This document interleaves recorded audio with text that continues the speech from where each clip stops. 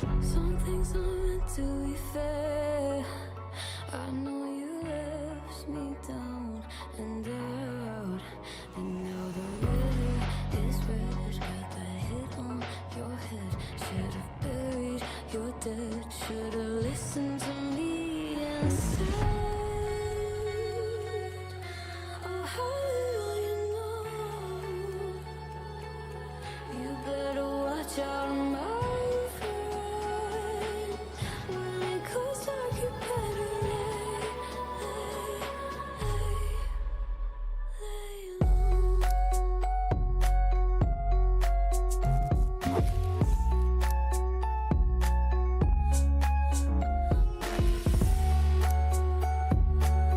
When it goes dark, you better lay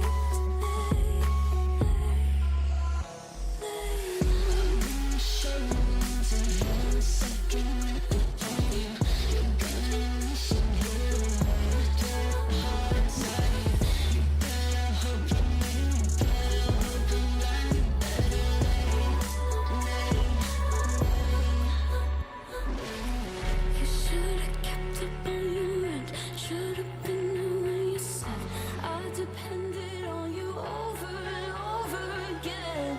You think I'll sit here and pretend I don't forgive, I don't forget. Let me tell you this, my friend. You better lay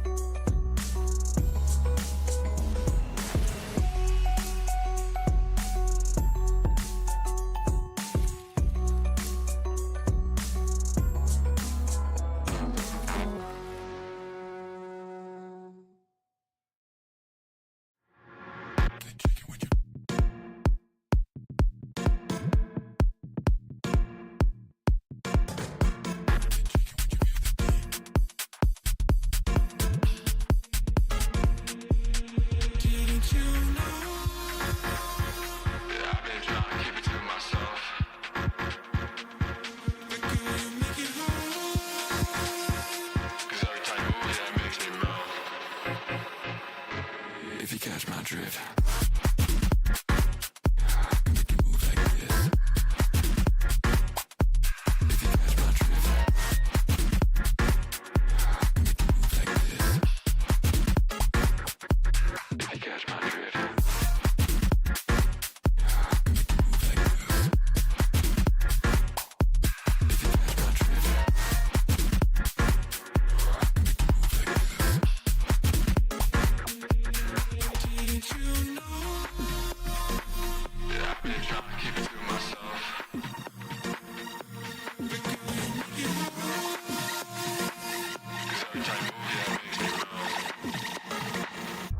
Right next to me, come on.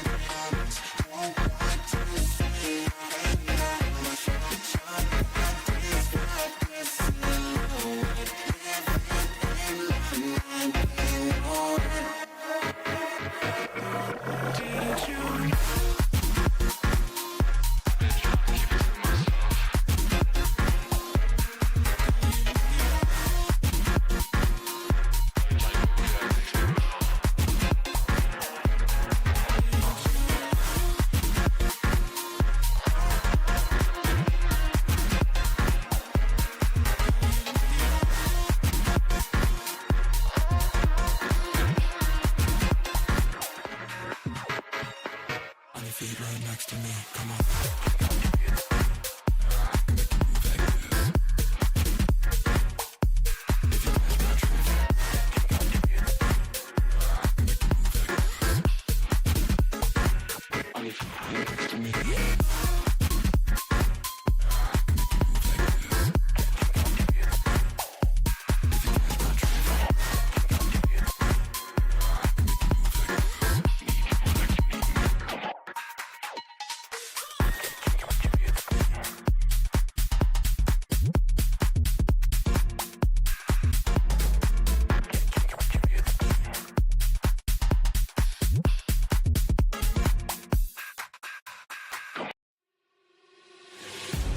Can I be your star tonight? You fill my soul with light the day we met. I don't wanna leave your side. Have me by your side when the sun sets. Let's leave for an eternity. We'll sail across the lights beyond the sky. I'll be with you eternally. I'm an addict for your love, it keeps me high.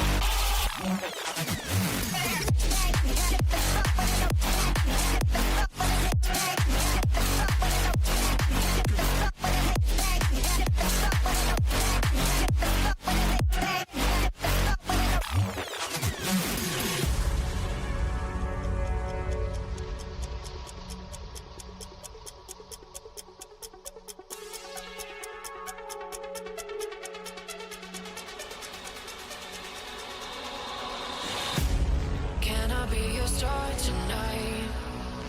You fill my soul with light the day we met. I don't wanna leave your side. Have me by your side when the sun sets. Let's leave for an eternity. We'll sail across the lights beyond the sky. I'll be with you eternally. I'm an addict for your love, it keeps me high.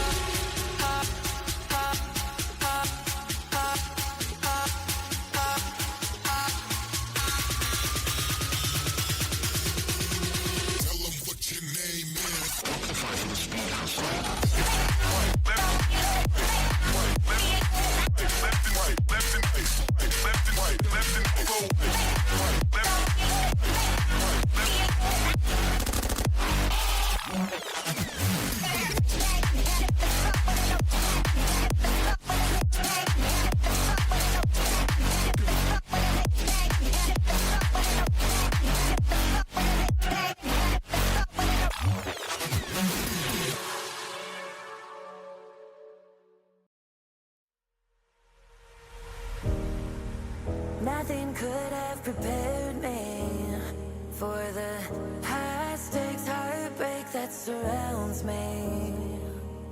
You want me, you won't let me go.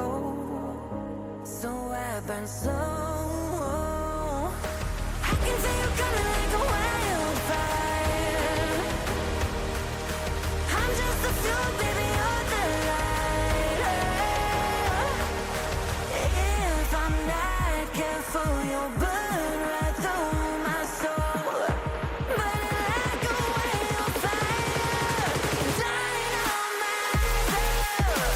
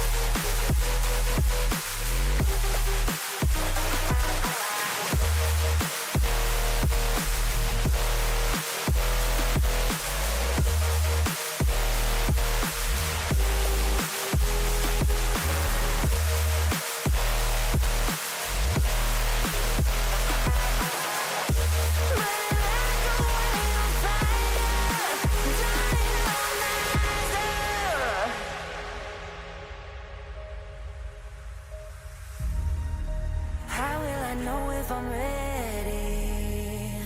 The demons unleashed from your mind hold me steady.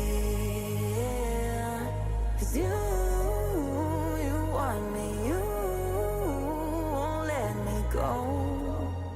So I burn slow. I can see you coming like a wildfire.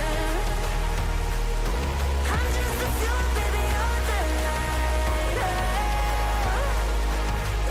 If I'm not careful, you'll burn right through my soul. Burning like a wildfire. Careful, you'll burn right through my soul. Burning like a wildfire. Dynamite.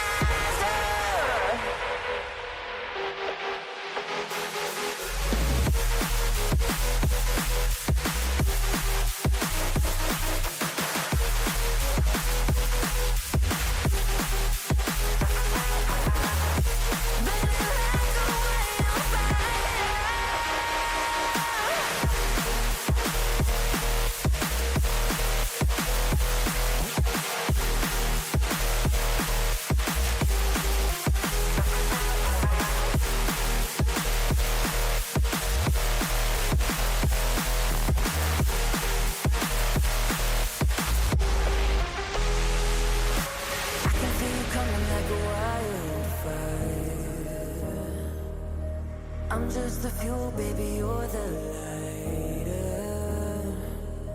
If I'm not careful, you'll burn right through my soul. Burning like a wildfire. Dynamizer.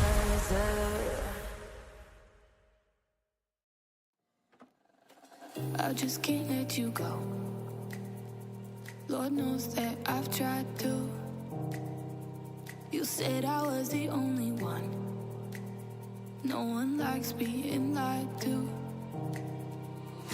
You made this mess and left me with the pieces. Now I wanna burn all the bridges between us.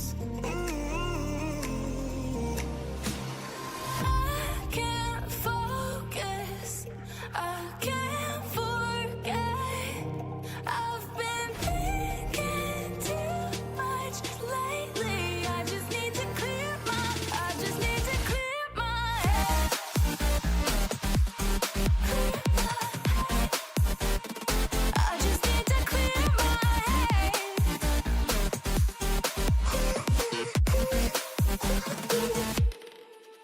I've been stuck on your memory, but it's not like I need it. And we may have some history, but we don't have to repeat it. You made this mess and left me with the pieces. Now I'm gonna burn all the bridges between us. I can't focus, I can't forget. I've been thinking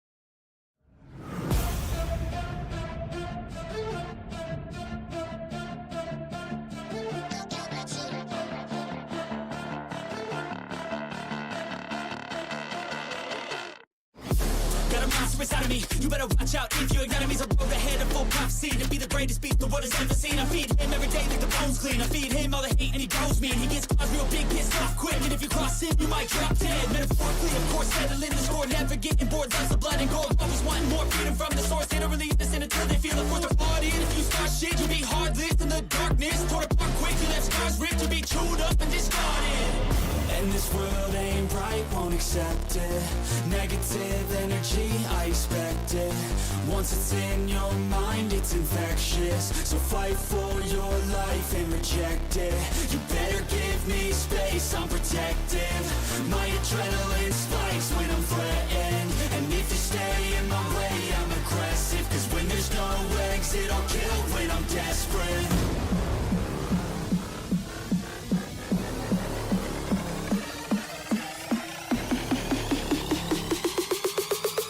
There's no exit, I'll kill when I'm desperate.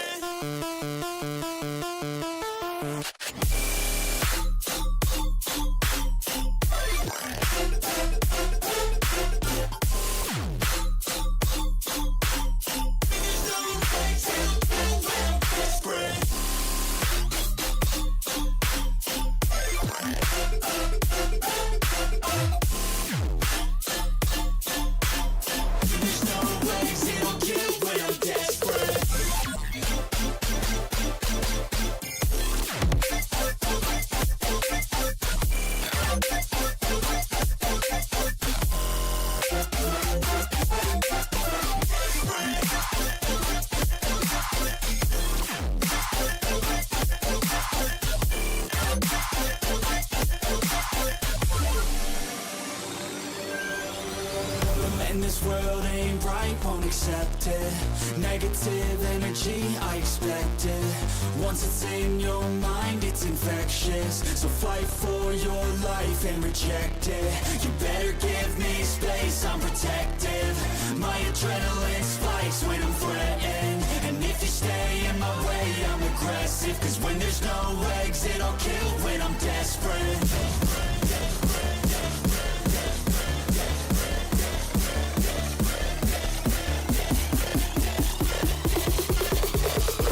There's no exit, I'll kill when I'm desperate.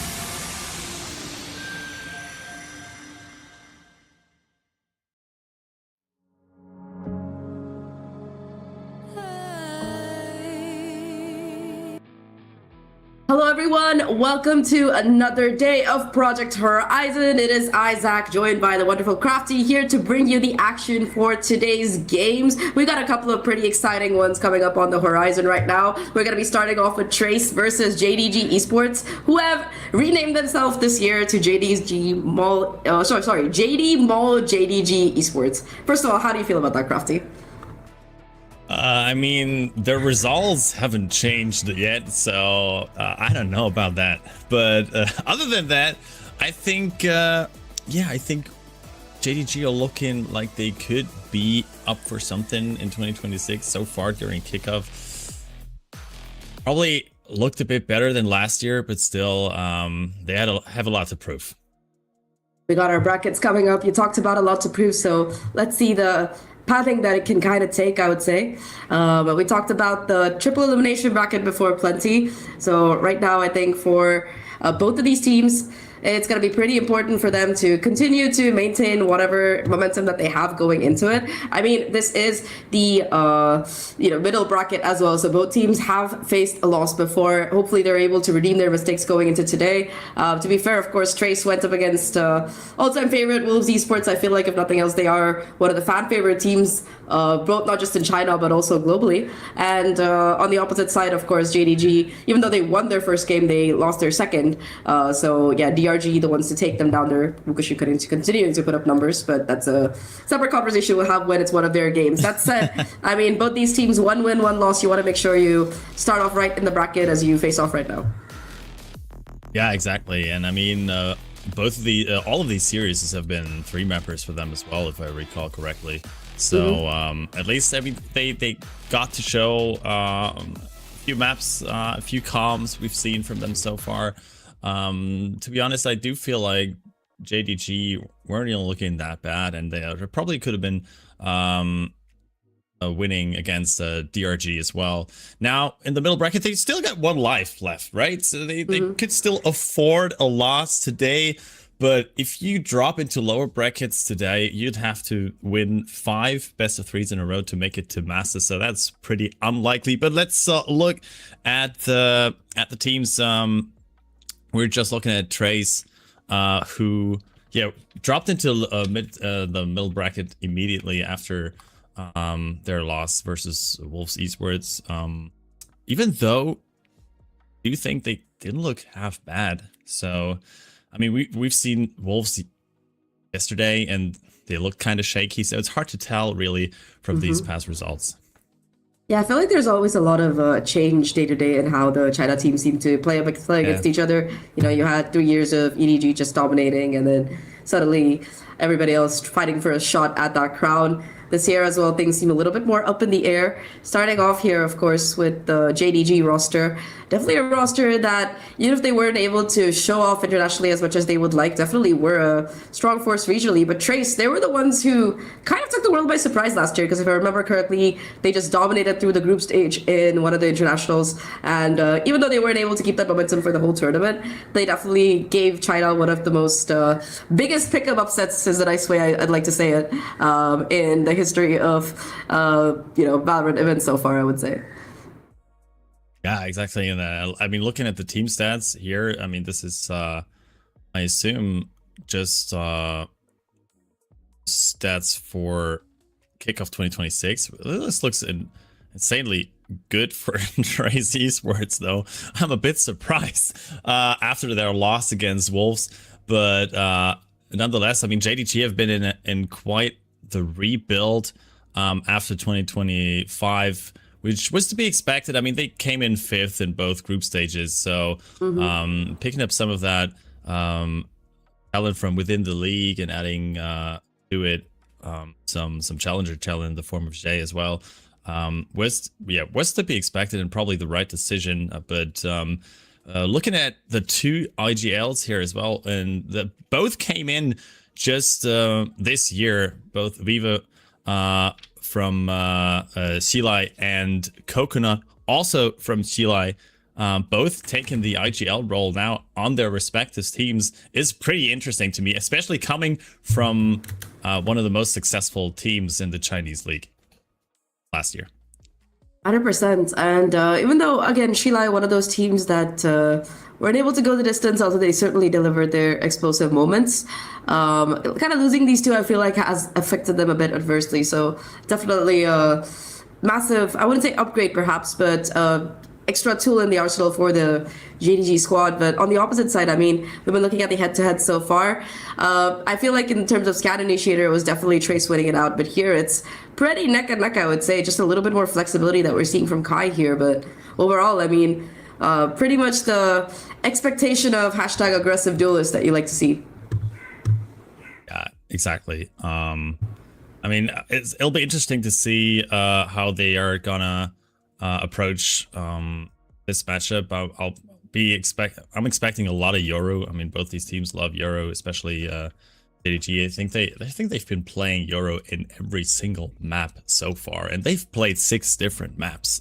So no, they played 4 different maps. Okay, never mind. But 6 different games Been playing the Yoru on all of these, so yeah, I wouldn't expect anything else from Jay today, other than a Yoru, of course, depending on what we see in the end. But they really seem to like this double duelist aggression with the Yoru. Yeah, I think I also really like that because especially with the recent patch hitting and basically like all the initiators and other agents kind of being nerfed into the ground, it's been a bit difficult. But I feel like the double duelist kind of helps keep up that pressure from it. Of course, there are ways to even alleviate that, but we'll talk more about that when we get to the team comps. Right now, I always like to enjoy the walkouts in China. Number one, they're so extra, but also the fact that they're extra is just amazing to me because it looks very fun. They got everything, dude. The stage lighting is like fire. Yeah, I mean, we were talking about the lighting yesterday already. This stage, the crowd, the whole production value, it's just insane for Kickoff 2026 over in China. I mean, as a European, I can only look at this and think, why don't we get this? I want this in my city as well. But it's just amazing. And I mean, the crowd always seems to be hyped up as well. It must be so cool for all these teams to start off 2026 with an event like that. I mean, yeah, especially getting to see your name in big lights, big performances expected off the back of it. I definitely agree with you. I mean, we don't have esports tournaments like this where I live either, so it's just something else to production levels. I'm very excited for Shanghai this year. I feel like it might be the most I don't know, explosive Masters quite yet, and I'm not just saying that for the teams. I feel like the production values are going to be unfiltered, but yeah, here come the first squad here. Got fireworks in the background, promising to be an explosive game, I hope. And both teams entering the arena right now. Yeah, I mean, I'm always looking at the mascots. I've been having a little back and forth with them. We've seen a couple of weird animals. Do you see anything at all right now? No, it seems a little bit shaky for me too, but I've seen some pretty fiery animals. What can I see? I don't have a stream right now. Let me quickly reset this. All right, well, we'll figure out our technical difficulties. It's a bit shaky for me, but I can still see it. So it does seem like it's still the walkouts going on right now. We can just enjoy the show, I suppose, while we fix the tech stuff.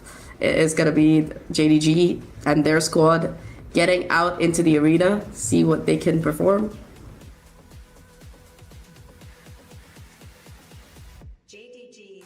Yeah, still, it seems to be I have the sound, at least. I don't have any video right now. Let me... Me neither. Hello, production. Why are you bullying us? Okay. All right. While we bring this back into control, I do think that we're gonna be getting back into the game pretty soon. Are there any maps in particular that you're excited to see here, Crafty? I mean, I'm always looking forward to Breeze at the moment, right? It's just new to the map pool. No. I love Breeze. Why? You don't like it? It's the worst map in the world. I'm so sad it's back in the map pool after a year and a half of peace. We have been... No. It's even worse now because at least then you used to be able to take chamber and just aim peek mid, jump on top, do some shenanigans, and now it's just like, yeah, man, the judge gets more value than an AWP. What can I say?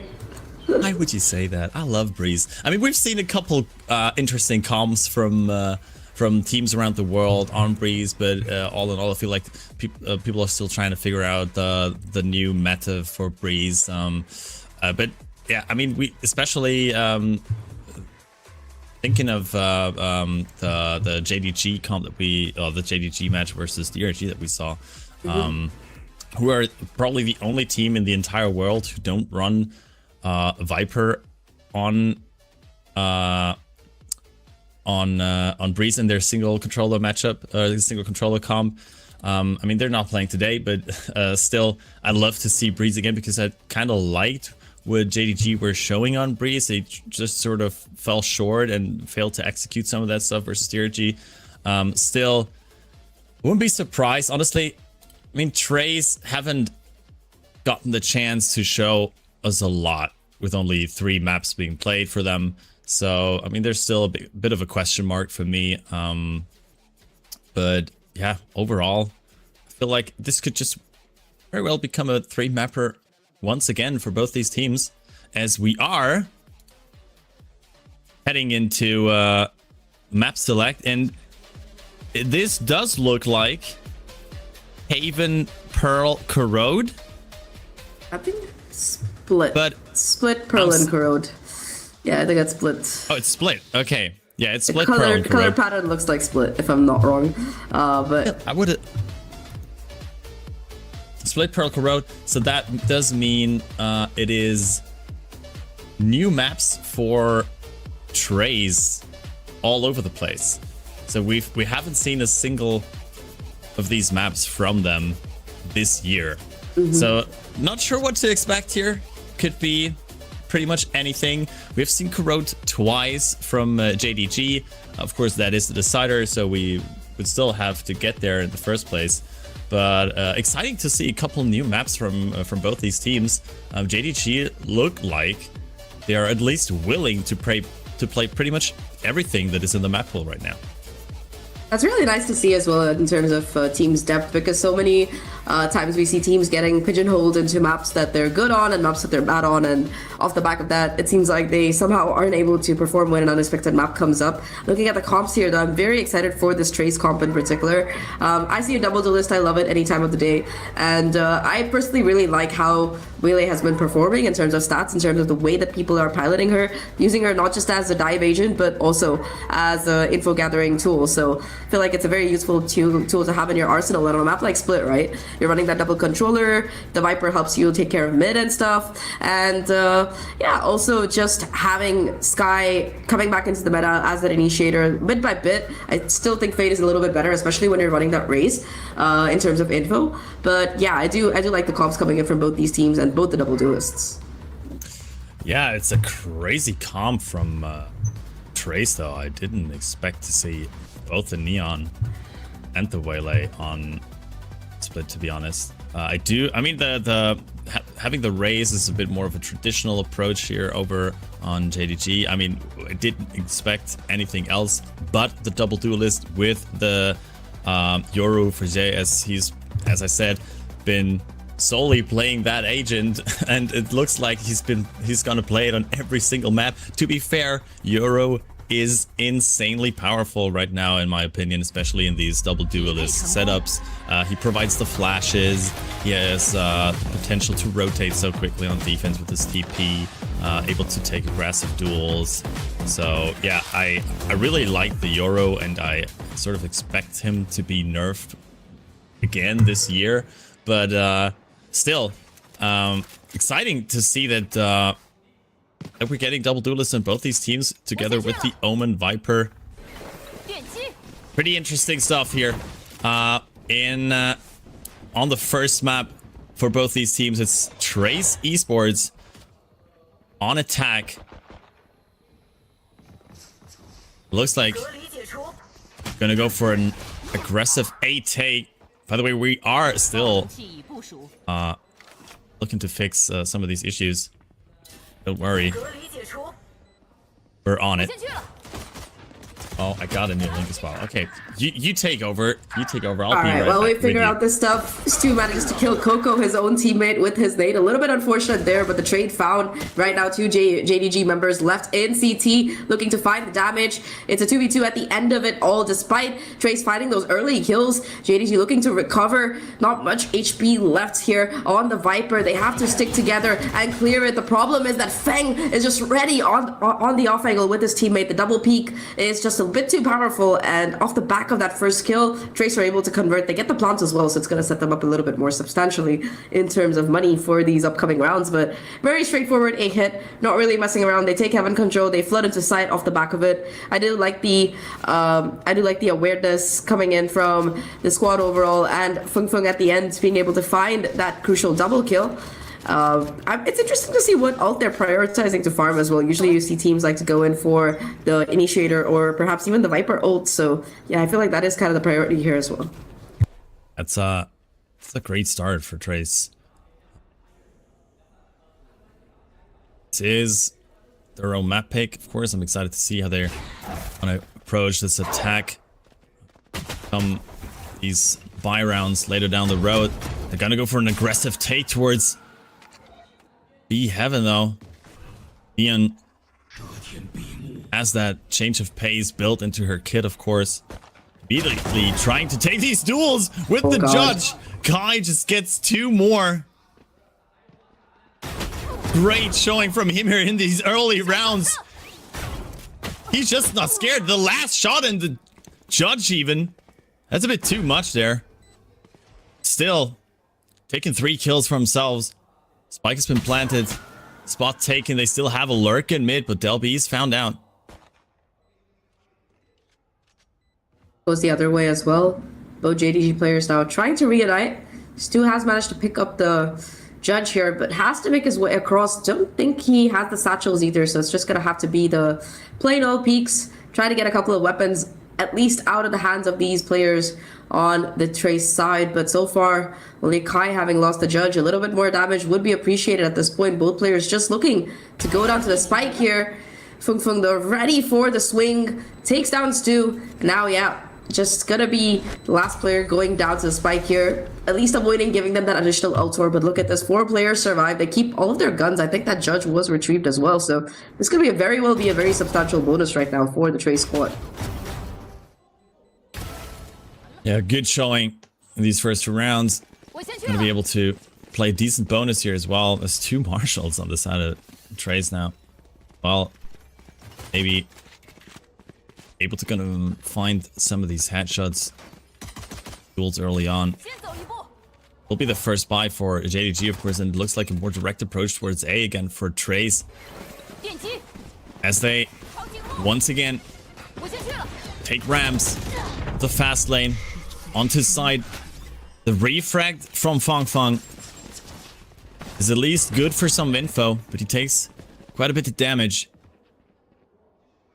No players fallen yet for JDG as they wrap around ramp for this retake. 3 players up in that screen's position for Trace. This could get really scary for the attacking side if they get some of these kills. Lao King with a great position though, is good for 1 only. And the judge once again in the hands of Kai, dealing so much damage. Trace looking to win this bonus round. It's just YU has to separate these duels, but Del B with a clean headshot takes Trace to the 3rd. That was a nice try at the end there from YU, but too much for him to bite off there, I would say. And of course, Trace just playing that round to perfection, you know. For a second, I was a little bit worried because they did not have that heaven control. It was maintained by JDG here. But in exchange, they took CT instead. Like you said, they pushed that screens, took that early fight, got their judge in a power position, of course, being able to find kill after kill. And yeah, they convert the bonus too. This is Trace's map. Expected that they would be well prepared for it, but the way that they're using this combination of the Neon and the Waylay has just been insane to see so far. You get the info with the Waylay, based on that you decide whether you want to go towards heaven or site, and if you're able to figure out that site is empty early on, it's just free space for you. Yeah, I mean, that's what I love about Waylay as well. It's just basically a human drone, right? That you can just throw onto his site. Maybe even good for one of these saturates to then follow up onto. But it's such a great way to gather info and create chaos. It's like they're stepping off the gas though. Expecting some aggression. The JDG side here in this eco. Only the Neon position where it's mid. Already down vents. It's a good kill, good trade there for YU. He's being spotted though. And Kai immediately follows it up. Great split there onto heaven. And with that, spike plant should only be a formality. 4 players still standing strong for Trace Esports. And only a couple pistols there in the hands of JDG. Gonna be a very difficult situation for sure. I mean, 2 players left alive. What damage can you find? It's gonna be the only thing that you're looking at right now, but a lot of space left to re-clear. A lot of territory left. Paranoia coming out off the back of that contact. Second player in heaven. They know where he is. Bitcoin though able to find at least 1. getting that damage. But for Trace, they don't even care about losing their players at this point. It gets them closer to their ults and just no hope of time available for defuse. You might want to at least get the last couple of kills. Able to find the first. It's duelist versus duelist here. Sheriff versus Sheriff. And it's going to be Trace to come out on top. Icing on the cake there. It's always hard to convert that 4th round, but they managed to do it. Great start for Trace here. It could very well be able to run away with that map pretty quickly if they win a couple more of these buy rounds for JDG. And I almost expect a timeout from them rather sooner than later. But they decide to go with this one for now. Attacking operator in the hand of Feng Feng as well now. They got one of his own. Or they haven't really tried to put any attention towards B main. Either side, the flash to try to take the space in mid, but the Viper smoke, of course, provides a lot of security for JDG there. To use it to take space, but also hold this crossfire very aggressively. This judge has been a menace in the hands of Kai, but this time Jake Kuro able to completely shut it down. JDG finally with that early advantage in terms of a pick here. Still, you have the operator available. The Neon ult has been taken out of the equation, so that's going to be one less crucial ultimate that you have. Operator duel towards B main, but nobody willing to take that additional extra space, which will cause that confrontation. It's just a waiting game right now, and this paranoia has to be perfectly timed. Yeah, but that's a great position, Kuro, to just further stall Trace there in heaven. Why are you able to sneak up on that? Oh, here's the stabs. Oh, that's a great position. They can't check him. Great bait from Jake Kuro there to secure the double for his Viper. And Del B might just try to pick up that operator and B main. Jay also won the duel, but it doesn't look like he's going to be able to do so. First round for JDG on the board, and they don't even lose a single member. What a way to get yourself on the board. I mean, exactly what you need. W gonna save that last gun, I would say. But aside from that, I mean, really, really masterful round from JDG. They're able to get that early pick. They're able to find the timing on the swing. And yeah, just kill after kill to come through. Very, very nice hold towards mid. That paranoia and the repositioning there from YU. Just clean work.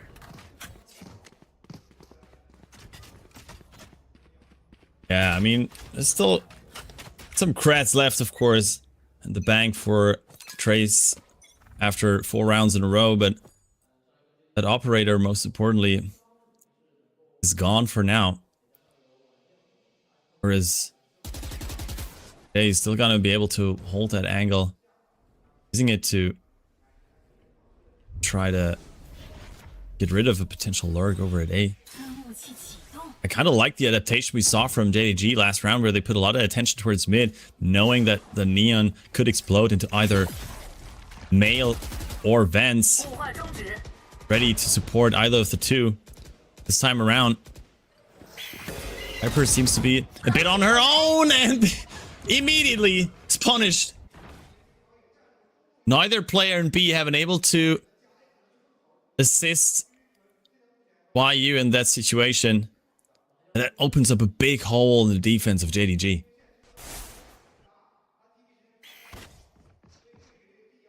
They're still holding onto the sites, but 40 seconds left. It's time pressure now building for this Trace squad. Looking for that reroute towards A side, but you still have Coconut here. Not gonna get checked by Feng either.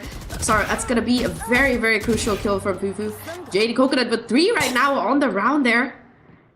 Now looking for a little bit more. They still haven't been able to crack him yet. And again, just that time pressure. 2 players, they've rotated over towards the side. No way that they're going to be getting through. The 4th kill as well. Coconut on track for the ace. Does get denied that at the very least. A bit of a consolation prize, but just no time to get that spike down. It's going to be another round here for JDG. Yeah, once again, Delpy's just left on his own. Forced to save. It's weird switch of pace, to be honest. on the side of Trace after a couple good rounds at the start. They decided to wait so long to go for these executes and to take that space in mid, leading them to a position where they couldn't really react to what was thrown at them. But then again, also quick kills there from Coconut. I mean, what are you going to do against that? Every team has a plan until everyone just takes a headshot. And that's it.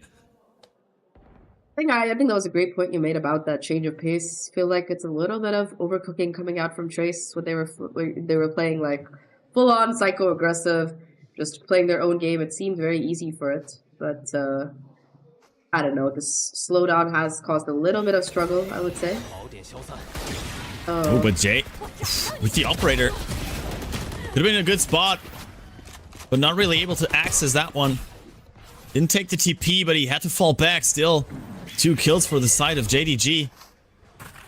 Bit of a smaller buy there. Overdrive once again has not been pulled for Kai.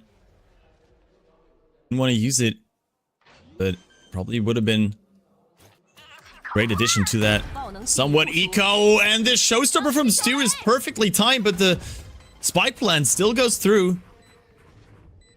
Great execution there nonetheless from Stu. It's a 4v2 retake. And I don't think Trace are going to be able to do just that. Stu gets 2 more 3k for him. JDG look like they're finally taking over this game. A bit of momentum that they needed, and once they're in gear, they're definitely powering through with it for sure. Trying to build up that lead. Very, very clean round. I think in particular, YU has been stepping up very big in terms of that trade potential for a lot of these rounds here. And of course, Stu going very, very big in that round. It's 3k for him on the race. Gonna be the first time out called here by Trace. 4-0 start, 4-3 now. That lead starting to shrink quite significantly. Again, it just feels like once JDG have control of that basing, it's just too much of a time stall coming through from Trace. And honestly, their approaches through B main didn't look too promising for now. I feel like their A side take is a lot better, especially if they got that split off through vents. So I kind of expect them to just repeat that, because Trace didn't really look like they knew what to do against it in these first 4 rounds. Take some space in mid, take vents again. You've shown that you're able to do that multiple times now, and just either have a lurker like the Viper on A, take in ramps, or take in side with that Viper wall, or just explode onto side on A and just have the lurker in mid. And they probably would have been better off these past couple rounds. But I mean, JDG, they're looking pretty composed right now. Defense can be a little easier on a map like Split, but usually you just want to get that first pick somewhere. Give the defense something to think about. Another problem these last 3 rounds has just been JDG continuously finding like those first picks. It's just been very difficult for the rest of them to, or rather for their opponents to just deny that. And off the back of it, they've been, like I said, just consistently putting up this time pressure. I think more than that, though, it's the fact that Trace aren't leaving themselves with more options across the board. You mentioned the Viper wall and the possibilities of a lurk and everything. So I think not being able to have that additional map pressure with your Viper kind of lurking across the map, or, you know, using your comp to rotate a little bit better. We haven't really seen too much of that. It's like they are taking a little bit of space in mid, which their opponents are giving up quite happily. They're not able to convert off the back of that, except for 1 or 2 of those A-side crunches that we saw in round 3 and 4. So they need a little bit more at that speed. I think they need to get back in their own heads. So far, at least, it's just been Trace starting off really strong. Absolutely. I mean, and also like the difference between a Neon and a Raze, that perspective is the Raze is always going to be able to cover more distance in a short time to create that chaos. If you just fall back far enough, you might just be able to punish the Neon for being ahead of her team. The Rays always providing a bit more security, maybe even there for the duelist player, but especially in these close quarter combat situations around mid, the Neon does shine, in my opinion. And once again, are gonna try to take that space a bit more aggressively, putting one into Vance, putting one into Mail. What can they do? Positions they're in right now. Doing a masterful job of starting to take that space a little bit at least. They have a lot of crucial ultimates as well. Could be a major factor as we head into round number 8 here. The problem is, like, again, half the time on the clock has already ticked down and there's almost nothing to show for it. Does seem like they're working their way towards this A site hit. 3 players from the defenders. Hard anchoring, I would say. Playing again for that side control. They have the inkling of the execute, though. It starts with the Nightfall. Actually going to be able to track down at least one player here. Still, Fung Fung has to find the entry. Gets the swing, though, and gets the shot. That's first blood for Trace. The conversion path's even used here to get onto site. But Stu just farms them one by one. Jakuro hasn't even been spotted yet. Also dodged the conversion paths. Finally goes down versus K, but that's a great snake bite to stall the plant. And I don't know if Kai can make this possible. He gets one, but Viva in a 1v2 now. Needs to find clean shots. Able to separate one, but that's a good flash. But he still gets the second one. J and YU playing too disconnected, allowing for that 1v2 clutch. Problem, and with the op and the 1v1, you can't just swing and trade your teammates most of the time. It's just symptom of that at the end. I don't think he had an opportunity to switch guns, or perhaps he was just confident, but yeah. This is the winning kills of the round, I would say. Stu able to find not 1 but 2 there before he finally gets shut down by that judge. Still, the damage has been done. The spike gets down, and yeah, off the back of that, the clutch comes down to the 1v2 at the end. Really masterfully played there by Trace. That timeout working wonders for them. Though they continue to keep that momentum. I like to see that from JDG. Just use the Viper's Pit. Basically shot down mid. What a flag from Jay! He gets 2 though. Both are traded. It's a numbers advantage for JDG, but I mean, he could have been good for 3 or even more there. They put down the Viper's Pit in mid, expecting a quick spike plant. The Trace are taking their time now, using their own Viper's Pit on B side.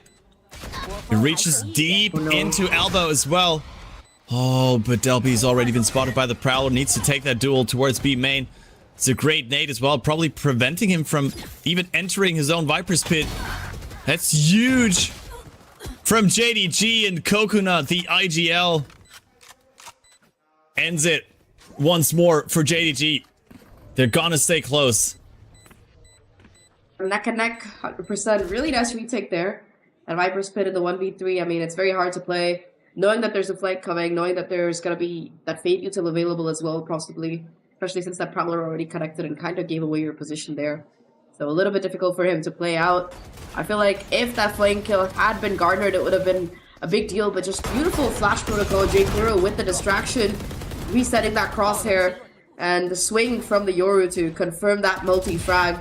Of course, this flank from Stu there just to confirm the final kill to boot. Very, very nicely played overall. And yeah, I don't know.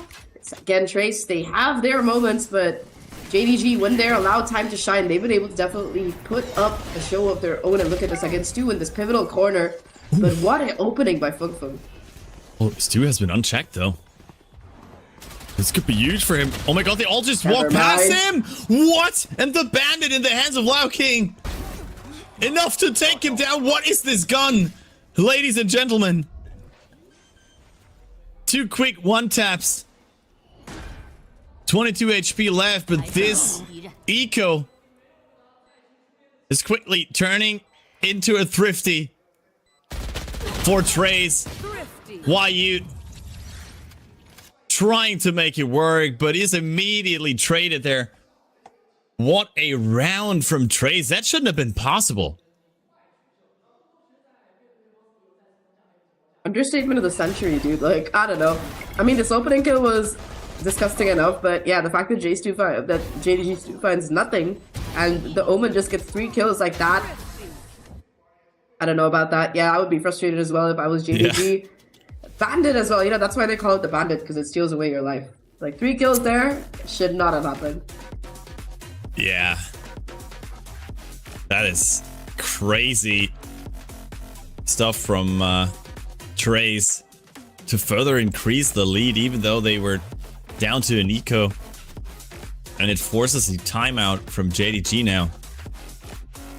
I mean, they looked like they had it together throughout most parts of these last couple rounds, only giving away 1 round after the 4-0 start, but that eco hurts so much. I didn't really check their own creds. Might be forced to have an eco of their own now. But still, it's a super close match. Sort of expected Trace's attack to be a bit weaker than their defense, since I would put more stopping power towards JDG's comp. But already having 6 attacker rounds here, it's a pretty good start for Trace. Oh man. I think, yeah, it's a good start for sure. JDG though, they were able to recover well. Trace was able to recover well after that first timeout. Let's see if JDG can return the favor. Already though, Trace, they have the map control. They've got the site in full. They haven't taken CT or Heaven, so this might be a little bit of a problem. You do have that late lurk willing to kick in. But, oh my god, it's Trace with the double entry, triple entry, in fact, with Delby chiming in. Finally, J-Kuro and Coconut able to mitigate a little bit of the damage, but still 3v2 situation as the spike goes down. Spike not been planted yet. Just now.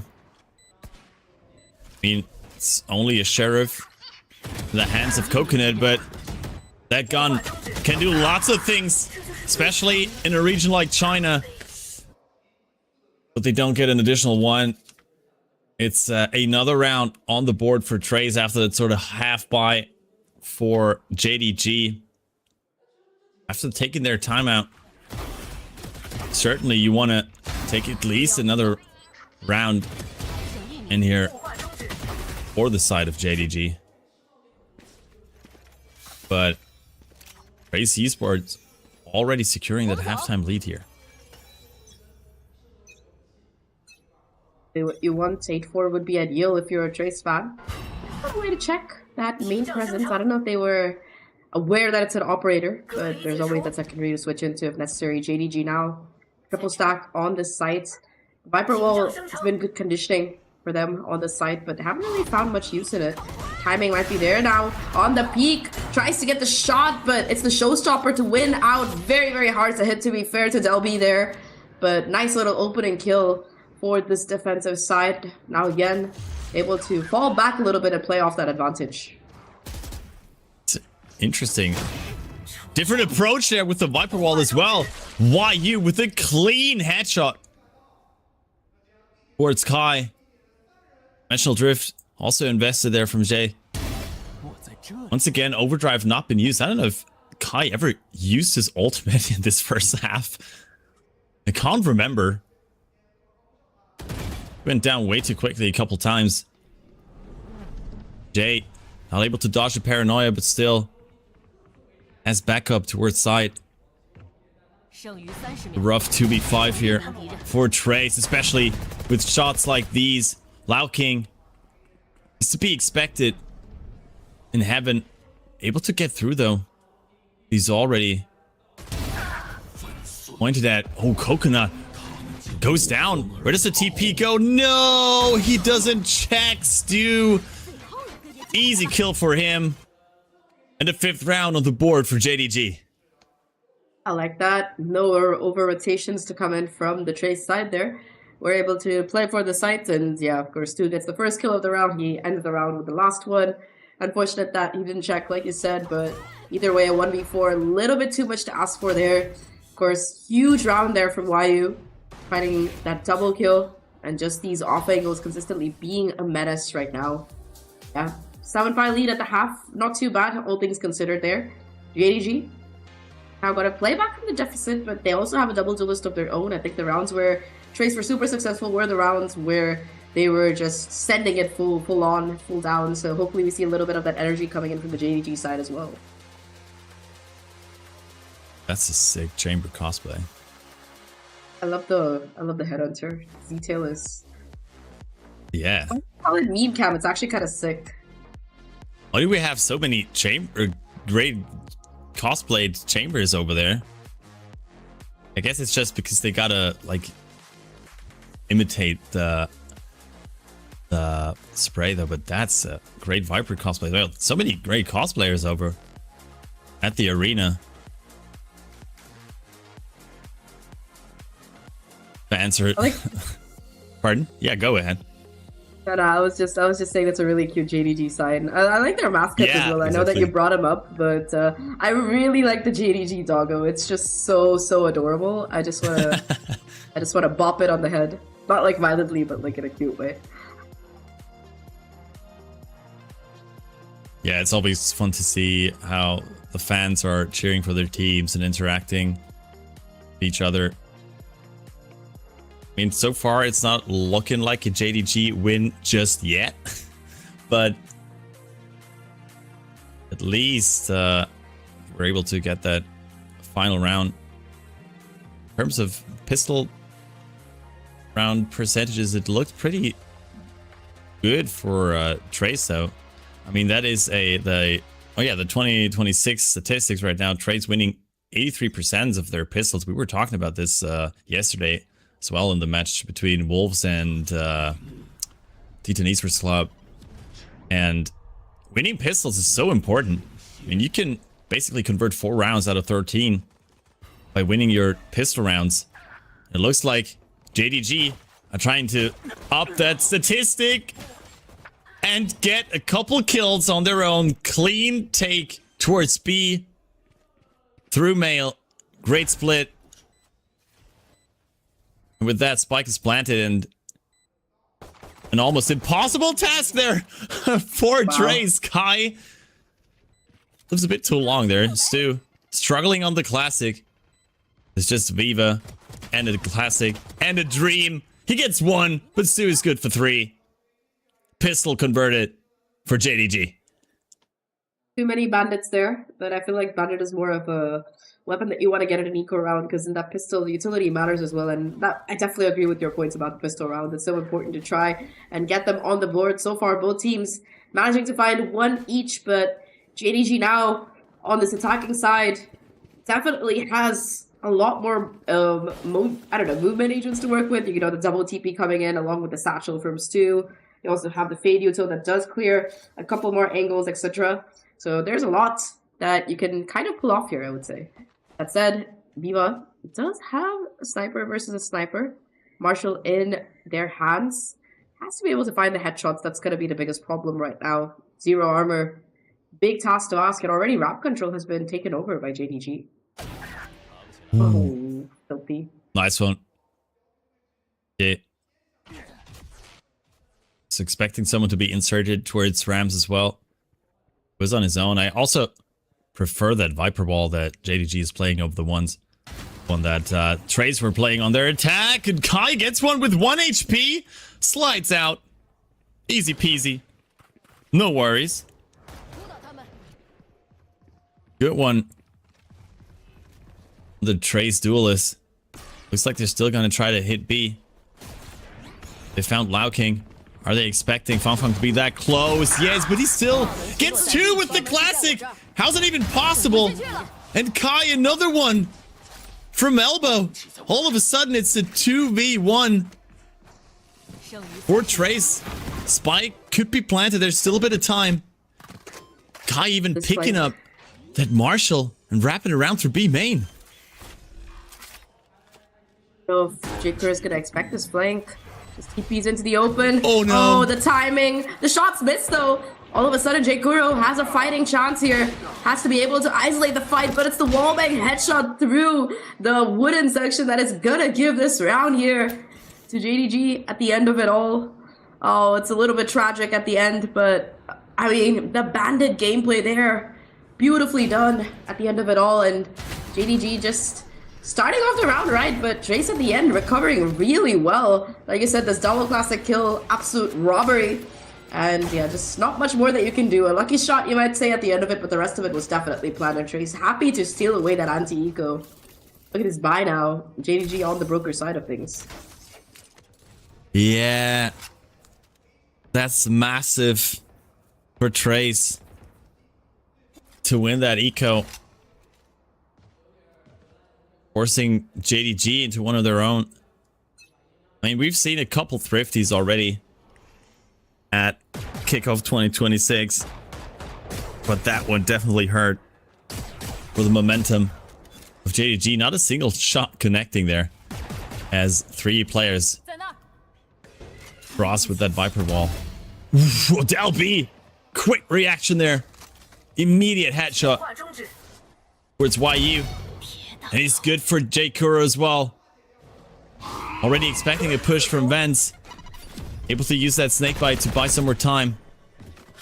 All of a sudden, JDG are positioned towards mid again, with no real space taken towards any side. To get control of it either, except for playing for it in blood.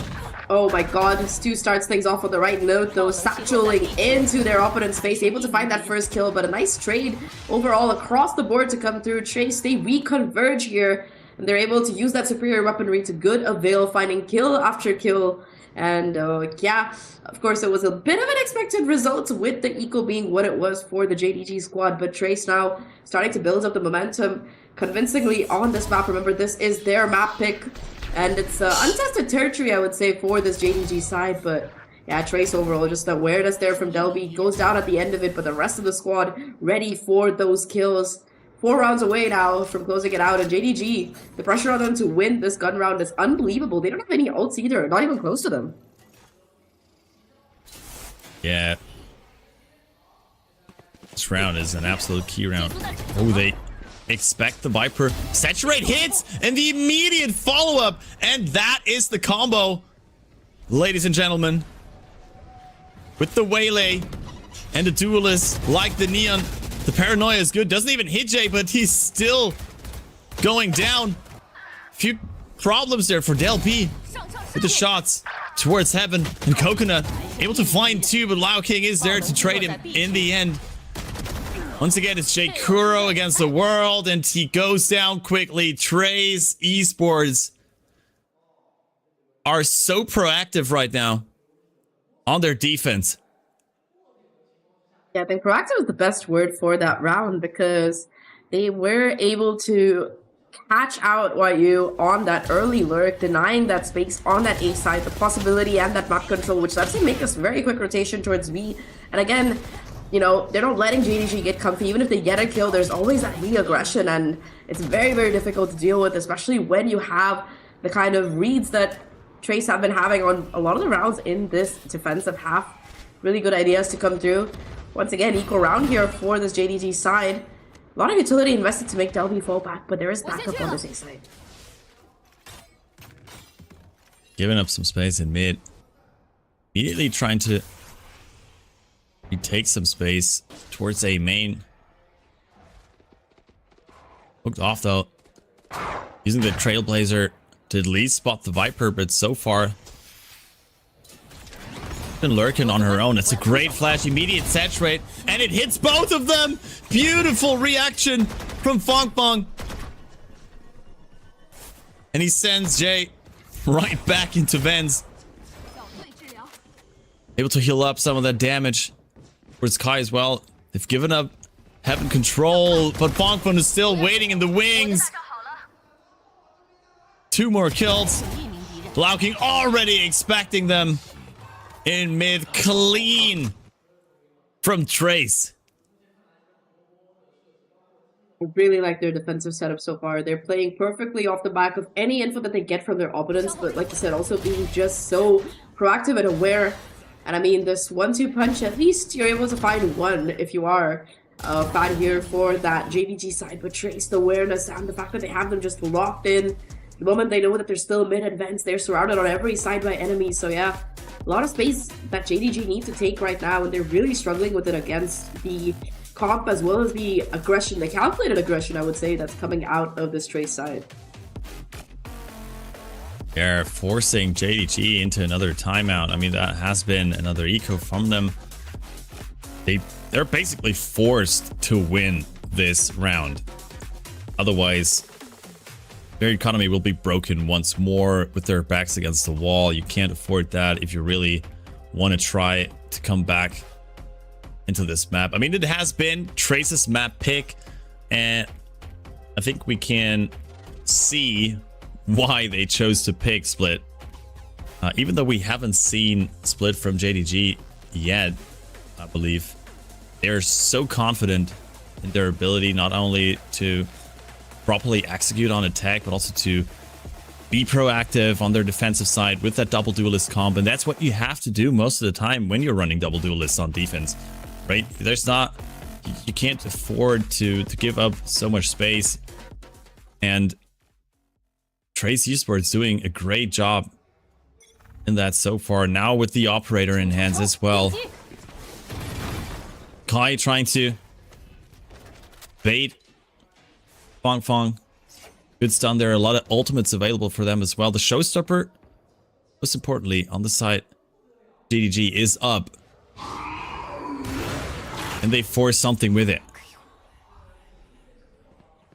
Got the operator as well, so immediately you can see them backing away. Like, they do not want to contest that lane, especially knowing that the conversion pots are available for Fung Fung there. The problem is that, again, Trace, they've been very, very slow about these rotations. Unless a spike is spotted or they know the position of every player, they haven't been taking too many duels. In fact, Trace, they're the ones taking the fight to their opponents right now. Gets that first player, gets out of dodge, could still be blamed for the lurk, but the problem is that with all of this commotion being made, here comes the Rezo to try and start taking space, but the problem is they don't check the corner. They check it a little bit late, but the rest of JDG, they're ready for those kills. Counter ult to come through here, along with the Nightfall towards CT, but the Shorty actually not gonna find any value. Now just 2 players left for JDG against 3 from the side of Trace. Saturate and Shorty, a classic combo, and now J Kuro. It always seems to be this man alone versus the world. A 1v2 to try and win out. It's all gonna be a question of timing. Timing is there for Del B. Very, very nice round from them to get them to match point here on their map pick. Very chaotic as well, but it's very clean. Yeah, I mean, Trace are just getting the better end in most of these duels, always finding an answer to what JDG are presenting on their attack. And they've been doing great work against that Viper lurk in these past couple rounds. Once again, we see the, as you said, the dash in, fearless from Fong Fong. Always good for at least 1 kill. Great showing on this Waylay so far. And with that, I was already talking about it. It's not the best buy there for JDG with the backs against the walls. They need to win 6 in a row, and Kai's already been inserted in mid, but it's a good dimensional drift to spot out these players, and Jay just jumps out of his ultimate with the Shorty in hand. Stu on B already taking names. It's a great trade there from Lao King and Del B. Coconut able to find them though. Viva on his own. Is he going to try to retake this? I mean, they have a lot of money, so he's probably just trying to do more damage. Yeah, every gun that you can take away. I mean, look at this. Why are you still with the Guardian? The thing is, it's a pretty decent crossfire setup coming in from JDG, so it's going to be very difficult for Viva to find anything. He was able to close out the 1v2 last time, again, just being methodical, clearing all his corners, making sure that nobody's going to be getting the dive on him. But the clock is still ticking. Going to be very difficult to manage a retake, if at all now, unless it's a complete throw there from the JDG side. That's already 1 victim garnered, though. 2 more left to claim. Both players on the site has to be able to find the kill and the damage, but it's YU to come out on top in the second 1v1 there, keeping JDG alive in this particular half. Yeah, most importantly, they get out with a couple guns as well. That play, so important. Taking out Fong Fong, who's been an absolute menace right now. Great use of that dimensional drift. Also sets them up for a potential Viper's Pit now in that next round. Still, I don't know if we've ever seen an overdrive from Kai. Might come in handy. Viper's Pit on their own, though, used in mid. Basically forcing them to go for a direct approach here towards A. And YU with an immediate kill. Fong Fong able to pull the refrag, but he's back on side. J Kura says, thank you. The Delby able to equalize the numbers. It's a 3v3 retake, but inside the Viper's Pit, it's pretty rough for Kai to find success. Spike is planted, and Lao King is on his own. Win as a team, kill as a team. Last couple of rounds, it's been the adage of this roster. And JDG finally finding 2 crucial round wins off the back of that.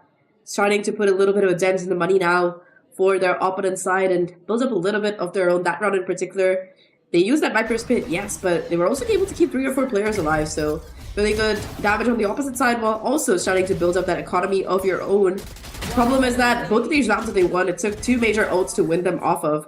They do have their Seekers right now, so perhaps it could be another win condition here combined with ults perhaps, but look at this. Fung Fung already refarming that saturate. Sorry, his own conversion bot's already more than halfway there. It's kind of wild.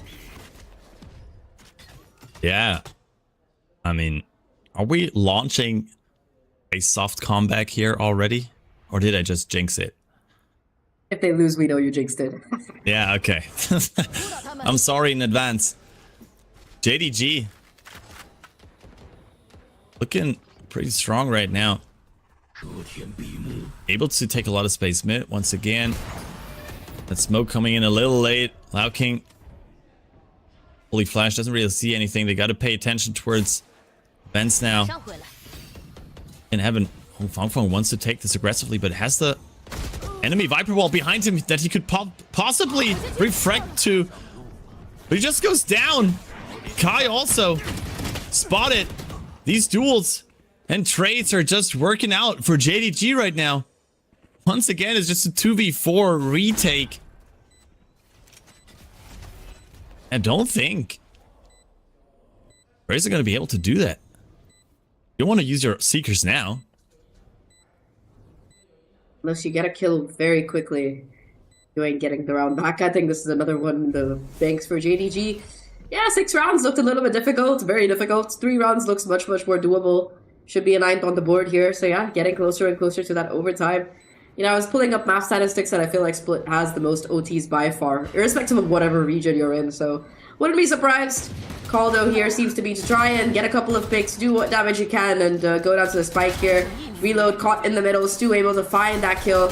It's just gonna be the Omen right now, left alone by himself in the corner. Not even allowed to die to the spike, gets hunted down at the end of it. 9th round on the board for JDG, very convincing one to boot. Yeah, once again, they'll be pretty happy to stabilize their economy here. I mean, they can't lose a round anyway, but at least they are able to get a full buy in all of these rounds, trying to come back into these games. And that forces the last timeout for Trace. They still got 3 map points.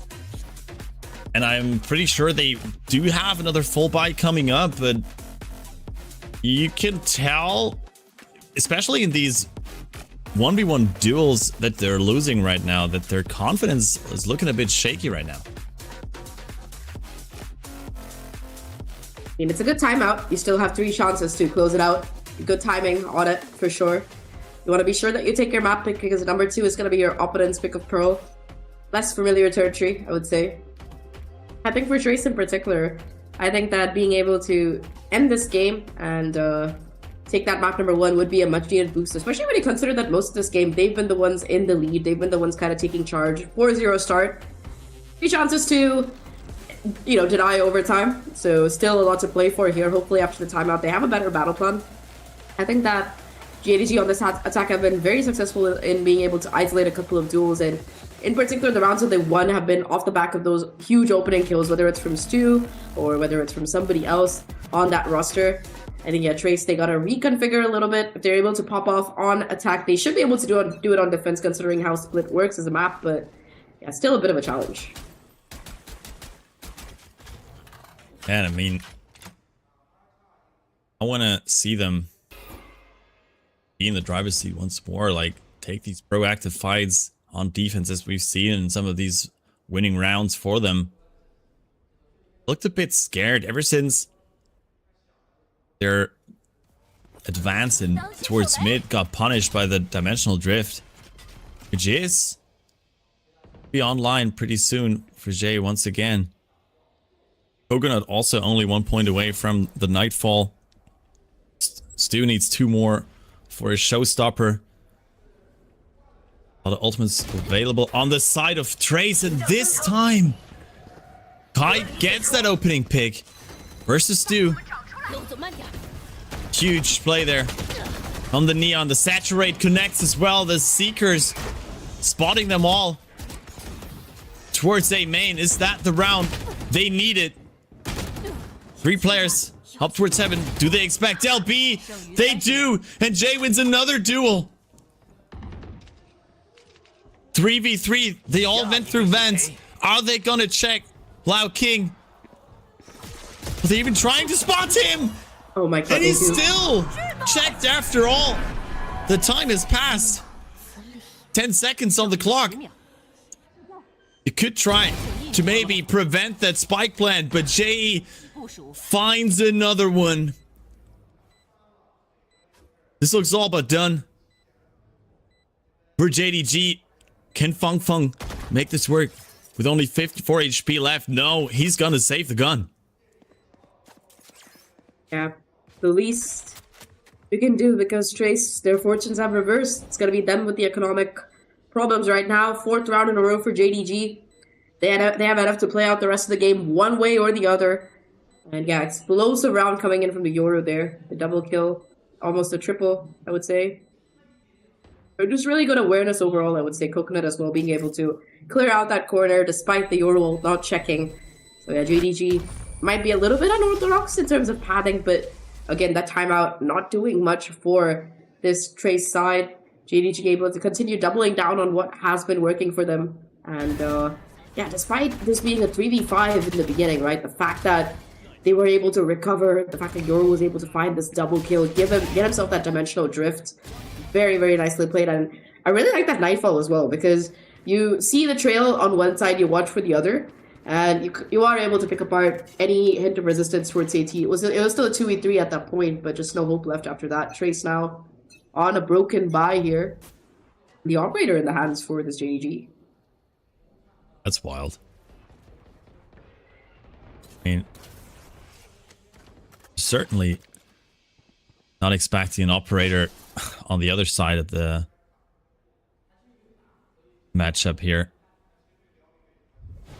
Pretty deep in towards mid already, and gets that opening pick versus Del B. B having control lost. Lao King trying to take some space towards B main, but they're already positioned to get him. Firing a bit too early there, giving away their position. It's just a stinger in the hand of Lao King. Does have the support from Feng Feng. Still got that Vandal. It's a great saturate. The showstopper being stopped, but Feng Feng is known. The shot goes wide, but J-Kuro finds him. Kai on 19 HP, still not using that overdrive, and he goes down versus J-Kuro. Viva with the big flank is at least able to get one more, but he's down to 12 HP. Surely not gonna be able to pull a spring here. But JDG, 2 rounds away from taking us to overtime. And with that, just one more that they need. Very, very nice round. I know it was Nico there, but positioning-wise, too, being able to find that opening kill, and of course, just this flood onto site, despite that connect from the Satcher 8. Very, very nicely played by this JDG squad. Like you said, 11 and 12. 1 round away from being able to get this into OT here. Both sides do have an economy. The op shot goes wide, and there's the punish. No. Already, Fung Fung finds that first. What is that? That's crazy. JDG getting a little bit ahead of themselves here to open up that potential final round for them. Operator is down. But they could still get a B-side hit. It is currently the weak side for Trace, but there is a judge in the hands of Kai. Up towards heaven. You gotta expect a position like that! And the damage is not enough. Kai goes down. Del B forced to even call over Lao King. And with that, that could very well be the play. But what a huge conversion path there from Fung Fung. He doesn't get the second one though. 剩余30秒。 2 players hit by the saturate, but it doesn't matter. Still a 3v3. Viva 爆能器落在 A 区， up towards heaven. 剩1名敌人。 Gets another one. It's a 2v1. The operator all of a sudden back in the hands of Jay. 14 seconds. He needs to isolate that 剩 duel 余10秒。 and plant the spike. Looks like he's just gonna do the ladder. But he's spotted already. wow. Lao King takes him down. You cannot make this up. It was a soft comeback after all, but it was not enough. Trace take the map 13 to 11. Oh, not the fake comebacks there. Heartbreak for JDG towards the end, just not able to get that final push over the line into overtime. But yeah, very, very satisfying from Trace at the end. Sure, it took them a couple of tries, got a little bit dicey, but they're able to take their map pick 13 to 11 at the end of it all. And again, just even that last round, it was so back and forth, but Heroics coming in from the squad, using that time pressure against the side of JDG very, very well towards the end there. And yeah, just maintaining that side control has been a symptom of the whole game, I would say. Either way though, I mean, even though this was just map 1, 13 to 11, we have a lot more ahead of us, especially since map number 2 is going to be the pick for JDG instead of Trace. Oh, yeah, that must hurt though for JDG. This could have very well been a comeback for them. They just got a bit too excited, it felt like, in that last round. Making some crucial mistakes for Trace to be able to convert that final round. It's some madness as to be expected here over at Kickoff 2026 in China. We've seen some crazy matchups and some crazy almost thrown maps from some of these teams. Once again, it was very close, but Trace managed to pull through in the end. Very importantly, as you said, converting their own map pick. Before we head into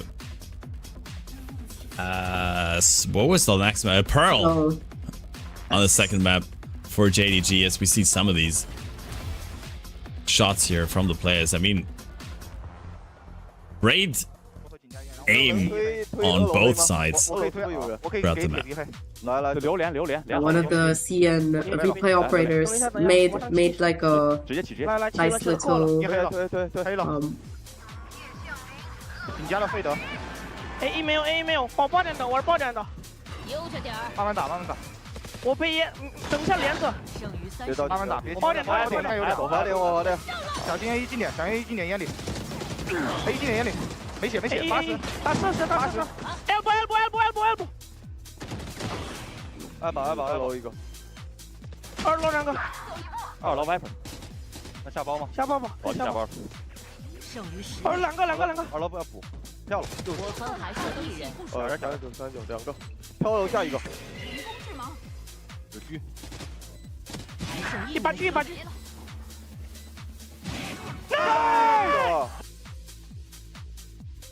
真棒，两个。 There we are back. So we're gonna be taking a look at the MVP right now. The Recon Phantom as well highlighted.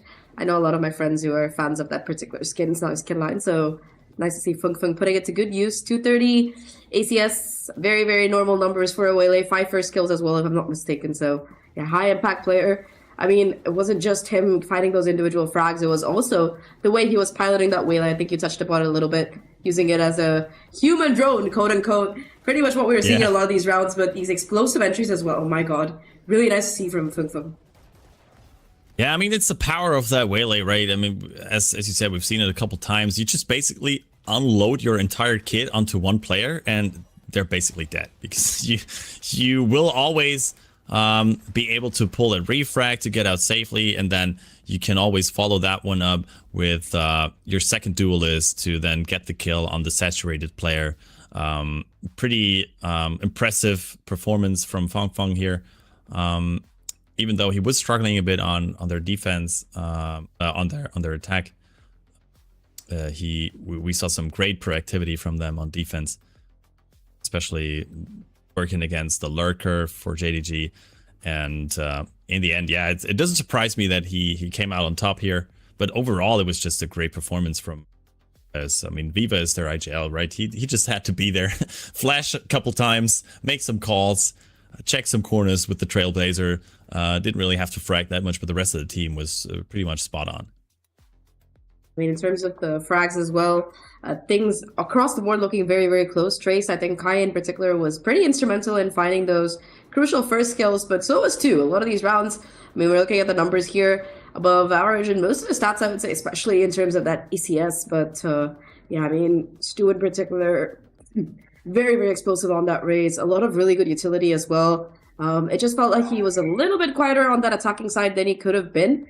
For JDG, it felt like a lot of the time it was Yoru having to find those breaks opening up. So perhaps not as coordinated as he would like on splits, but definitely a good effort for sure coming in from the squad.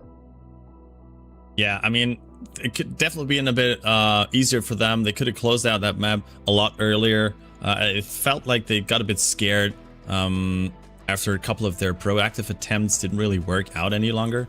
So yeah, I expect them to be at least more confident once more. We head into Pearl, but yeah, it's going to be JDG's map pick, and we haven't seen it so far from either of these teams, so it's going to be exciting nonetheless.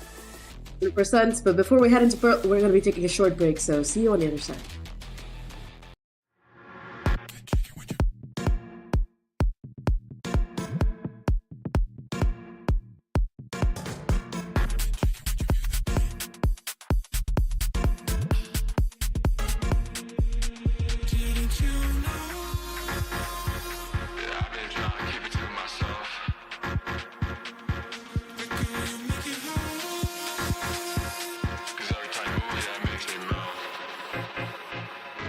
If you catch my drift.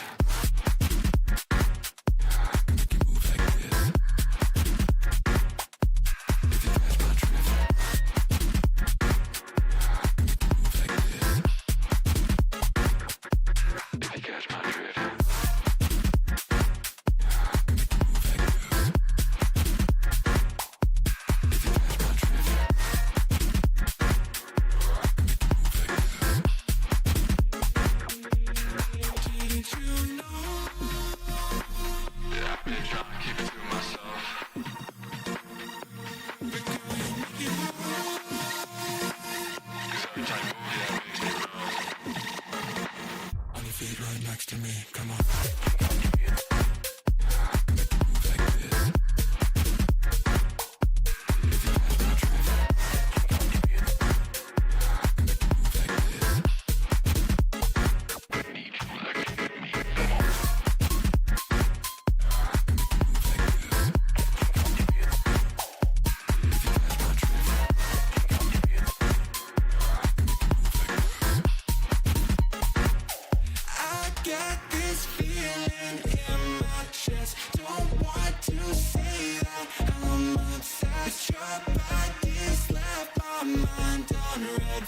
Forgive me, but I must confess.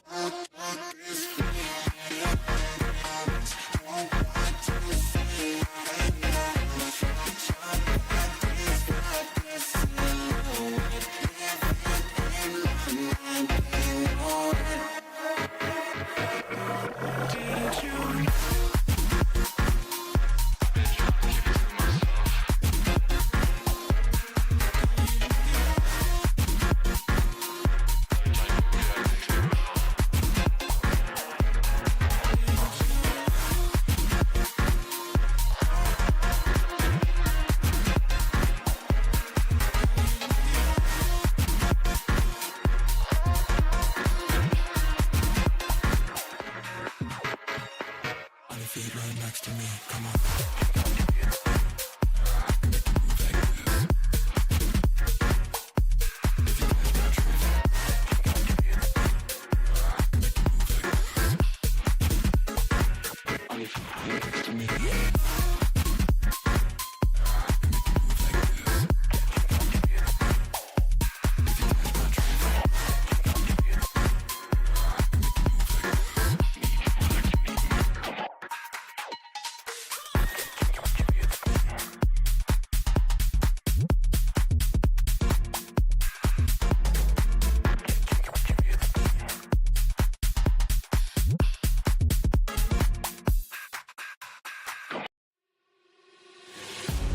Can I be your star tonight? You fill my soul with light the day we met. I don't wanna leave your side. Have me by your side when the sun sets. Let's leave for an eternity. We'll sail across the lights beyond the sky. I'll be with you eternally. I'm an addict for your love, it keeps me high.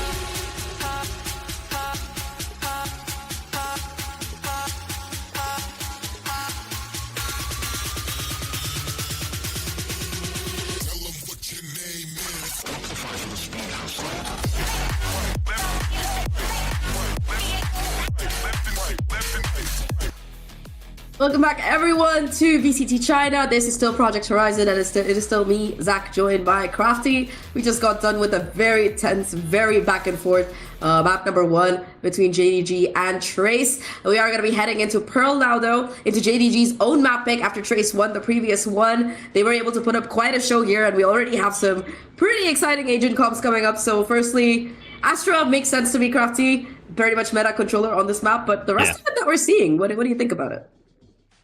Yeah, let him cook. Let him cook. I mean, we've seen Kai enjoy the Neon quite a bit, so I'm not too surprised. She's a very powerful duelist on this map.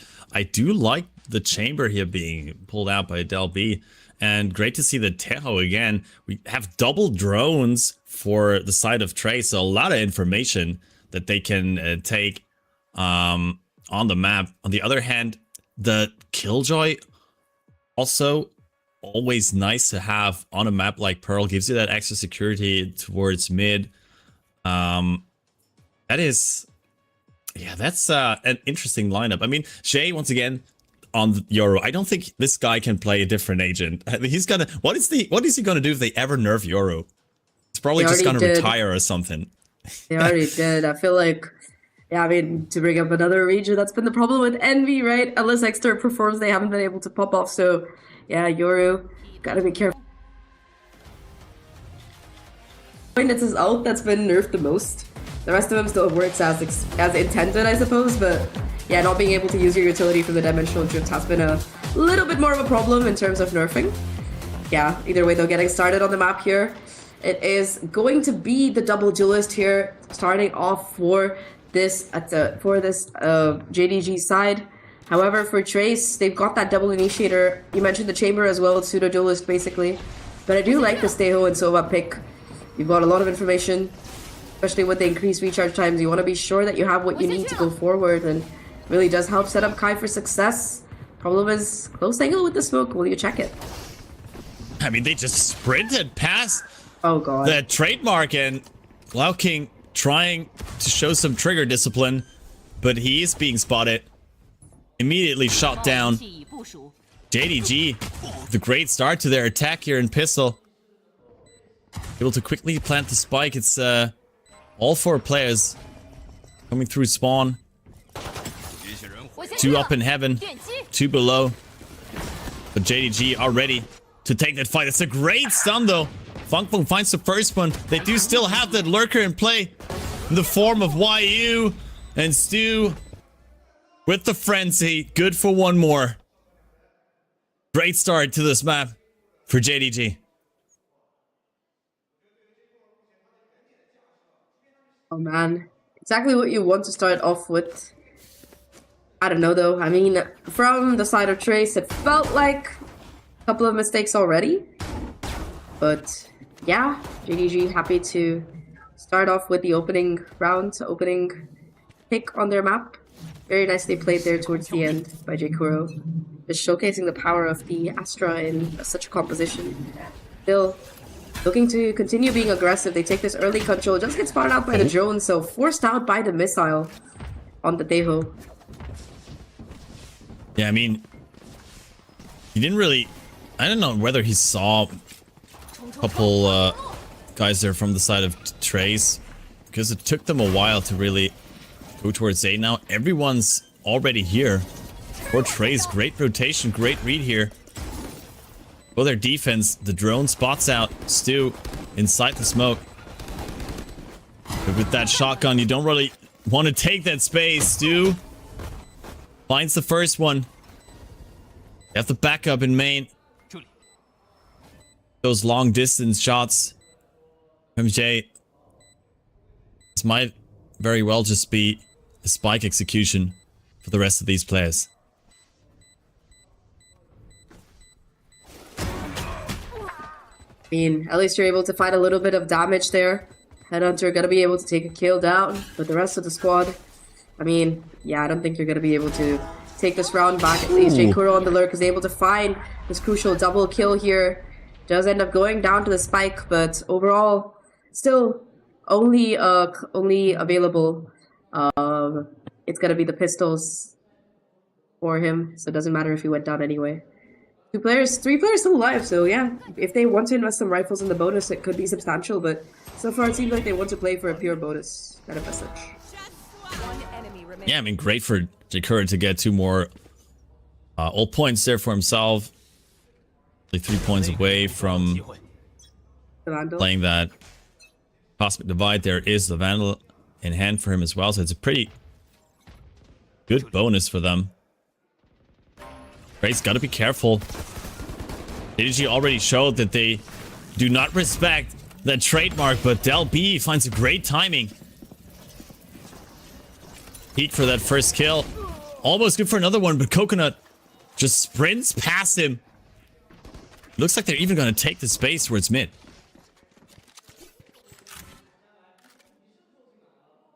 They get mid, it's a symptom of what we saw on Split as well. I feel like despite having that mid control, it's been the side floods where they've really been struggling, although JDG look much more convincing on this particular map. Again, they have the site open completely for free. Backside taken, long control still in their composition. No lurk kicking in either for this Trace side. It's just a full 5-on-5 confrontation that we're looking at. And neutral-wise, I mean, a little bit more in the tank, I would say, for this JDG squad, especially with the Deho and the Sova and the Astra. All of these post-plant pests still alive. Oh, struggling there. Kai gets one, but is traded. But that the explosiveness is down, but that's a great special delivery from Viva. It looks like they're just gonna try to block the pull. Yeah, they get half, at least of it. But 2 players still waiting on B long to spray them down. The bonus converted for JDG. I like the strategy of trying to hide your teammate, but there was no smoke on the spike. So even if they were able to keep him on the spike, they were still in the open.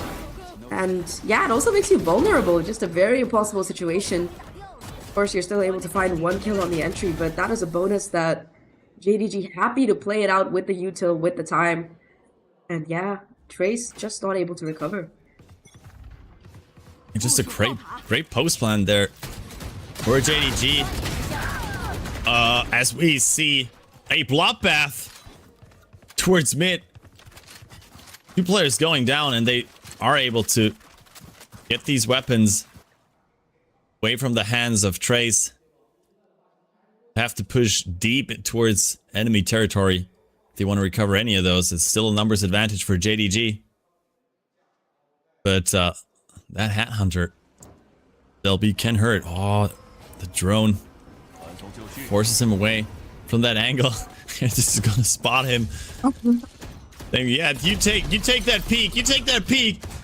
Needs to take the TP, but not too far away. Finally, good for a headshot. Oh my God, they're planting, disrespecting Del B there. It's a 2v2. Spike finally planted, but this time around, they can't really play for long here. The way they planted, 炮塔被打掉了， still just pistols in the hand of Trace, of course. They're both low, 还剩一名。 but bullet to the hat could work wonders here. Del B goes down. It's just Weeva. Yeah, you can't really break up that higher lower setup there with just a pistol. 4th round converted as well, but it got a bit dicey there. A Chamber making it annoying to say the least, being able to shut down that plant, taking a lot more time, buying the space for the rotations to come through. But yeah, bloodbath them around, you said it right. In the beginning, just the awkward fight towards mid. Still got a bit too close for comfort, but 4-0 start now. Finally gonna be seeing a timeout coming in from the Stray side. They have a full buy, they've got some ults cooking. They have a lot of utility, they just haven't been given a chance to use it because of the way that JDG are playing. Last couple of rounds, it's just been a W key kind of setup, and yeah, I mean, with the comp that they're running, they've been getting the space for free, and once the spike is down, how are you gonna retake it against the KJ, against an Astra? It's just so difficult. We haven't really seen a lot of attention towards A main. I kind of expect them to take more space with this Teho comp. You can always position your duelists a bit more aggressively, especially towards A main if you use his guided salvo early on in the round to stop the enemy's advance. Maybe get your Chamber in a position where you can hold an angle. Or even push through with the Neon and fight more aggressively. But yeah, JDG, I mean, they were also showing a couple mistakes here. Last couple rounds, just unable to be punished by Trace. This time around, though, it's an operator for Del B. 我先去了。 B long. Whereas JDG is looking to take more space in mid. The drone. These spots 1, potentially even more. Could have a second drone here as a backup. Viva, but do they really want to use it right after the first one? I don't think so. Shock dart. Stop the advance, followed up by a guided salvo. There is that stopping potential they do have with this comp. The reveal doesn't spot them. It's just a trade of kills here. They have to give up mid control. They go drone now to try and clear, get this information back. Problem is, when you have enemies everywhere, what do you really do? Still trying to get some cheeky spam damage in, get the kills there. Opto from Trace, finally gonna be able to claim a victim. Bring it down to a 3v4. Numbers in favor of Trace. But the lurk, here it comes. Kicks it in. It might even call for a rotation right now. Yeah. From the rest of the squad. And yeah, B looks much more tastier, especially when you know there's still 2 players here, at least. Bit of an over the rotation there. Even using Cosmic Divide. Giving them a bit more space. Going for the B long plan so they can fall back towards that space. Especially with J-Kuro covering that rotation. They know that they're very unlikely, at least, to be flanked from that position. They do leave. You count. Where it's Halls, though. I don't know if you want him to go down early. Certainly could use his util in the post plan, but he just wins the duels. It doesn't matter. You don't need any util if you just go 1 by 1. The ace for the Killjoy. An easy round for JDG, it seems. He's a understatement there. He makes it look so smooth as well. Shot after shot coming in. Very nicely played there by JDG. That's going to give him the lockdown as well for this next round. But, yeah, I mean, even though they lost a couple of players early on, this lurk from YU just finding so much value. It's the Menace of the Viper as well on the previous map. And, yeah, this time around, continuing to just take care of business on his own. Just going to be another equal round here. 5 shares for Trace. Not the greatest fun. YU and J-Kuro didn't even die yet on this map. crazy performance from them so far. Yeah, without a Cypher or a Killjoy in your lineup, you gotta be a bit more proactive, covering that flank. Ooh, 2 players able to cross here versus the tour de force. No kills for the side. Trace. Looks like they're gonna try to fight this in mid once more. Jay is found out, but he's able to TP away. That's a great read there from Delby. Find another kill though. Still, it's a numbers advantage. Spike is planted towards A, and they still gotta get rid of that lurker. J Kuro is trying to buy as much time as possible. Even finds the timing versus Delby. Timing is going to be everything, especially when it comes to rounds like this. Oh, very, very nice shot onto Wayu there. Had to get a second is the question, but J Kuro ready for the peek and the swing. Oh, whiff though from Coconut. Stu there to help him out at the end of it. So yeah, convincing 6th round here for JDG. Again, I really like the way that the Astros playing for this team. Just consistently watching the lurk, J Kuro shutting down any attempt at a push. And because the utility tends to be global, just continuously able to deny, you know, any shenanigans, ninja diffuses, ideas that you might have, whatever. Triple on the round for him. And Stu to close things out. Very, very nice round so far. What is it? 7-0. Second timeout gonna be called here by the Trace squad. 6-0. My apologies. If they get 7-0, you can call me a future teller. But yeah, Trace, they gotta figure out what's going wrong here, because so far everything that seems to go wrong has been going wrong. I think they found the first kill in one of these rounds, and immediately after that, somebody from the JDG side is finding a multi-frag or some 3K or 4K or some kind of bonkers round. It's been wild. I mean, that is rough to be taking your second timeout after only 6 rounds have been played. True. You are not gonna get a break for quite some time, especially on the attacking side for Trace now, which is crazy to think, but it does seem like they are really losing out on all of these duels. I mean, I like their approach to play a bit more aggressively towards mid in that last round, but it was an eco. Yes, they did have the tour de force, so some firepower there. Delby only good for 1 kill though with that ultimate, and they can't convert that upcoming full buy. A really bit of a dire situation here. Great use of the drone to spot Delby once more. Has to take the TP, and Spike already on its way towards A. Rotating over. Still do have Trace holding down the fort here. Problem is that it's a pixel angle. Explosiveness that we've seen before from JDG could very well catch the Astro off guard.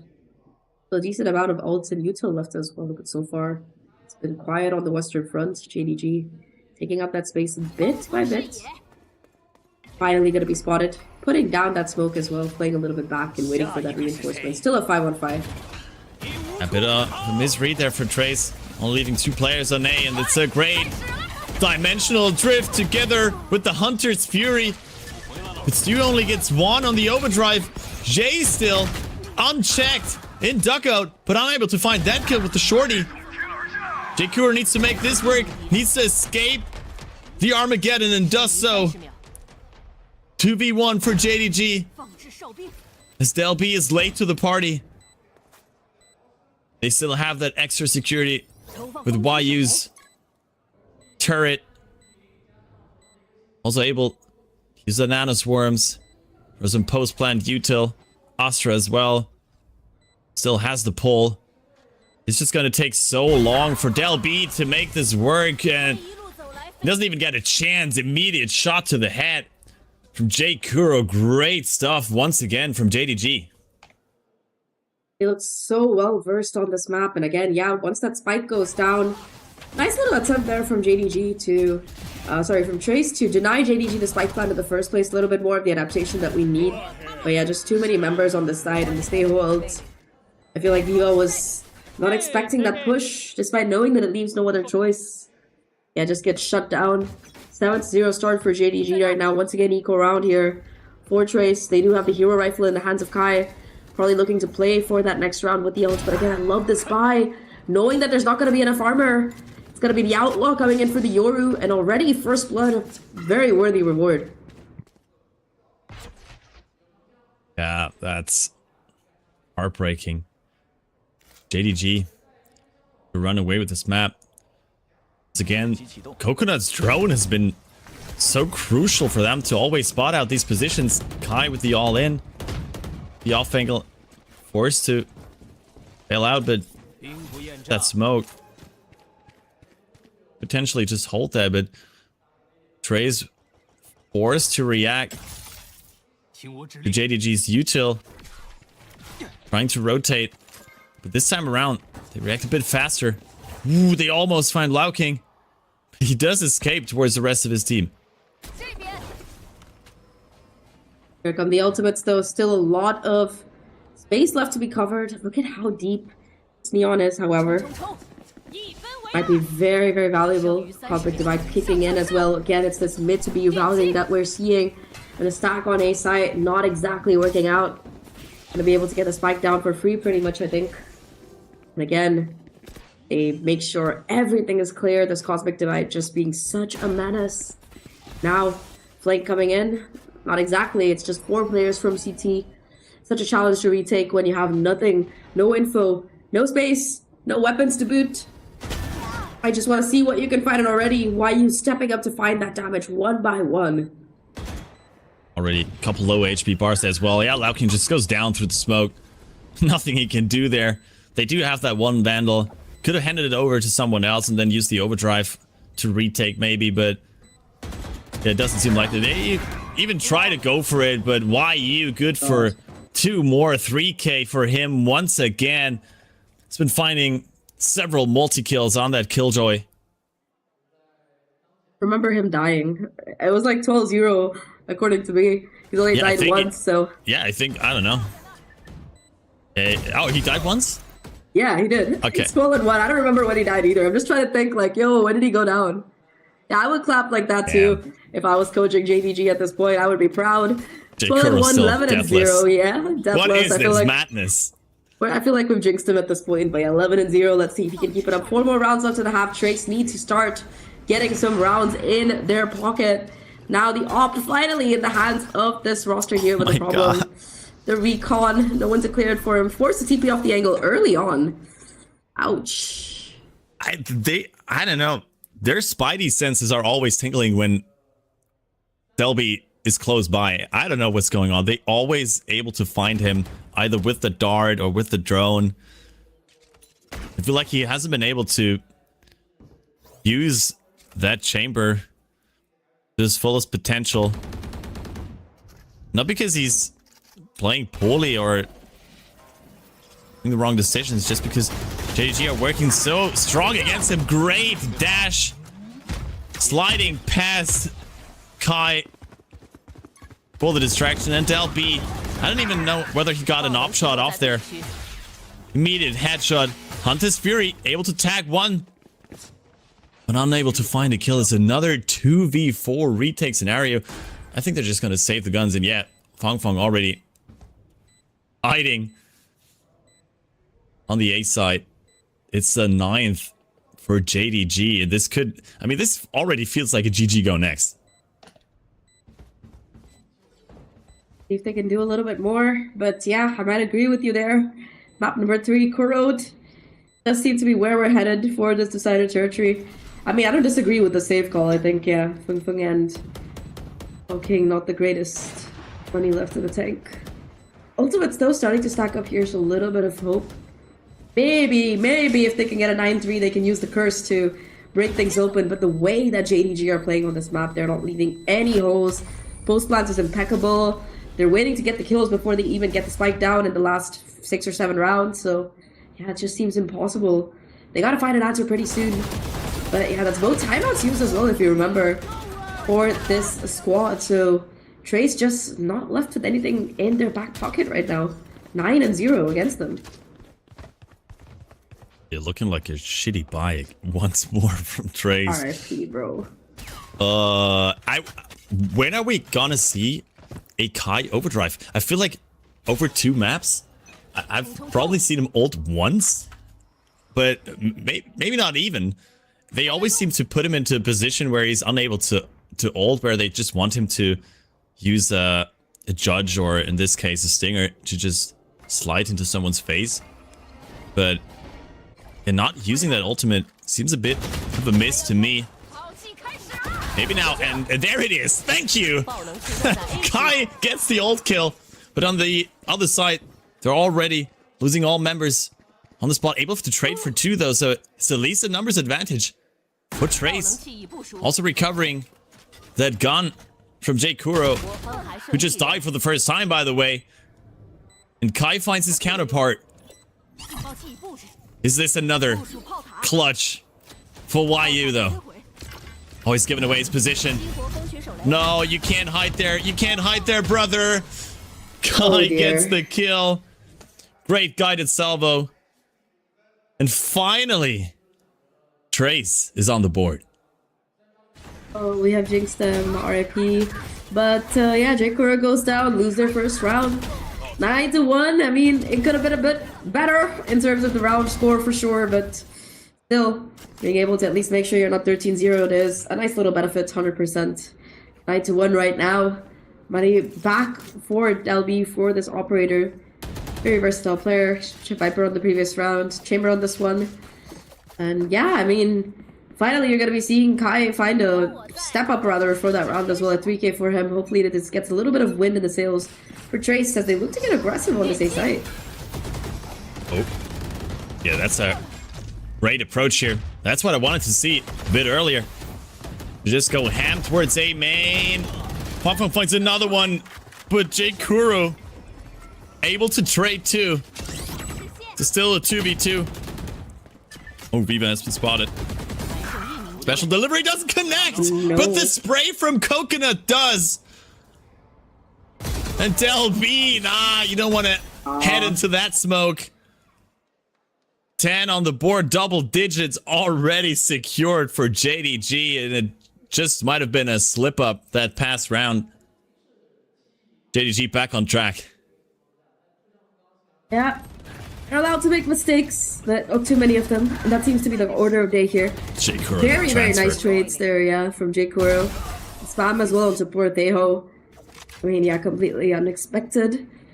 Yeah, 10-1 right now, JDG.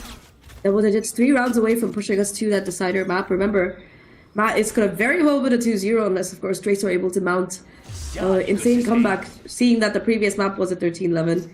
Dimensional Drift, though, popped early on for that info.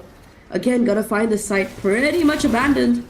Just gonna be a free site take available. All the space just given up. Yeah, once again, Del B not allowed to chamber. Forced away from his position. The flash. Where's B connector? Oh my goodness, that is a beautiful Hunter's Fury. Somehow, nobody dies there. Only one player lost. They're able to tuck away, but Jay goes aggressive. His Loud King just chills in his astral form. 3k for the duelist of JDG. The round is over in a split second. Quick to the finish there. Yeah, very much need a round, I would say. Nice little peaks, nice kills as well, especially with Delby going huge. That said, JDG's recovery pretty impeccable towards the end of it. I mean, I don't know, man. I just feel like you have these moments going in favor of Trace, but they're just not able to build off the back of it. Just really clean kills to come through round after round here, and now 11-1 at the end of the half. 2 rounds, I mean, all it's going to take for JDG is to win this pistol, and they are setting us to corrode right now. Looking at what we've seen, though, I mean, it's been very difficult for for Trace to even put some kind of a stall to the powers of their opponents, because I feel like they've just given up sights so many of these rounds for free, and against the post plant, it's just difficult. Yeah. I mean, we've seen some insane comebacks happening in Kickoff. So what are these sound effects, by the way? That's great. Okay, it's some Chinese internet joke as we just got filled in on. I beat us. Thank you for that. So I was already going like, what the hell is that? But yeah, we've seen some crazy comebacks this year so far. But I mean, this one seems almost impossible. I mean, the way that JDG perfected their attack makes me think like they're not going to stop here. Just going to bring us straight to the third map. I will do that. I mean, the way that this map has been, momentum definitely in their favor very, very solidly. Let's see if they can make sure their defense stands up to the insane attack that they've been showing, for sure. But, I mean, 11-1. Gonna be very difficult for Trace to recover from this. Start step by step, though. So let's see if they can perhaps make it a little bit further. Maybe get a couple more rounds in their favor. We saw how the previous map went, 9-3. Insane comeback to come through. Look at this util dump, though.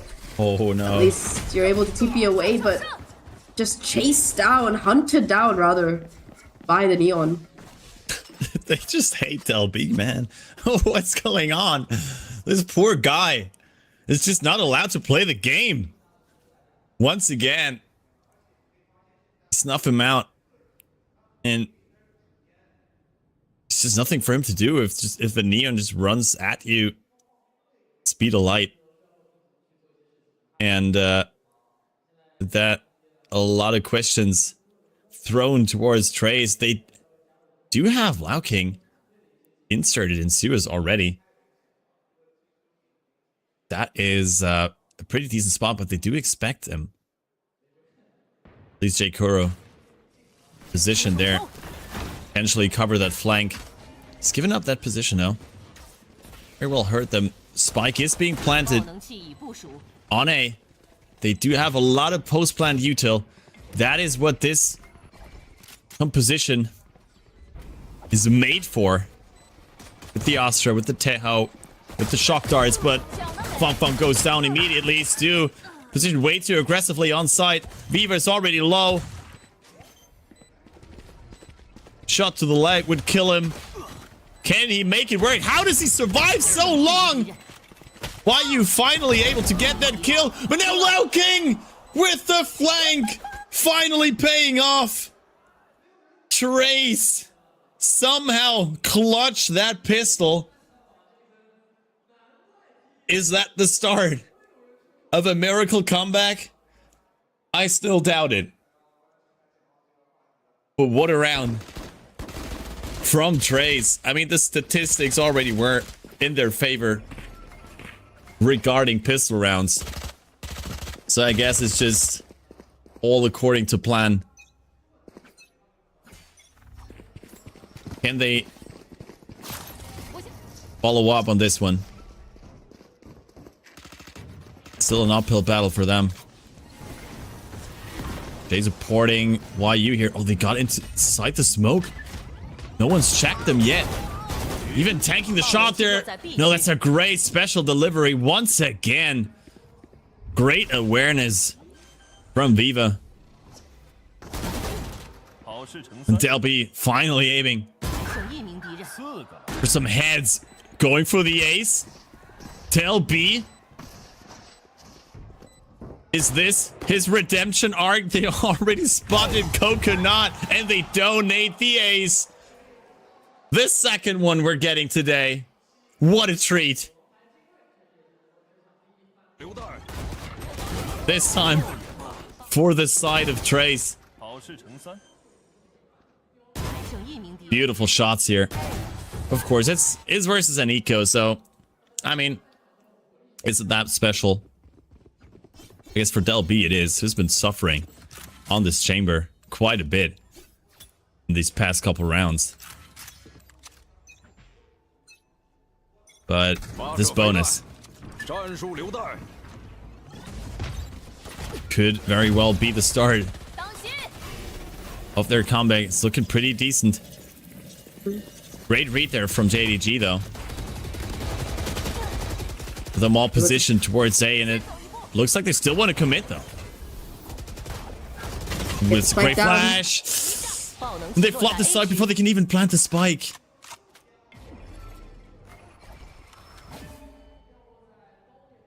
It's nice util as well. At the end of it, those two are 5v2. This might very well be the round that JDG get themselves to match point. I might have needed to go get a delivery, but it seems like JDG finally ready to get themselves up to that match point right now. It'll be very difficult for the reminder. The Street Stack squad to recover the spike and get it down, especially with this Astro Smoke in the way to spam as well. Spike right in the open, 30 seconds left. Will this just be a safe call at the end of the day? There is this deep lurk, but Kai actually gets the kill there. He's the one with the rifle there, but Jay most importantly finds the kill versus Delpy. This time around, not pulling out the ace. And time is running. Health bars are low. YU gets 2 more. And the 12th round on the board. That's, let me count, 9 map points to get us onto Corrode. And it would certainly be the most insane comeback if Trace were able to get us into an overtime. Let's see whether they can put up a fight. Gonna be a long road for sure, though. I mean, JDG were able to bring it from 12-5 or 12-6 to 12-11 at the end, 13-11 at the end of it, so definitely there is always hope. Fnatic has showed us it's never impossible, but it can be very difficult when your opponents are just swinging in your face. It's always this chamber, man. He gets the worst of it every single time, whether he's on the lurk, whether he's with his team. It's always Delby getting the short end of the stick. But for once, he gets to survive. It's Deho who eats the damage instead. Finally, sticking with the team has some benefit. Oh, man. But again, it's just these wild swings coming in from JDG that are consistently getting the first blood. And Trace always on this recovery footing. It's just so difficult to play against a team like this. But I mean, that's this power of the Neon Astra composition. Get very aggressive on defense as well. They're already rotated over towards A. This is the Killjoy spot. Land out in the open. Covered by the smoke here. Still waiting for someone to enter his smoke. Doesn't know that there's 2 people right in front of him. What are these shots from Stu? Jay Kuro puts the last nail in the coffin. It's a 13-3 sweep on Pearl for JDG to bring us into a 3rd map.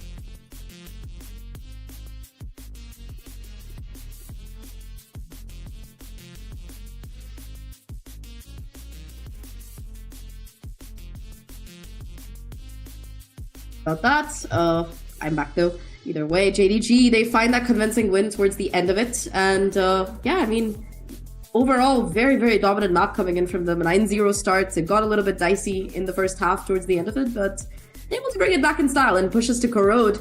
I mean, if this is the level of play we can expect from this team, map number 3 is definitely going to be amazing. Yeah, I mean, what was that flick? What? Stu? Are you okay? Feels like he certainly has something to prove today. JDG not looking like they're gonna stop. I mean, Corrode is gonna be an exciting one for these 2 teams. Map that we have seen from JDG already. 1 win, 1 loss, but momentum's certainly on their side at the moment. I mean, this whole map, it was just a watchword coming in for this squad. I don't know. It's just been absolute insanity. And yeah, I mean, it seemed like they could just do no wrong. Individual heroics for sure. It's just been absolutely awesome. And yeah, just very, very clean gameplay coming in from this JDG side. Coral, let's see if they can maintain it. Yeah. I mean, we're seeing some of these highlights. We see the ace for Del B. At least he got some revenge after he got bullied on defense. It didn't really matter. JDG with an absolute blast, but let's listen on some of these calls. 3, 2, 1，我继续摸了，兄弟。中开车 come back，假 B，机开慢点，他们谁包后啊？他们不知道情报。来，我点心准备。点心点烟了，点了。包点一个。点心。可以误。来个 ，go， Base 什么 disc？ 开拜赛。我去听。再克来，小心左边，我没看了。我 B 点接退了，可以低帮吗？屁股明白。不小心，我看屁股。你看。有飞机，下一波可以开。你有洗吗？没有。I only stuck, okay? I can pay delay pen, okay? 对的。I holding your cost. 我看一下。多点，三个。以后应该 B 连啊。不会有人。No stand. I play with you. Still, you need play close. I need to hold here. Tory can stay. 给烟了。我靠！给机换我们给机换北区。我要北区。我不去。真的。拿下。来，八号。你先给。他的先。你可以我加上面。我加水下面。在卡，他们在卡。Let's go. Which is great to see. Zach is excused for a moment, so you gotta have to live with me. But yeah, great stuff from JDG. J Kuro taking the MVP for this map, and honestly, I'm not surprised. It's a 7.0 KDA. What are these numbers? Jesus, 293 ACS, 94% efficiency rating. Oh my god, and of course, he's the Hexa King as well. What a performance for JDG's controller. Absolute dominance. That are insane numbers. 5 multi-kills as well. It's just crazy for an Astra player. But he had some great timings, great util usage. Overall, I mean, on the whole side of JDG, as we see some of these highlights from him, I mean, him getting some of these kills seemed a bit illegal, but that one as well. How did he survive that? But his awareness in all of these fights is showing how strong of a player he is at the moment. Great performance from him on the Astra. I mean, Stu as well probably could have taken the MVP here. YU as well have been deathless for quite some time.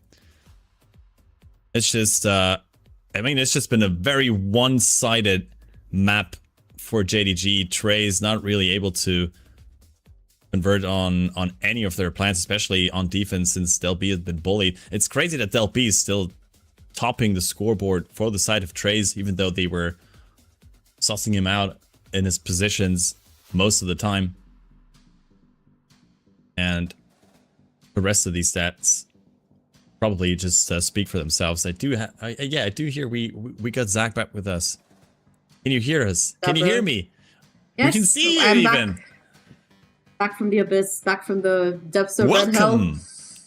Yeah, I don't know. I feel like if I'm a JDG fan, I feel very welcome. But if I was a Trace fan, I would be very worried after that map. Really incredible teamwork coming out and individual gameplay as well. Both sides of the horizon, I think JDG were the ones to hold all the cards. And I mean, if they had been able to make that comeback on Split, who knows, this series could have very well been a 2-0. But we have Corrode coming up ahead of us to know which of these teams is going to be coming out on top. So let's take a look to see who is going to be winning and who is going to be taking the path forward in this middle bracket, but after a short break.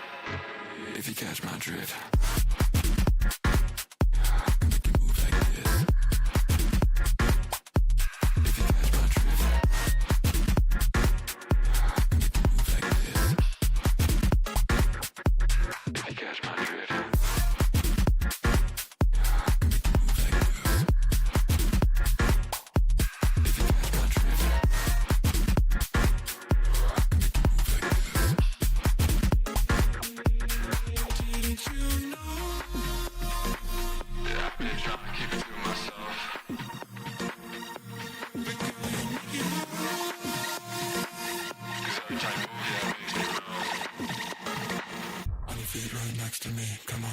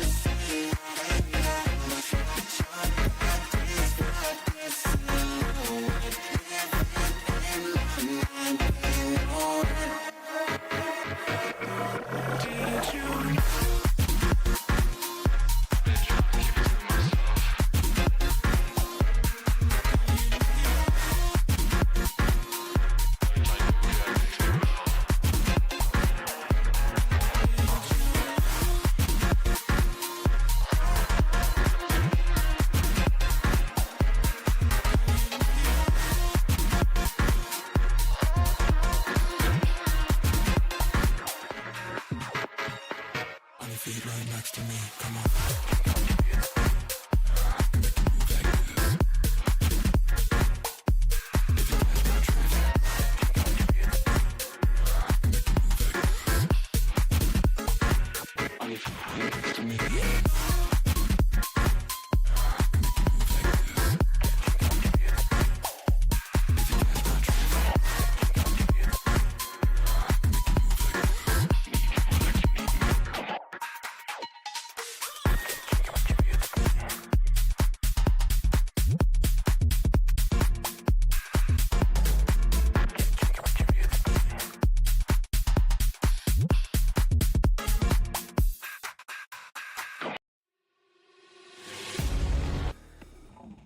Welcome back, everyone, to map number 3 between JDG and Trace. It's been a banger series so far. JDG are the ones with the momentum, though. After that dominant map 2, it is still me, Zach, joined by the wonderful Crafty, as we take us to Corrode, map number 3, where we will get to see which of these teams will be triumphing and moving forward in that middle bracket. You said it best there, Crafty. If you lose today, you are going to be sent down to that lower bracket where you'll need 5 wins in a row to make it to Santiago. Not exactly a feat that any of these teams wants to do, has to face. So, if you could close it out here, it might be exactly what you need.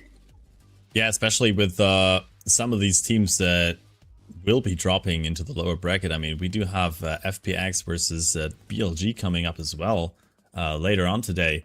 You don't want to face one of these teams in the lower bracket. So, yeah, winning today certainly means a lot to these teams. The winner, of course, of this map will advance and play versus the winner of the matchup later today.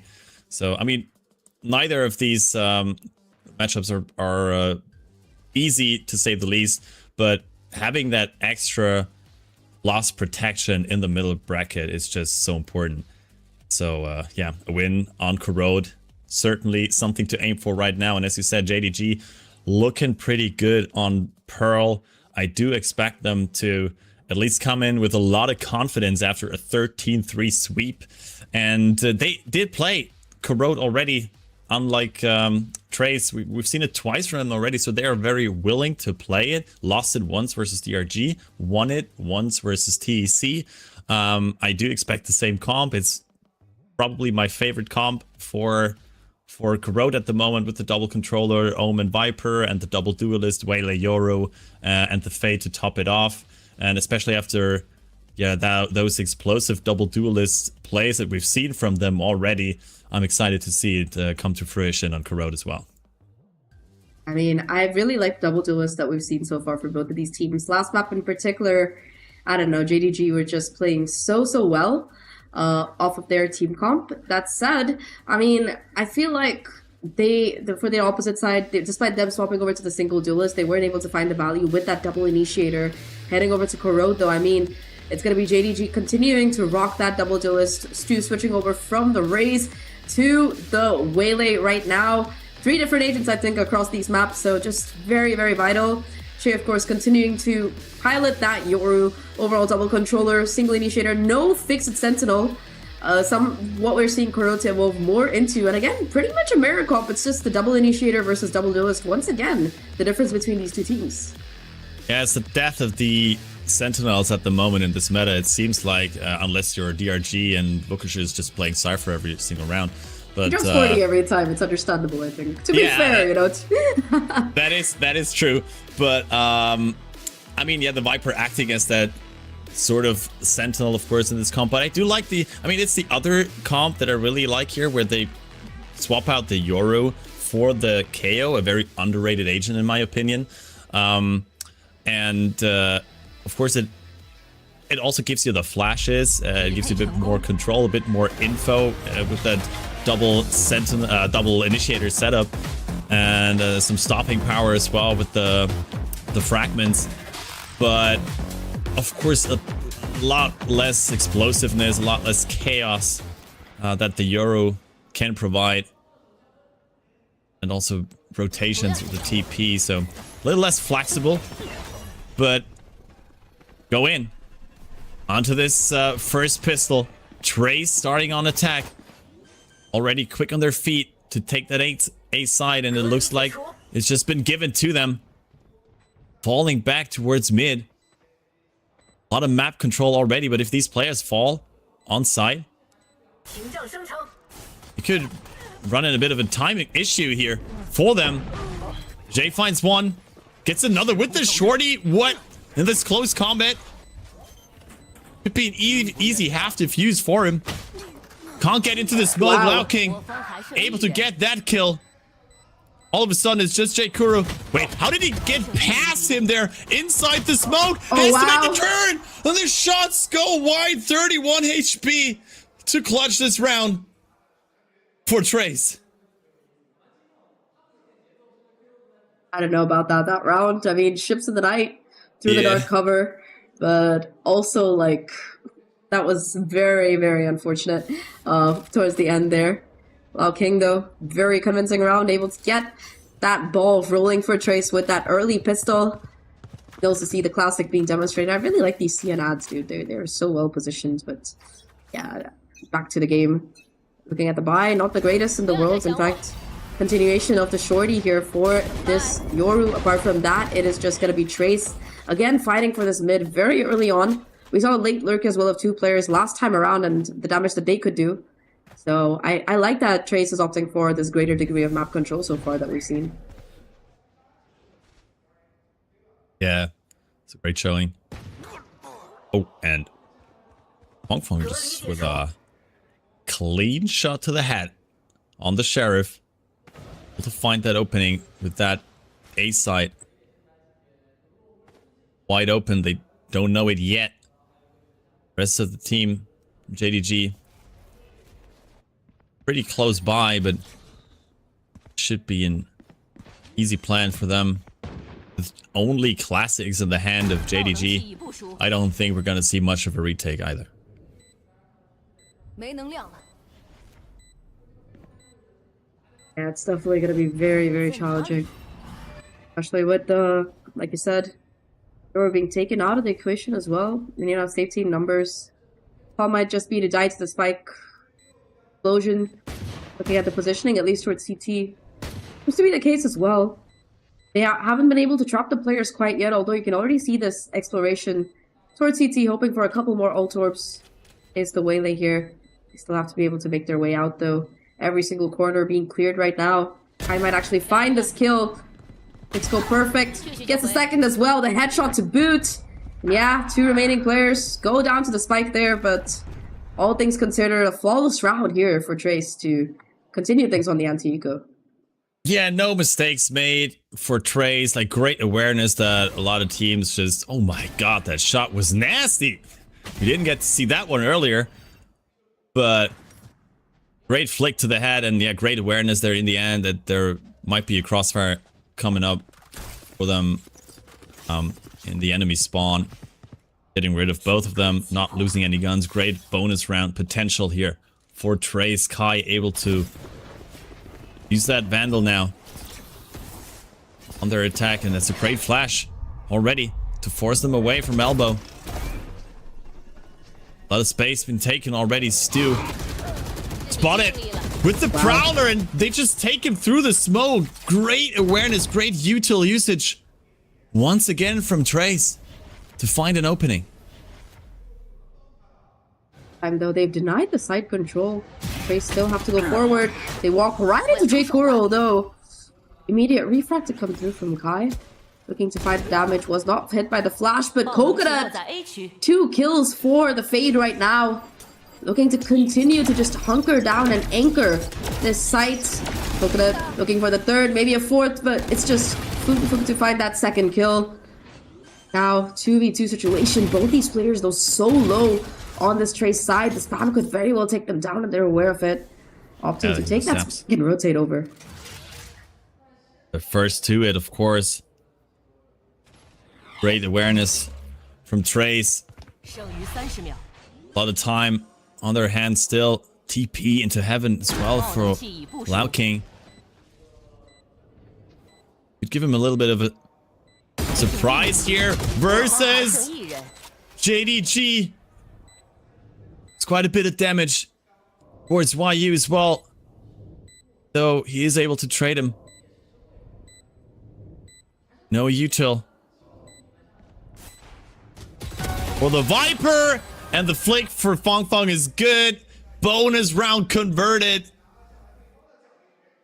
Just continuing the onslaught here on their attack. Saw this coming out of JDG, the last map. This time it's Trace to take the reins, and oh my god, the lineup. Yeah, Coconut, despite being able to find all of this, the advanced positioning from Lao King, setting up Fung Fung in this 1v1 for success, and yeah, just the burden of the drop and the defuse being on JDG side, getting them and their buy round absolutely nothing. It's Trace the ones to hold the cards, and I like this again. They're buying up that Outlaw, knowing that their opponents are not going to have the greatest armor or buy. Bai continues to just be absolutely slaughtering people. Nice little util combo to get that final kill, and Fung Fung with 2 already on the round. Ooh, that's a great push out of that smoke though from Jay. Surprise. Yeah. He is getting sick of that from Trace. Still a numbers advantage for them, of course. And another judge positioning now for Jay, but it's already down to 36 HP. Ooh, the Prowler misses him though. I mean, it didn't really go that far, so they might still have to check it. Are they aware? No! The util enhance for Viva means that Jay gets another one. It's a bit of damage. These guns in the hands of JDG aren't really the ones you want to see in a retake scenario. They even reclaim some space, and now that Kuro is down as well, this is basically over. Delby gets the second one as well. 4th round converted as well. I almost do expect an early timeout once again here, this time from the side of JDG. Oh man, I don't know. I mean, very, very nice round towards the end coming in from the attackers here. Fung Fung, of course, going explosive, but Delby, I like this confidence, doesn't even go for the reload. He's like, yeah, I got this, 1 bullet is all I need, and gets that second kill to boot. So very good map awareness from Trace. We've been calling it out since the beginning. They continue to just make these calls. Very nice rotations, very nice mid-rounding coming out of them. Now though, buy back here for JDG. They've got a couple of ults as well on their side. In fact, almost all the ults ready to go here. 1 for Coconut for that Nightfall. Dimensional Drift, very high info, very high value, so retake might be the call here. You're able to get out the Viper volley though, could isolate the Waylay on site, but beautiful smoke coming in. Just gonna force YU back to wait for the rest of his team. Yeah, that knockdown beautiful to stop the Viper util. And they're even taking so much space for its elbow. 4 players were pushing up to get rid of YU. Spike is planted now, but Dimensional Drift by Jay Used to check that there are a lot of players close by, and that's a great flash. Funk Funk still spotted. How long can he survive? It's a great nightfall as well to clear these angles, but Funk Funk again with another multi-kill. Coconut though able to trade immediately and get the third as well. The rest of his team is flooding site. Clean retake from JDG. Really nice round there overall. But yeah, towards the end, Coconut coming alive in that CT angle. Also a very good call from the Viper there, opting to not die on site. Just gets out of dodge, runs away, sure. Gives up the site pretty easily, but JDG this time around, it was ult for ult there. Dimensional drift, double flash. We had the null command being used early on. We had the nightfall coming in from the defense as well. So both sides invested a lot in it, but Coconut, the real hero, consistently just finding these crucial multi-frags in the round that they're needed the most. And yeah, JDG get their first round on the board. Still gonna be a healthy economy here for the Trace side. And they've got a couple of ults of their own, and in particular the conversion paths. That's what I have my eye on. Great awareness in that last round for JDG. Their fight against Elbow. Bit of a space given up here in mid from the side of JDG. Healing being held very defensively. Stu. Looks like they're gonna grab this A split now. After their attention towards mid, but that smoke into mid top is still covered by Coconut, so he knows that no one pushed through with that. That should give them an idea that it's gonna be A. There is the Nightfall this time from the attacker side combined with the conversion paths. But no kills yet. They just take the site. And that's it. Flag still covered. But it's all 5 players coming in from the defender spawn. This is going to be a bloodbath. How much util can they use here to stall that diffuse? J-Kuro finds the opening. But Kai is immediately traded. They just flood out of the side. Del B needs to find a pick here and gets 3. Del B could be the hero of this round. It's just Viva versus YU. And the IGL wins the duel for Trace. Duel after duel. Not just one fight. That was, my god, a ballistic round there from Delby. Really channeling his inner chamber there, I gotta say. The way the shots were hitting right now. 1, 2, 3. Makes it look so easy, brings it down to the 1v1 at the end of it, because that was a round that JDG should have definitely had. It was a 4v2 towards the end of it, especially after YU gets that, but just beautiful awareness to come out of Del B. Even gets damage on the last guy, so Viva can finish it off. Fragging IGLs, we are in that era, and we continue to be. Gonna be a timeout now called by JDG. Better late than never. 1 to 5, you want to try and alleviate that damage a little bit early on. Yeah, well, certainly so. I mean, outside of that one good retake, it hasn't been looked too promising. I mean, as you said, that 4v2 should have been converted in their favor. They did a great job sitting out the start of that round and then going for that 5v5 retake.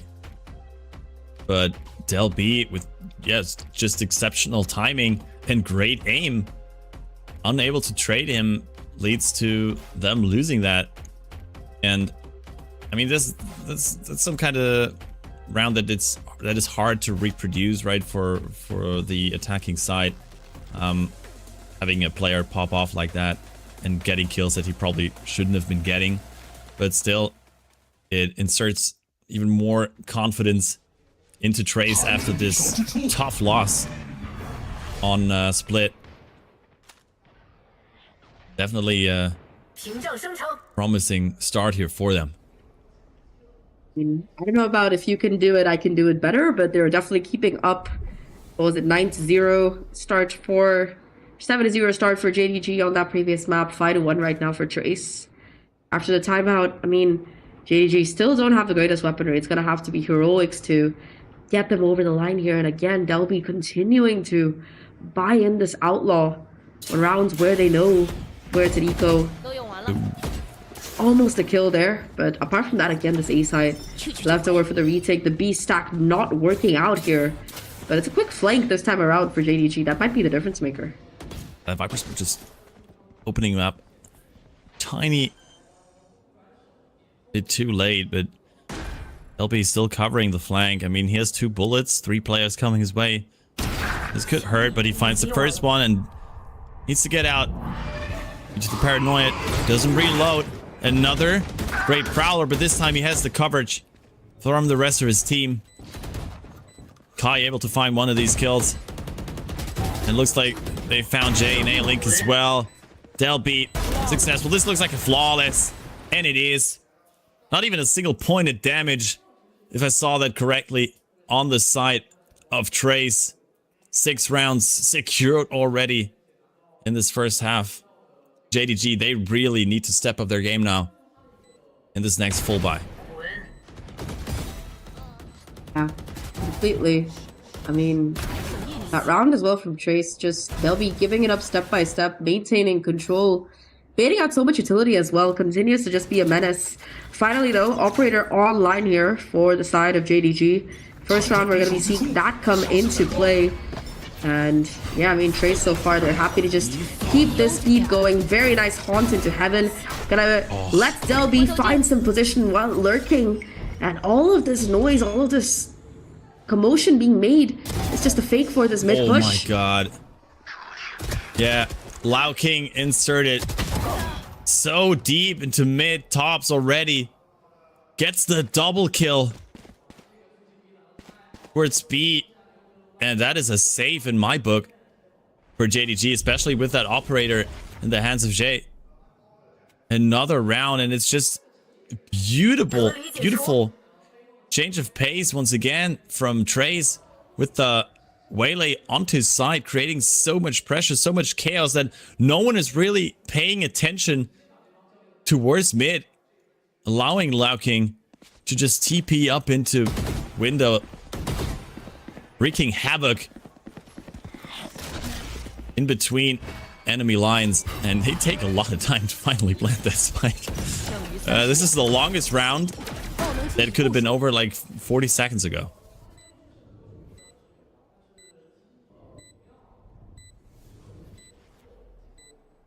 Still ticking. Yeah, save has to be the way to go.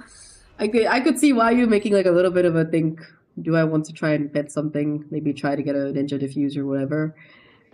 Yeah, just not happening at all. 7th round on the board for Trace. Starting to really run away with this game, and yeah, JDG gonna be kicking themselves if they're not able to find a foothold faster about how that map 1 could have possibly gone their way.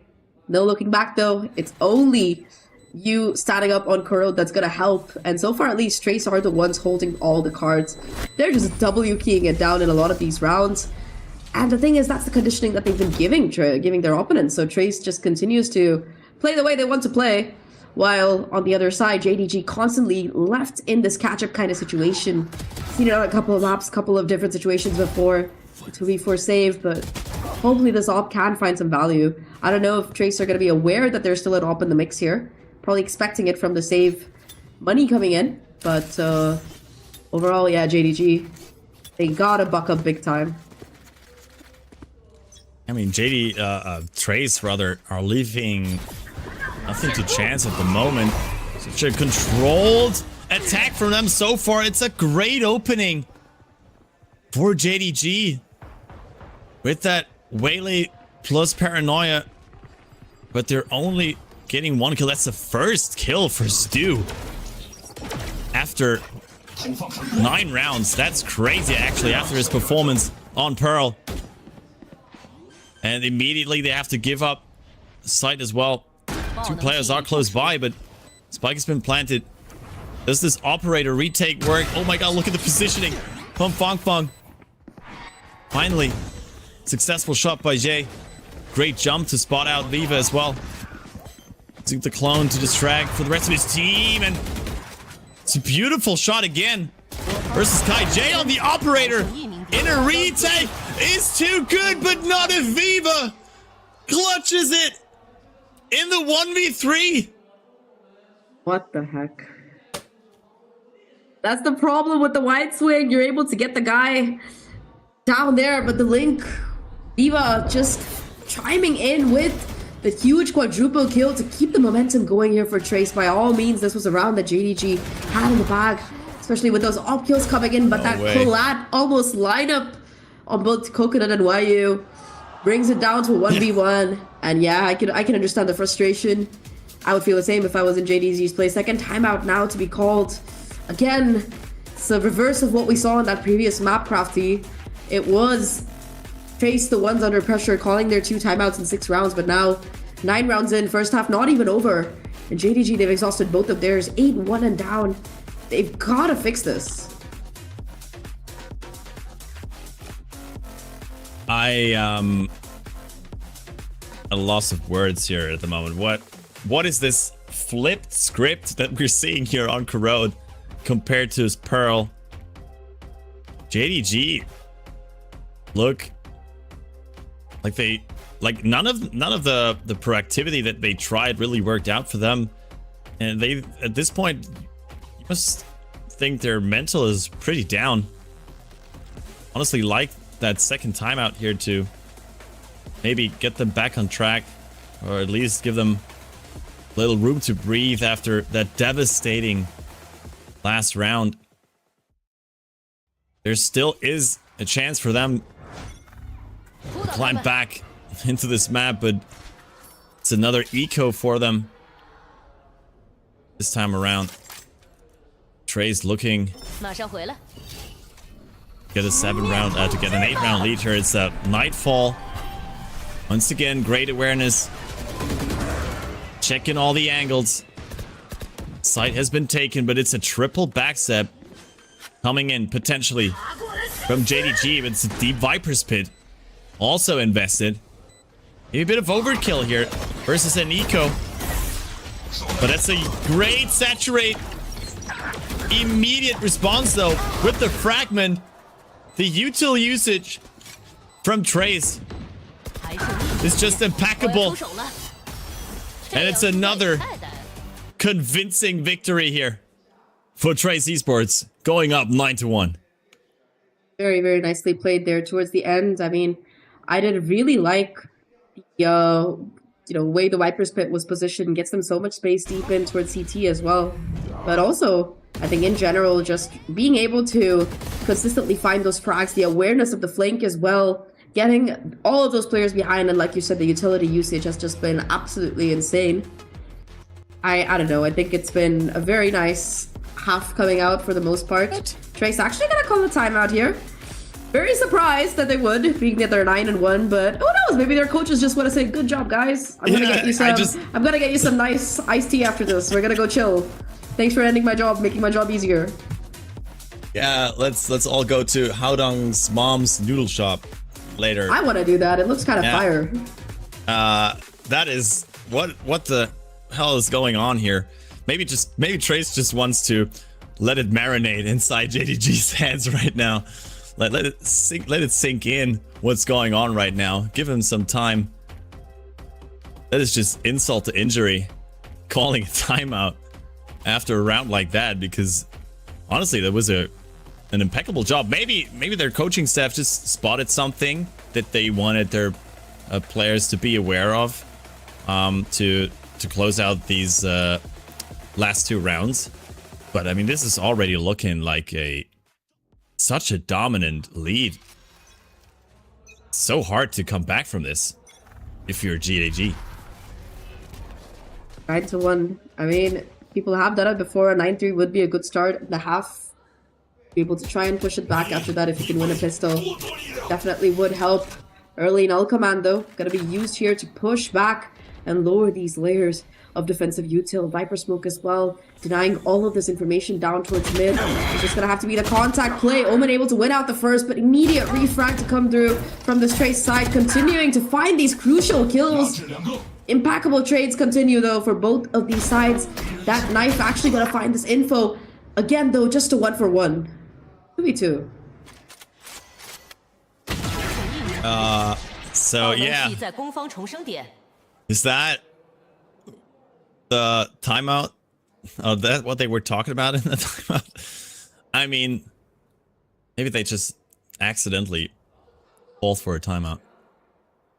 We don't know. Spike can easily be retrieved, but does he expect the backstep coming in already? YU gets it. 2 rounds on the board all of a sudden for JDG. That's not what I expected. I mean, they're on their way to getting us to a 9-3 curse at least.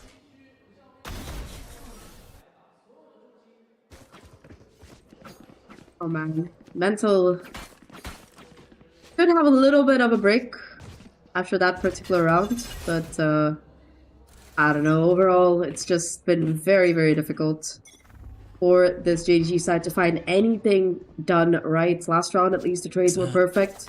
That op found the value, and the split apart nature of the way trades were playing definitely helped. But now, final round and a half, you've got all of these ults to work with if you are this defensive side for the retake.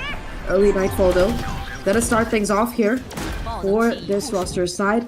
Doesn't stop them from getting the spike down, but the dimensional drift, it gets all of this info. Yeah, great season. And oh my goodness, what a conversion paths, but Jay's just been dropped dead immediately. Even though they all were slow, the spray is good. What the hell is going on? What was this round? So many ultimates used by JDG, and they don't even pick up a single kill from it. Total domination by Trace, 10-2 halftime. How do you recover from this if you're JDG? What is Jay doing? He probably didn't realize that his ult was ending. He didn't even have a gun in hand. That is just... I don't know. JDG are losing it right now. And I'm not talking about the map. I'm talking about their minds. If I saw that play coming out of my Yoru, I would low-key lose my mind too. Not gonna lie. But it's not even individual blame that you can allot to the JDG side. You know, they're just being styled on by Trace at this point. Every single round has just been absolutely insane from this roster. I think that in particular, that last round, it was so explosive. There were so many ults used. And despite all of those, right, just weren't able to get the kills at the end of it. Conversion pots in particular, beautifully done there. And yeah, I mean, how do you recover from this? That's the question you gotta ask yourself. At least for JDG, they were insane on their attacking side on the previous map, but can they channel that same spirit and momentum? Starts with the pistol, get yourself to 10-4, suddenly things look a little bit more doable, but you lose that pistol, pretty much a done deal, I would say. Yeah, this series is something else. I mean, I did not expect the road to look like this after what we've seen on Pearl. And we can still be good for an insane second half. Don't get me wrong. But Trays are just looking way too confident, way too clean on everything they've done so far on their attacking side. They just need 3 more rounds on defense to go to the next round and send JDG down into the lowest bracket. If they can make that comeback, it's gonna be a lot. It's gonna be a long road, realistically speaking, especially the way Trace are swinging with all the confidence in the world. It's gonna be them taking the fight to the attackers off the back of that noise in A main. Quick pivot over towards mid. Possibly looking at a split on the site. The problem is that you're surrounded on all sides by enemies right now, forced back from the smoke. And I mean, even if you're able to hold A main, you gotta win out this duel here, get this kill. And oh my god, that could very well decide how this round goes, especially with the possible crunch coming in from the opposite side. Viva! No way. Las Vegas! What is going on? Jesus. Trace is just toying with them at this point. What a confidence from the IGL of Trace. It's just J-Kuro. I don't think he expects 2 more from him. Oh, what a saturate. Jay goes down. It's another pistol secured for Trace. Insane. But what is going on in Viva's head? He was like, okay, I'm taking this 1v1 versus the opposing IGL. That's just, these were the former teammates. Viva and Coconut. And Viva just puts an end to 3 of them. Absolute madness. Cold-blooded murder. But yeah, it's pretty fun.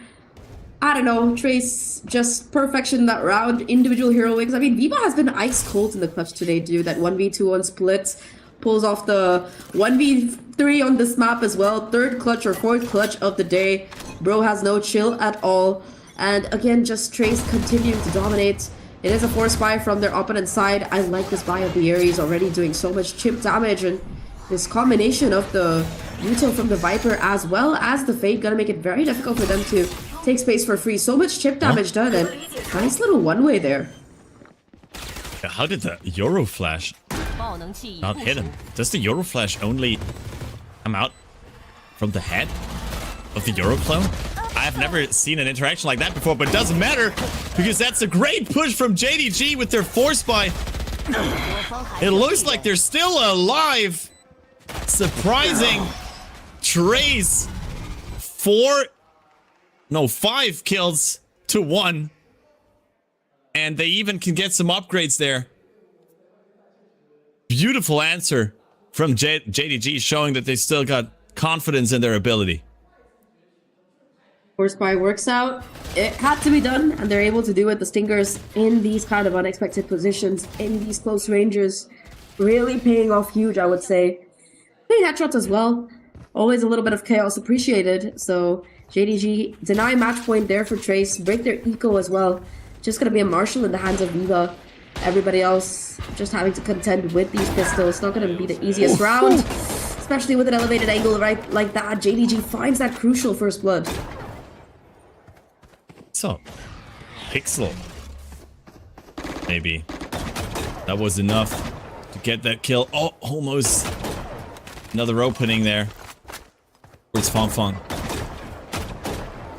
Not a lot of space taken on the map for JDG, but still infused some fear to the minds of Trace. I'll make contact towards B. I has to take that refract and leaves Delby on his own, and he pays for it. Great paranoia to Delby. Beautiful execute onto site here. YU goes down though. It's something, but they're very well aware. That flank coming in now. It's just Fong Fong, and most certainly a 4th round for JDG. Starting to build up that momentum. We talked about this before during that halftime. The attacking side being where this team does tend to thrive here. Hopefully they're able to channel that momentum back. They could win this next round. I'll have a little bit more hope, knowing it's going to be full buy versus full buy. Going to be interesting to see what kind of buy we're going to be seeing from this JDG squad as well, because they do need to go for this full upgrade. They find the final kill. Icing on the cake there, like you said, 4th round for JDG, but this is where the real build starts. Opponent's gonna have money. I don't know if JDG are gonna throw away their eco guns and upgrade to rifles. Ultimately, they do.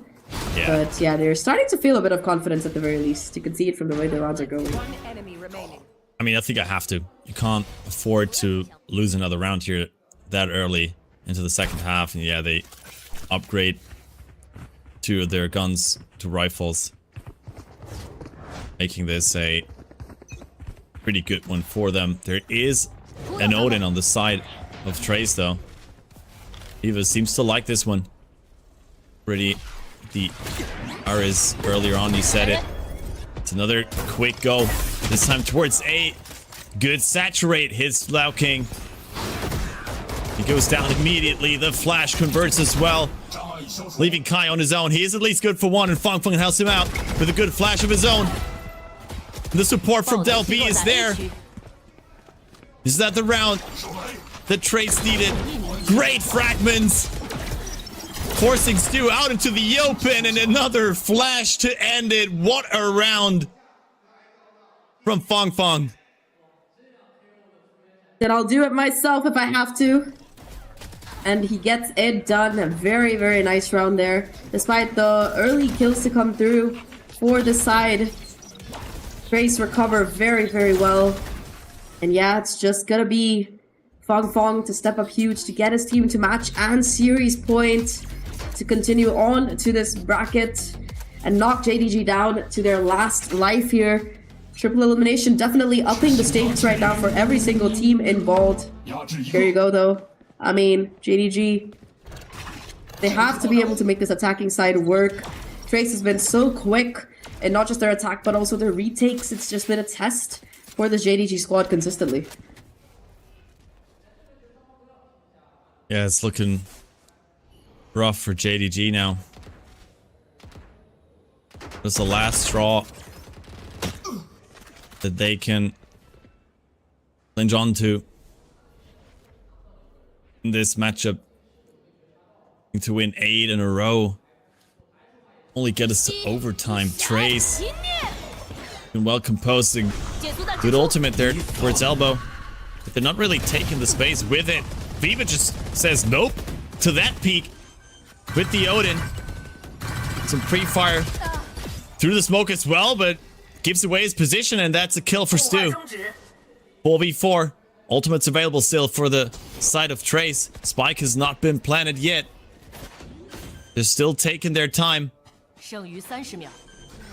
They'll be up in heaven. That's a great paranoia. Doesn't even hit anyone, but it's enough. YU able to buy some time, but is now spotted the drop from heaven from Delby. That's some confidence right there. Fong following up with 2 more kills, and that's it. Wrapped up 13-4. What a map from Trace Esports to win it 2-1. 2-1 at the end of it. Might have been a slow start for them on that map number 2, but they more than make up for it on map number 3. Absolute domination from start to finish. They just didn't give JDG a chance to catch their breath. And we're talking a little bit about individual heroics on that previous map, but this time it was 100% a squad effort. Sure, you had those insane clutches coming in from Viva, but aside from that, the rest of Trace, Fung towards those last few rounds of the second half, the Yuto coming in from the KO throughout, just doing so much to shut down any kind of counterplay from JDG. And yeah, JDG now knocked down to that lower bracket. No more chances left. The next loss means they are out of contention for Santiago. Not the easiest time to have, but for Trace, man, what a win this was. A much needed breath of air, I would say, for them. Yeah, I mean, it just gets to show again how unpredictable this region is at the moment. At least in this sort of middle of the pack kind of bunch of teams where you don't really know what to expect from them in 2026. Some of them went through bigger rebuilds like JDG did. Some of them seem to pay off after a very disappointing 2025, but certainly not the way they wanted this season to start. Being down in the lowest so early, we were talking about it earlier on. It's going to take a miracle to qualify for Santiago.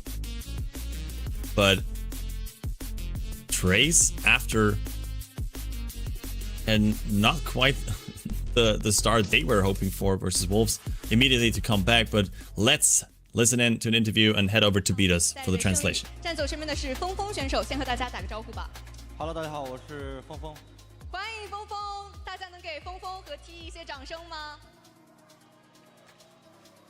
今天的图一霓虹钉打得真的非常的焦灼，你们一开始感觉开局是非常顺利的，但是拿下了赛点之后，反而好像对方找到了一些势头，连续的追分，甚至几乎要把比赛拖进了加时。当时你们最后是怎样去找到终结比赛的方式的？ So the top Trace getting to 12 on split, and then JDG having a bit of a comeback. And how did you find that the way to end it? 其实作为你们的自选图，你们选择到了主动变阵，但是好像效果没有那么的理想。你觉得可能处理哪些方面会比较棘手一些，或者什么东西没有打出来？可能这个图我们之前打得很好，然后最近可能练的有点少，因为这图算是我们。And you guys changed comms on your map pick as well. What do you think kind of went wrong a bit there?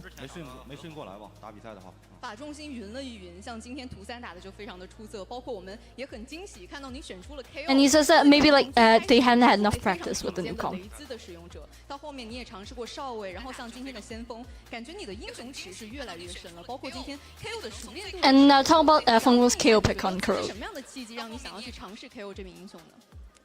感觉你的英雄池是越来越。 能为团队就是做一些贡献，让教练组更好的选一些。And what made him want to try KO is the question. 我挺开心的，我是这么觉得的。一位性格非常伟大的选手，大家能再给峰峰一些掌声吗？今天数据真的非常。And he says that it was mainly because like he wants to like contribute more to the team, and basically have like the to practice what the coach wants him to practice. 过年的话，其实，像我小的时候可能就出去。And they're asking if are there any new Lunar New Year traditions in this hometown of Tianjin? 然后天津15有很多灯会，大家如果有兴趣可以去看一看。 那要不要用天津？ And he says that when he was small, he'd go outside with his friends and send release some firecrackers. 祝大家新年快乐。Sorry， 有点说的不好。 And now he's gonna just say some wishes in his native dialect. 本次比赛的现场呢，设有我们的福能掉落的抽奖活动。在比赛期间，我们现场将随机抽取我们的幸运观众，赠送我们的游戏资产。And that's it for the interview. It's time for the prize draw for the audience. 我喊结束是吧？开始和结束。开始。 Thank you very much, Beatles. That was a very cute interview, not gonna lie. I really did enjoy listening to. Even if I didn't understand any of it until Beatles had to translate, I like the aura for sure. I also really like the mascot just chilling in the background, like, hey guys, take a picture with me. It's very wholesome, all of these fan interactions. Yeah, I love these mascots, as I was already touching on earlier. I mean, some of them are really weird. They add a lot of comedic value, let's put it like that, to these interviews and to these interactions with the teams. But as we go through some highlights here, Feng probably going to take the MVP here as well. Wouldn't be surprised. And he had some insane rounds, and was also nice how they were talking about his KO pick, specifically how the coaching staff like wanted him to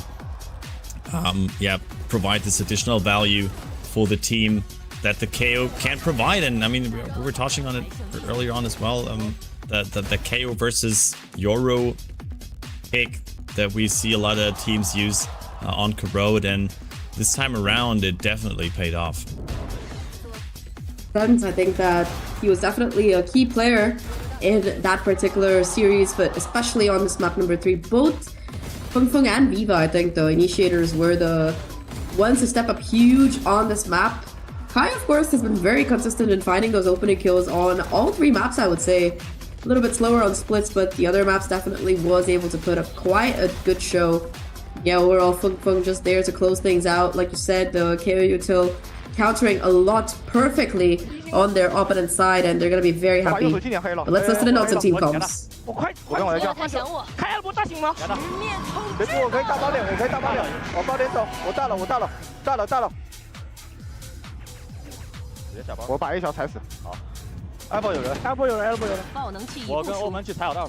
Apple 人巨多，双架哦，不好是吧？要回防。我10秒可以补烟。中锋，别往后退一点，你往后退一点，别被 Apple 看到。Apple 别给 Apple 看到。我中闪 Apple， 丢。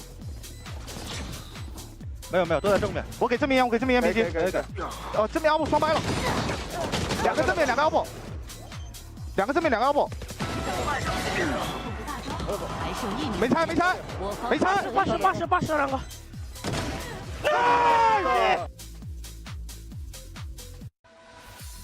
Man, that round still hurts looking at it, right? I mean, if you're a JDG fan, how did they lose that one? It's insane, but it was a convincing victory, and of course, as we already touched on it, Feng with the MVP. No surprises, 280 ACS on the KO, 2.6 KDA, 175 ADR, and the efficiency rating of around 80% as well, I believe. I didn't quite get it, but yeah, absolute stunning performance here from Trace's KO. I mean, look, I was impressed by his Neon. I'm even more impressed by the KO. It's just such good stealth peeks as well, because usually I feel like with these initiator agents, it's more set up for another one, but yeah, just classic KO gameplay, pop flash swing, and Bug taking us back to the basics in a very, very convincing way. Yeah, I mean, looking at the scoreboard overall, pretty evenly matched for the most part. Bit of a quieter game for some of the players on this Trace side, but you got somebody going 19-4 and everybody else like 14 kills. Pretty much you can just chill. In contrast, you can see that nobody on JDG was really able to put up the same degree of individual heroics, so as to speak, on this particular series. So a little bit tragic for them, but Trace very happy to take it through. I did like a couple of the rounds that we saw coming out of Coconut. I think the rounds that they won were off the back of some heroics from him, but JDG definitely have a lot to fix on this map.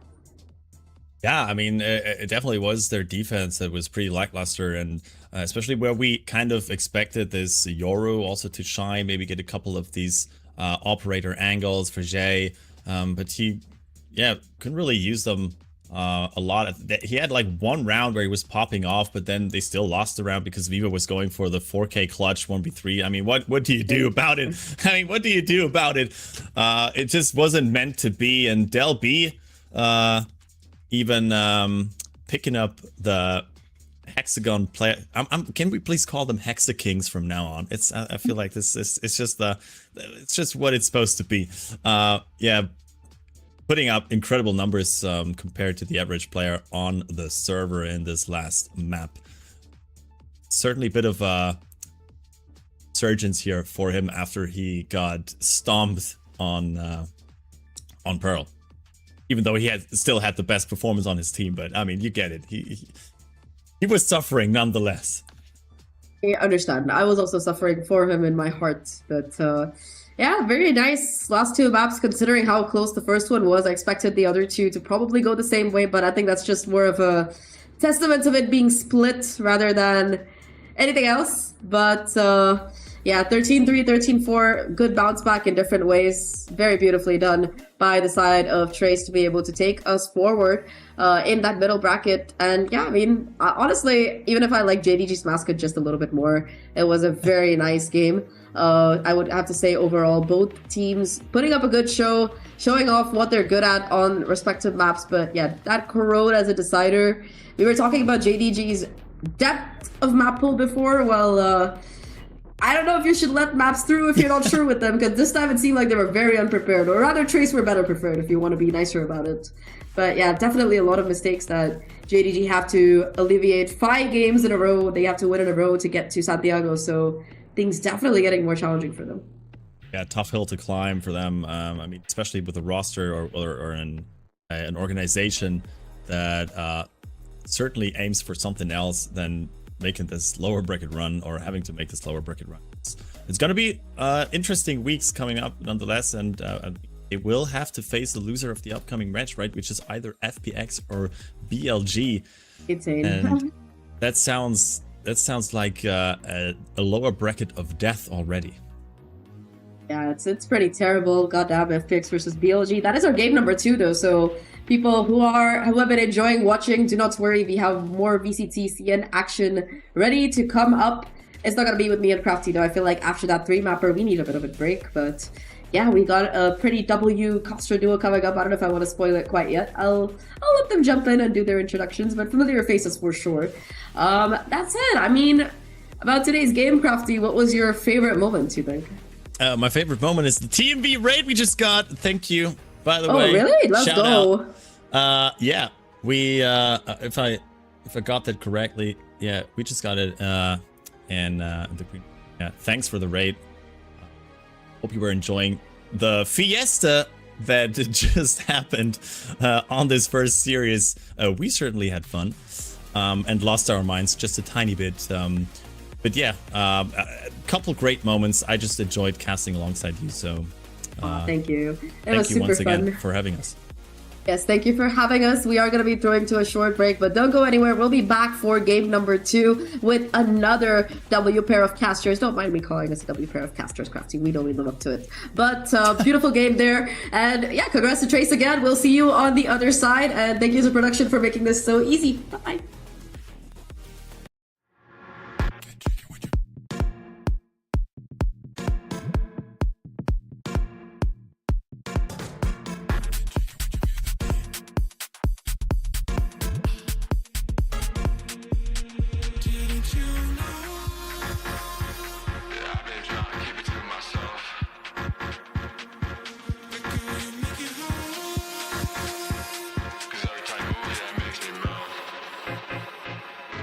If you catch my drift.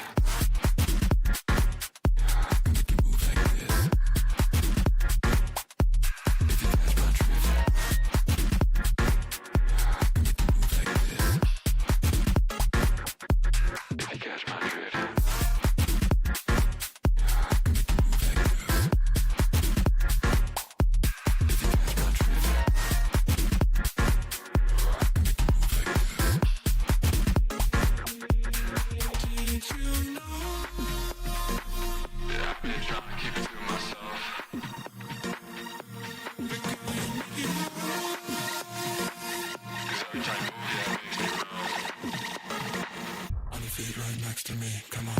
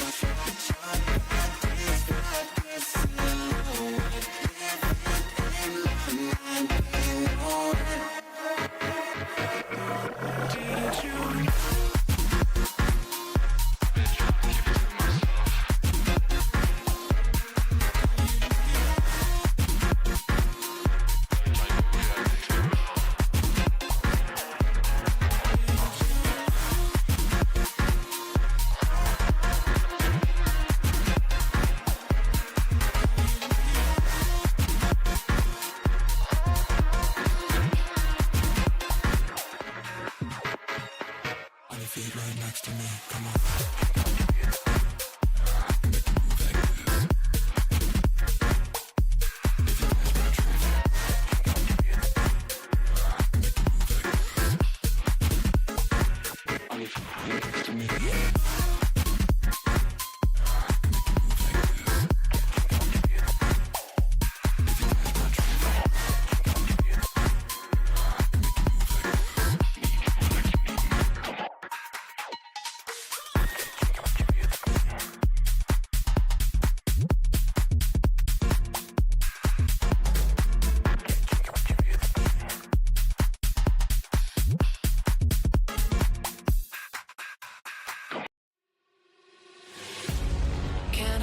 Star tonight, you fill my soul with light the day we met.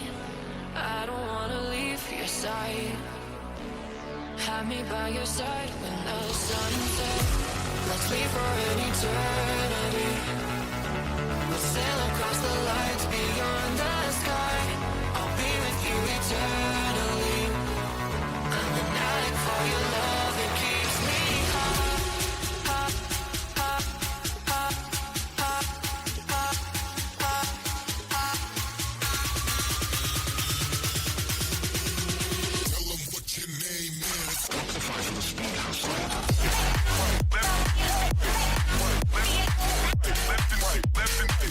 Left and right.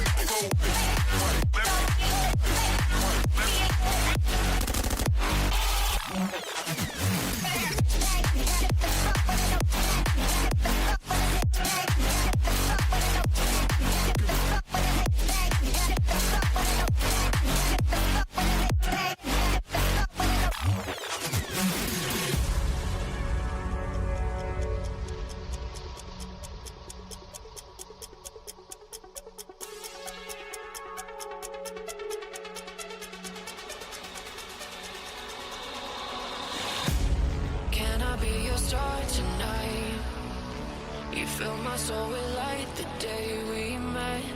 I don't wanna leave your side. Have me by your side when the sun sets.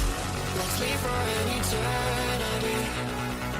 We'll sail across the lights beyond the sky. I'll be with you eternally. I'm an addict for your love, it keeps me high.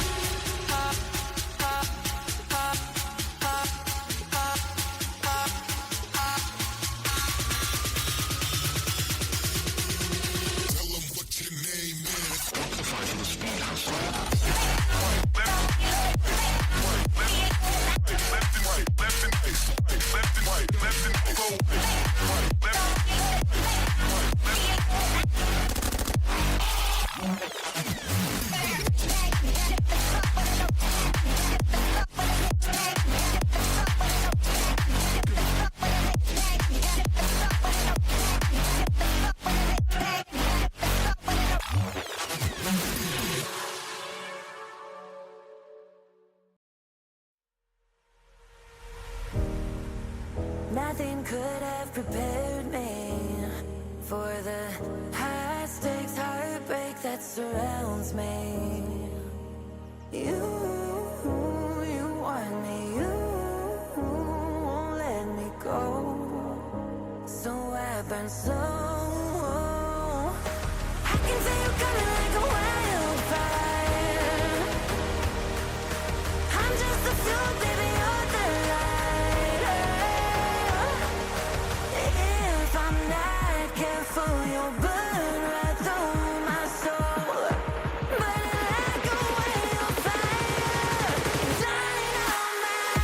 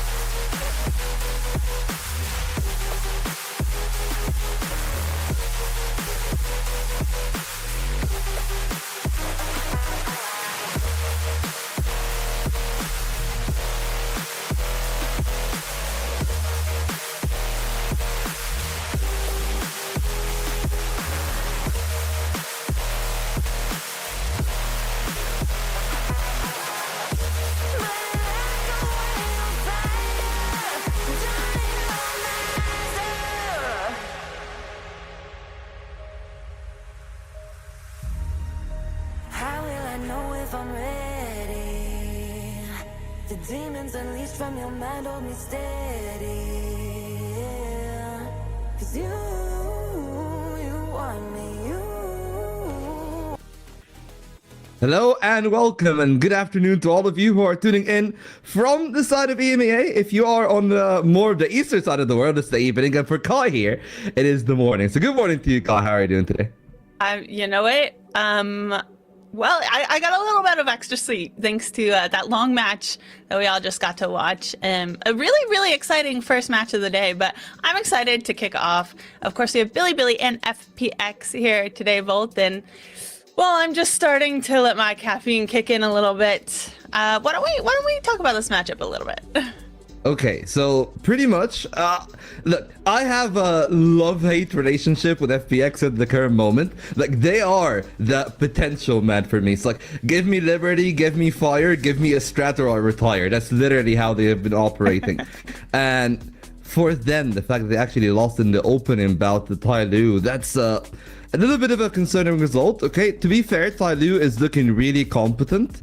But in comparison to the rest of the field, that's the part that can be scary because they're the team that suffered the heaviest loss out of everyone in the opening bout. I mean, definitely not the way FPX wanted to open this up. Of course, you know, I think 13-3, 13-4 is not how anyone wants to go. And a little bit different than the series we just saw, right? Where we did see those score lines, but we also saw a really close first map, 13-11. It went 2-1. So yeah, I mean, FPX really kind of the onus is on them to kind of live up to the old FPX that we know and love. But yeah, I mean, I wouldn't put too much weight on it because like you said, I mean, Tyloo's looking really strong. They had a good pickup in the off season and really, I mean, it's just tough. So FPX definitely looking to prove a point here. Look at them. They're ready. They're ready to play. Look at this roster. I mean, it is a good roster, like objectively speaking.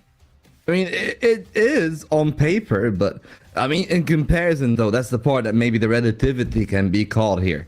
Where I look at everywhere else, the upgrades are just a magnitude greater in comparison to them. And maybe that's the part that is concerning for me about FPX. Because even in Stage 2 of 2025, they've suffered a real amount just for their lack of firepower. And, well, another team that has struggled, but for the completely opposite reason, have been Bilibili here. They walked in, of course, Bud hasn't been looking the best. Their play with the breach also haven't netted them a win. The potential is there, and we have seen them. Of course, they are the reigning champions, but the start for Bilibili could be a very bad omen because they are one loss away from being knocked into the lower round one from being a champion in the previous stage.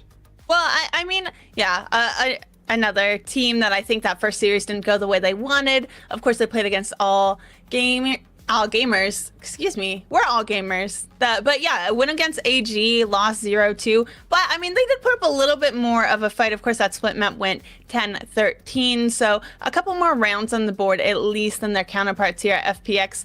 But yeah, I mean, like we said, not quite the way that either of these teams wanted to start off Kickoff, wanted to start off the new year or the new season. Yeah, and well, I mean, over here at Project Horizon, I feel like there's definitely an undercurrent of, like, I would say pessimism for the two teams, at least. That's from my POV, right? Like, the FPX that I've seen in the opening bout was just pretty much the weakest team that I've seen in China as a total. And for Bilibili, like, just their result alone. Because, of course, you think about the other three teams that we're into the round 2 based off the vibe, the top 4. Like, ADG has been looking good. XLG and DRG, they've been looking as solid as ever. I would definitely say that EDG and XLG are looking like they're the best two teams right now. But for Bilibili, who are supposedly were walking in to what was supposed to be like an easy game on paper, but all gamers have been improving more and more, and I feel like Fangear have been a revelation to them. And maybe that is also another one of those parts where you can really anticipate a team like All Gamers just having that run of form to start the season. And that could have actually been something that caught them off guard. Yeah, I mean, it is hard when we're talking about, right, this kind of kickoff showdown because all the teams are just put in there. We're starting to see how they feel. There's new rosters. It's a new season. There's been some changes. So...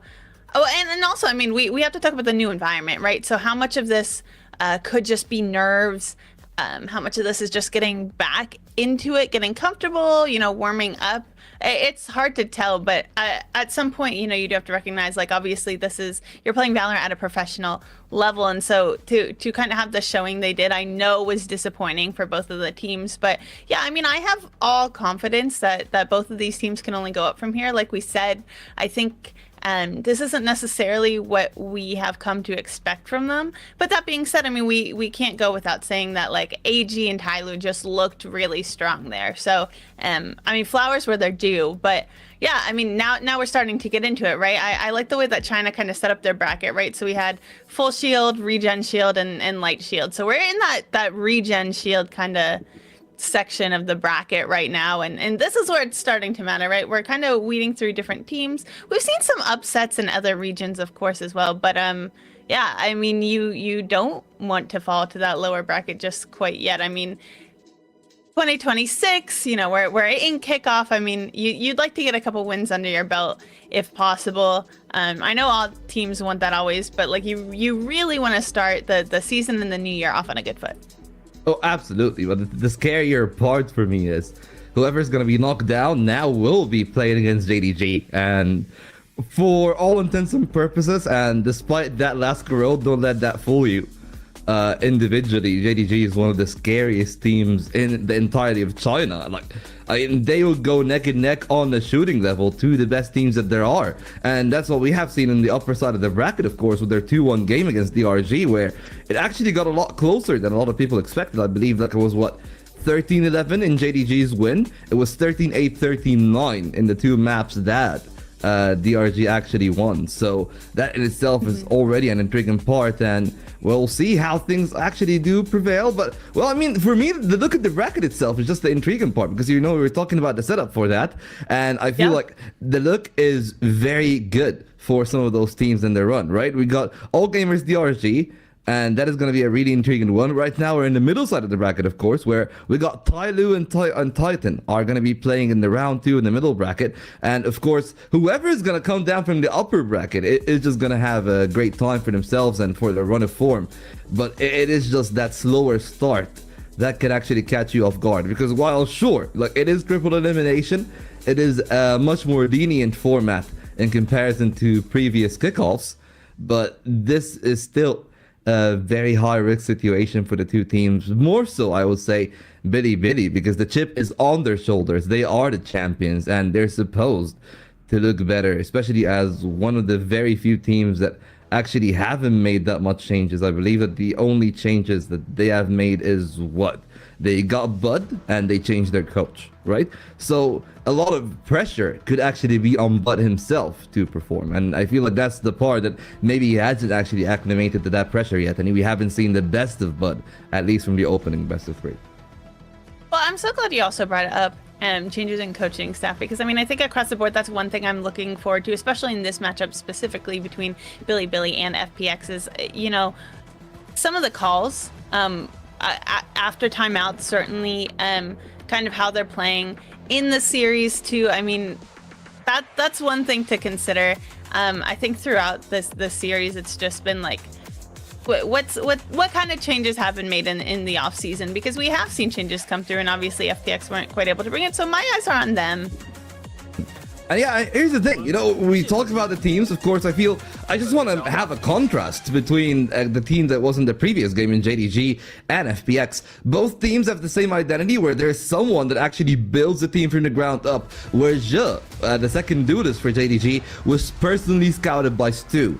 FPX is a team that ever since the Gaia came into the fold, he just tried to mold the team into his own. Of course, with Ayang switching from that recon initiator into playing Sentinel to focus on the firepower, that's something that we will really need to see come to fruition for a team that will have a lot of expectations on them tactically, because a lot of people thought that Gaia is going to raise the bar, and credit where credit is due. He definitely started stage 2 with a lot of upsets, but eventually the teams just caught on. And I feel like that is just the thing for China. It has been keeping up to the tactical play, leveling up their macro. Everyone has done so, maybe outside of the few teams that were already good. And those two teams that we're having here today were so good at macro initially, but now everybody else is catching up to them.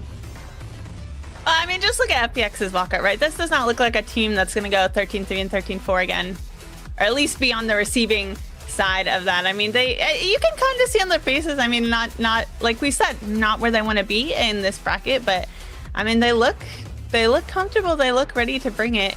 I do have to just shout out, and I know we say this every single time, but like, kind of just has such an amazing production value.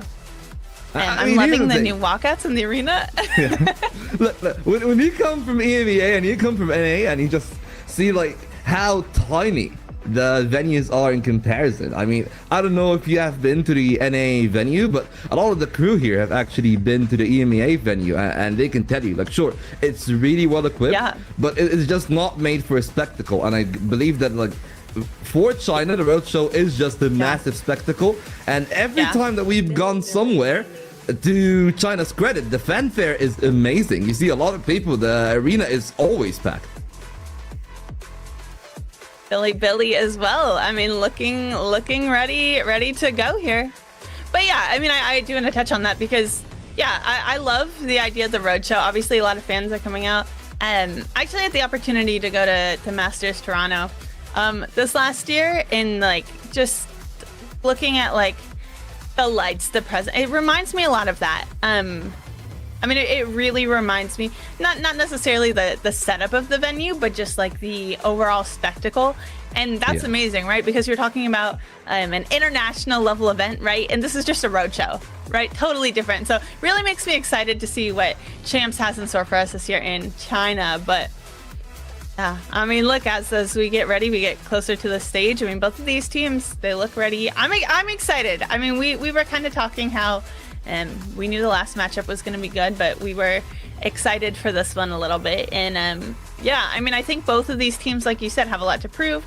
Neither of these teams have any lack of international experience, right? But now it's time to prove it on the national stage during this road show. And I think they weren't quite able to do that previously. So yeah, I think there's a lot of pressure on both of these teams. Yeah, you know, a lot of pressure on the players, sure, but not just the players. I mean, a lot of pressure on both Muggle and Ligea.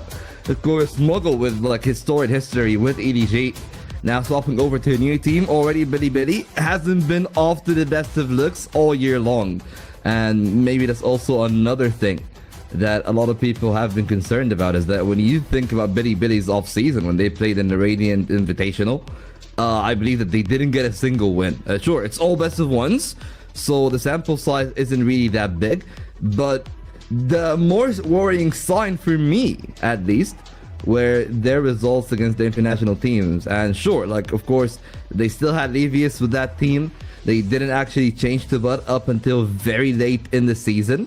So that's also another thing that maybe they can, like, at least attribute to the way that things are going to go for them. But of course, you know, with the two coaches in play, the veto does make a lot of sense. Both Pearl and Bind are maps that both coaches are comfortable on, the teams are comfortable on, and we will have to see how this Pearl is going to go, because it was really one-sided in the game between JDG and Trace. Right now, from the two teams that we have here, the expectation is that this is going to be either a much closer best of three if Billy continues to not find their form. But if they do, there is the potential for Billy just to stampede their way into round two of the middle bracket. Yeah, there certainly is. And I mean, I think for both teams, right, a win here would definitely... It would definitely help, I think, the confidence for both of these teams, especially as we progress throughout the bracket. And so I think this is really like a must-need for both teams here. That does make it a little tough, though, right? Because when there's more to gain, there's also a lot more to lose. And so I think either team falling here, like you said, I mean, a tough matchup is awaiting them on the other side.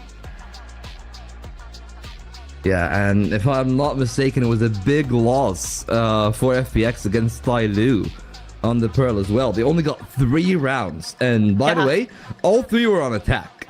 So that already can tell you like how this half went, which was a 9-3 half, and then all the next 4 rounds consecutive for Tyloo on their own attack. Billy starting on that attacking side did not look that good for FPX on the defense, and they are actually not really changing. Actually, no, they are changing from the comp a fair bit. Of course, in that initial game, they had Berlin on the Silva, they had Scary. It is also another addition. I believe the Scary was a part of Ligea's Bleed. So again, like another sign of the team being built around Ligea, and Ligea trying to, I guess, put his units in there, his soldiers that know his system, that then will allow everyone else that aren't maybe like so still integrated to the Ligea system, that there is, I would say, a proxy, if that's the way that I'd like to call it. You know, when you have players that you don't need to worry about microing, you don't need to worry about talking to them in the timeouts, that makes a whole lot of difference for how much he can do with the other pieces that actually haven't really been integrated in someone like Saprod, who's come of the collegiate system, and he's a pretty fresh player. Now we'll have to wait and see if he can deliver the goods against the reigning champions. I think another thing I'm actually excited to talk about, and I just want to mention, is we are seeing a difference in the comp that FPX played on Pearl last time versus this time, and the agents are playing. Whether that's a result of just really, I mean, like you said, right, 3 rounds on the attacking side, not exactly how you wanted that to go. Clearly, you know, Tyloo is just looking comfortable and strong and cohesive, but I mean, it's nice to see FPX trying things out. Obviously, there's been a bit of time between them, so we'll see if you know, they've really had enough time to practice and like get down into that nitty gritty. Because yeah, this is different. I mean, you know, we have life here on that Neon. Last time we had life on that Yoru. Citrad, who was Neon, now is Tejo. So I mean, just a little bit different in these comps. But life getting that first opening pick before getting traded right out. Looks like this is going to be a B hit so far, but a split push. Yeah, but there's an attempt at a retrieval. The two players on Link still can have the option of perhaps if Bitty want to just run back towards the A side, which is completely blind for now. Bitty, of course, not with the kind of foresight that we do have on our screens. So the time is now the enemy. The last 30 seconds of the round, and they will need to commit. Of course, the duality between the Brimstone and the Astras, that there are no regenerating smokes for either of the two of them. But Rugia can just shoot his way out. The salvos to deny the initial plant. 18 seconds remain in this round, and it can just be a disaster if they're able to deny it. Thankfully, the spike goes down, but the shots are coming through from the side of FPX. A quick break from YZ, who's already low on health. Berlin now in a one-on-one with all the health in the world to his advantage. And the Molotov that will actually route Rugia away, as he can easily stick to the first half. He's trying to see if Rugia is going to go. The star is on, and the Nebula is not really there. It's just a grab. Well, it's not going to find that much, and Berlin is stalling for time. He's already used the flash. Needs to stick the landing, gone the bandit, and he will be able to find a pistol for his team. Yeah, great use of that remaining util there, and really was able to secure the round there. You love to see it. And a good first round for FPX. Although I will say, I mean, things look dicey, right? But it's just a pistol round. I think there's definitely time to see where that leads us. Yeah, sure, it's only the pistol, but Bitty, like, again, they had the option to either slow down the play, speed up the play, or just rotate to the other side. And I feel like slow down the play was just the wrong one out of the three. The rotation towards A at least should have allowed them perhaps a bit of an easier time for the two players at Link to take their own duels. Or if they just sped up the play enough, they would have been able to absorb more util.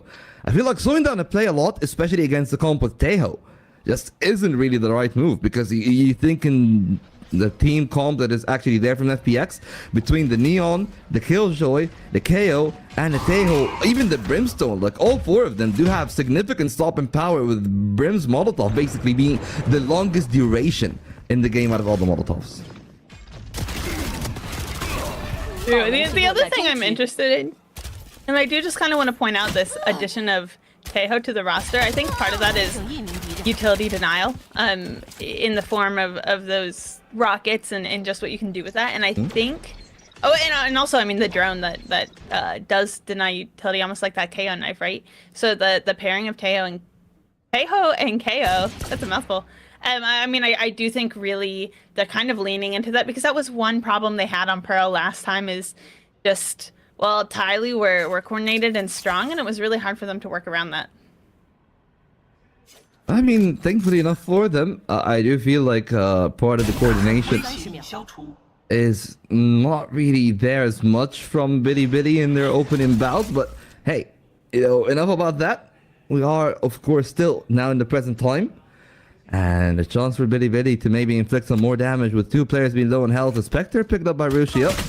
They're lined up on that though, and it's pretty easy for them to finish it off. A quad kill for Ion. Sure, it's against pistols, but it's such a great way to get your morale up at the start. Yeah, I mean,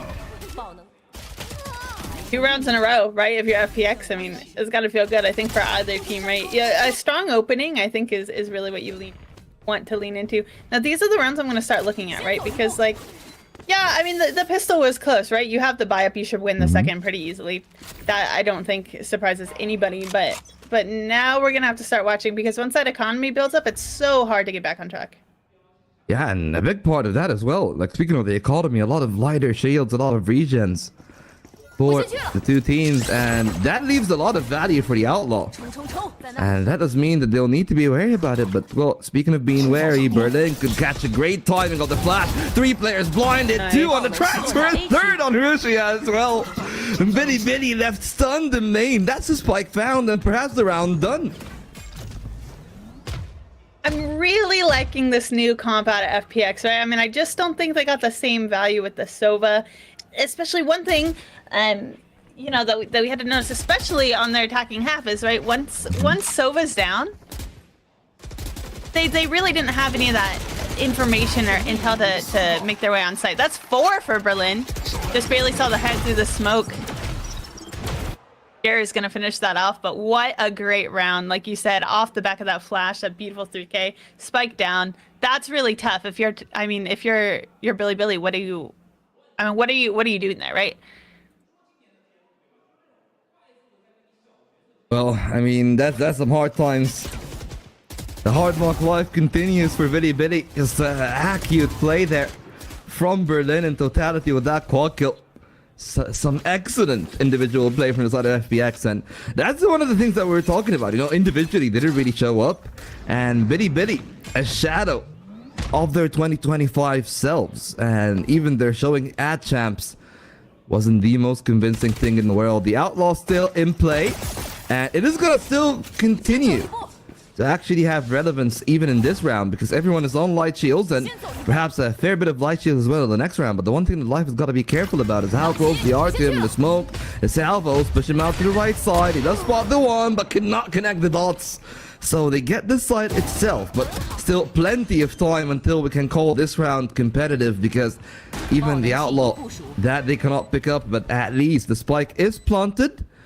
And now FPX trying to corral a couple of ultimates that they have, a good couple of pieces of muted as well, and the KO flashes that are supposed to be the catalyst of them going in. They try to speed their way through, opens up some ground for Billy. That's great shooting out of Brucia and YZ, and they shut down the round. Couldn't get it done with the guns, and they steal a thrifty on the round afterwards.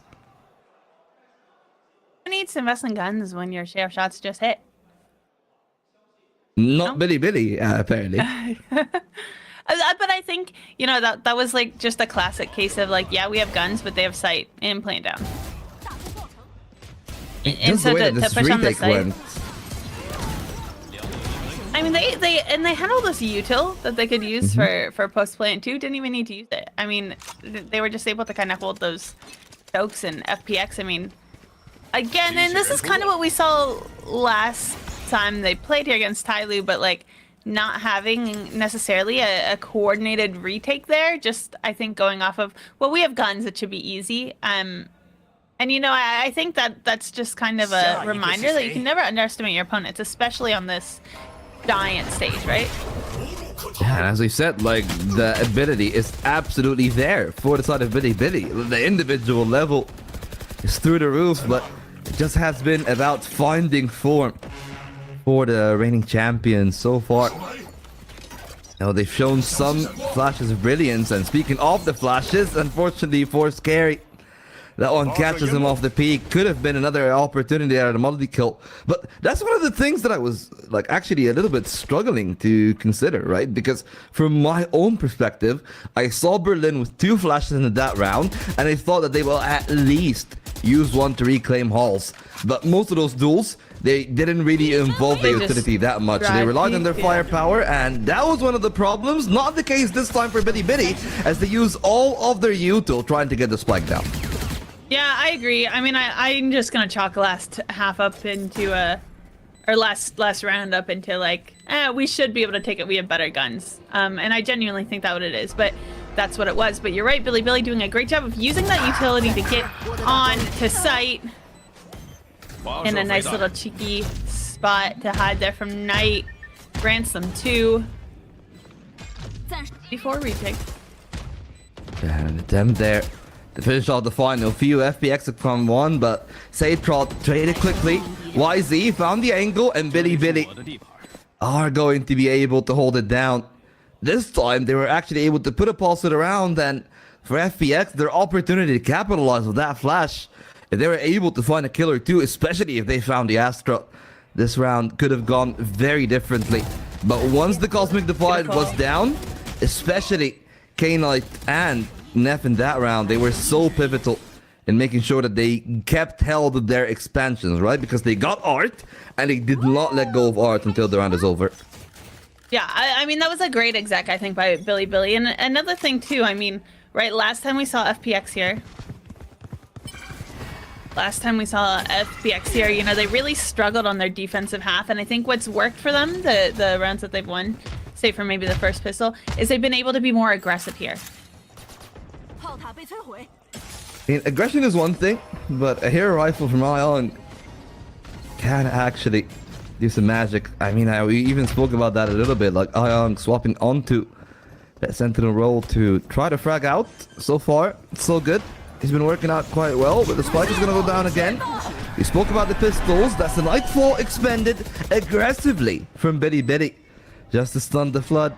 Not that much util is left there for the side of Bitty Bitty.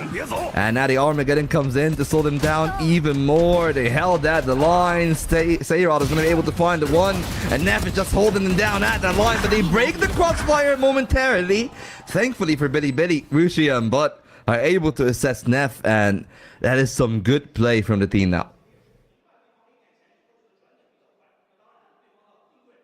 Doing a lot better job, and this is turning out to be a little bit closer than I was worried the first couple rounds that FPX were just gonna kind of take it away. But I really like what we're seeing out of both of these teams. I mean, I think we might actually have a good match on our hands yet. Yeah.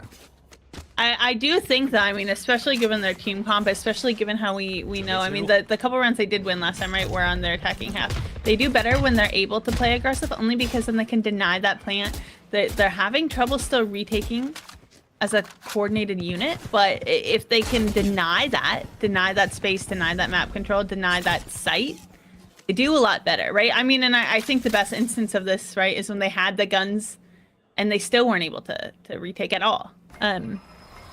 And yes, that came down to not using utility, not pushing together, not having those trades come out. I think that was just a little bit of ego, but that's exactly kind of what we're seeing from them in general. A good pick here early on. Yeah. Speak of the ego, that was unnecessary from YZ, considering how many ultimates are there for the side of FPX. Locked down, first piece in. The Armageddon can just catch all of those players trying to play by the pillar. But look at how far back FPX are playing. They understand what those ultimates entail. And the Armageddon is actually going to leave the Killjoy in the range of the salvo. Ion with one, but they'll need to hold on for the rest. Haunt taken down. K-Knight closing in. All the ultimates are coming through. It's a clean sweep for FPX, and the time is in their hands. But Rusia could break this round apart. He counters the defuse. It's not even halved. Rusia has found, but it's too little too late. Bitty Bitty steal the fourth. After all of those ultimates are used, we're speaking about how it should have been an easy round. But Bitty Bitty is just able to contain all that util. Really finally up here on their map pick. I just want to take a look at this again. I mean, you're right. Look at all of this utility expended. In the end, I mean, you know, there were changes that came to Pearl, but I still think, right, that B-long post plant is tough to deal with. And I think we've seen from the last series, and we're starting to see early on here too, FPX have a really hard time with retake. So I think if you're Billy here, you're thinking, how do we get the plant down, and let's expend our util for a good exec, because and then we just hold. And it works for them. I mean, FPX, that's something they really struggle with. Yeah, I mean, and they struggled with an important call there. Like, to credit where credit is due, it is such a smart call from the side of Bitty Bitty, just to have Rusia that delayed in the round. But somebody should have really been looking towards Link. They should have been protecting the diffuser. And they just got caught up in thinking that everyone is present towards long with all the ultimates used and the amount of util that Bitty Bitty were actually able to chuck into that round. But that leaves FPX now in a bit of a peculiar position where, you know, Berlin had such a good start. Ion as well is not doing too bad. But the one thing that I'm just most concerned about from their side has been whether or not they can actually continue to, I would say, use their util in a better way, right? Like, this is a great initial flash, for example, from Berlin, but it has been quite a few rounds since we've seen the KO flashes, or when I'm thinking about Sayrod as well, like their util being truly differentiating in a round. And if you're picking two initiators and you're not finding much value, this is a very bad omen of how your attack is going to go. Yeah, I mean, I think early on they were doing a good job, like we said, like that early flash. I mean, I think right here, especially, right, like out A, that flash and the push. But I think Billy's starting to realize this. And they're being a little bit more slow and a little bit more coordinated. And that's very, very tough for FPX to deal with. Because, right, if you're FPX, the name of the game is just denying that space. And already that's even tougher because look at all this mid space that you've given to Net. And while the hero rifle is still present, that's no more life. So the pace is going to be a genuine concern. Still, FPX pressing on, unaware of where that Taeho is, but they'll catch a great timing for Berlin.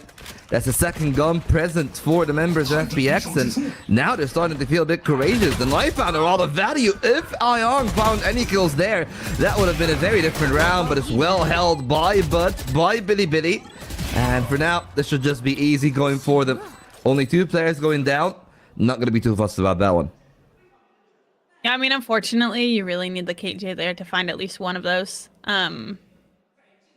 Yeah, that was tough, I think, for FPX. A lot of too what this is coming down to for both sides is how you're reading your opponent. Just map awareness and I mean also positioning, right? And I think that's something we saw FPX early on, just kind of controlling that pace. But now that Billy's slowing it down, hard for FPX to get a read on them.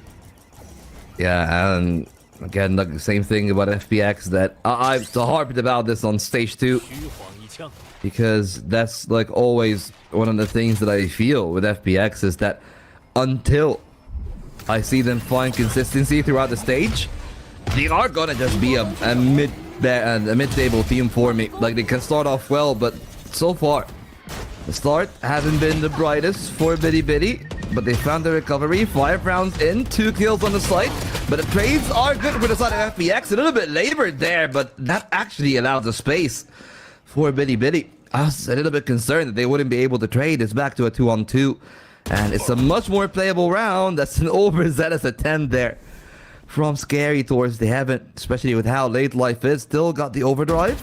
And that could leave Neff in a tough position where now the Neon entrenching on the angle. They get her clean out. K-Knight with a massive kill. And that might be the round there for Billy. You know, they force out the Molotov and second Nightfall cycled. And they have the potential, if they want to just exit that site. But this could have been problematic. Thankfully enough, they get the pass across. And now it's Scary in a 1v2. The player close on Link. I'm pretty sure that he should have heard those footsteps. Scary just waiting to see if somebody's gonna peek him. Fortunate enough, yeah, for his head not to be taken off in that one, and it leaves a 1v2 there in the end, where things do simmer down a lot. Not too many bullets in that Phantom, and he's not really gonna have much of a say in this round. Yeah, I mean, you mentioned earlier on when it was still 2v2 there that it might be a tough situation for Neff, but it doesn't matter when you have K-Knight to back you up there. Team game, good trades, good positioning, and I mean it's tough. It's very, very tough for FPX there. But again, right? You know, you also have to talk about intentional utility usage, right? You use that molly early, and didn't deny anything. Didn't really get a ton of info or impact with it. You still had a smoke. I mean, you know that there's one Link. At that point, you at least saw the gun smokes. You could smoke that off and try to reposition. You know where the last 2 are. You saw the fade eye come out. So I mean, are there things you could have done? Would it have been tough? I mean, time was ticking, yes, but you have to think about utility usage. Really tough for Berlin having that flash out. It always feels bad to get stuck with utility out. Well, I mean, Yuto raining in now from the Taeho should make it a little bit more difficult. Billy actually handling this pretty well. A second kill from the shotgun. Thankfully, Rushia and K-Knight are going to be able to do well. So, once again, 2 players. Not the worst case in the world. And let's just be completely honest as well, Kai. Like, intentional utility or not, there's just less utility on a Brimstone in comparison to an Astra.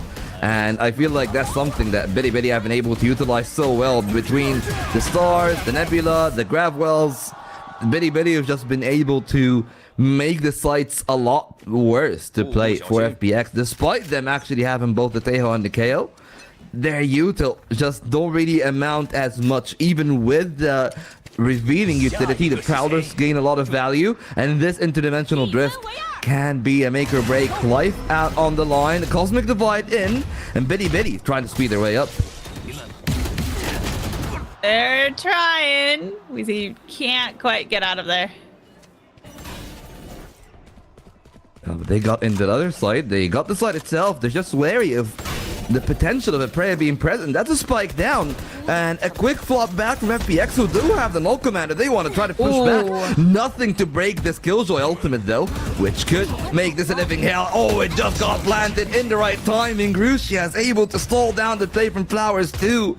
And K-Knight should put the seal of authority on that one. That's Berlin gone. And Neon trying to hold the line, but Life could not do anything.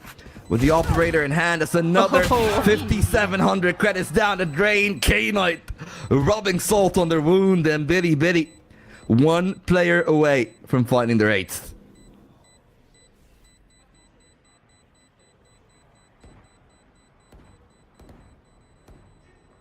Let that happen this round.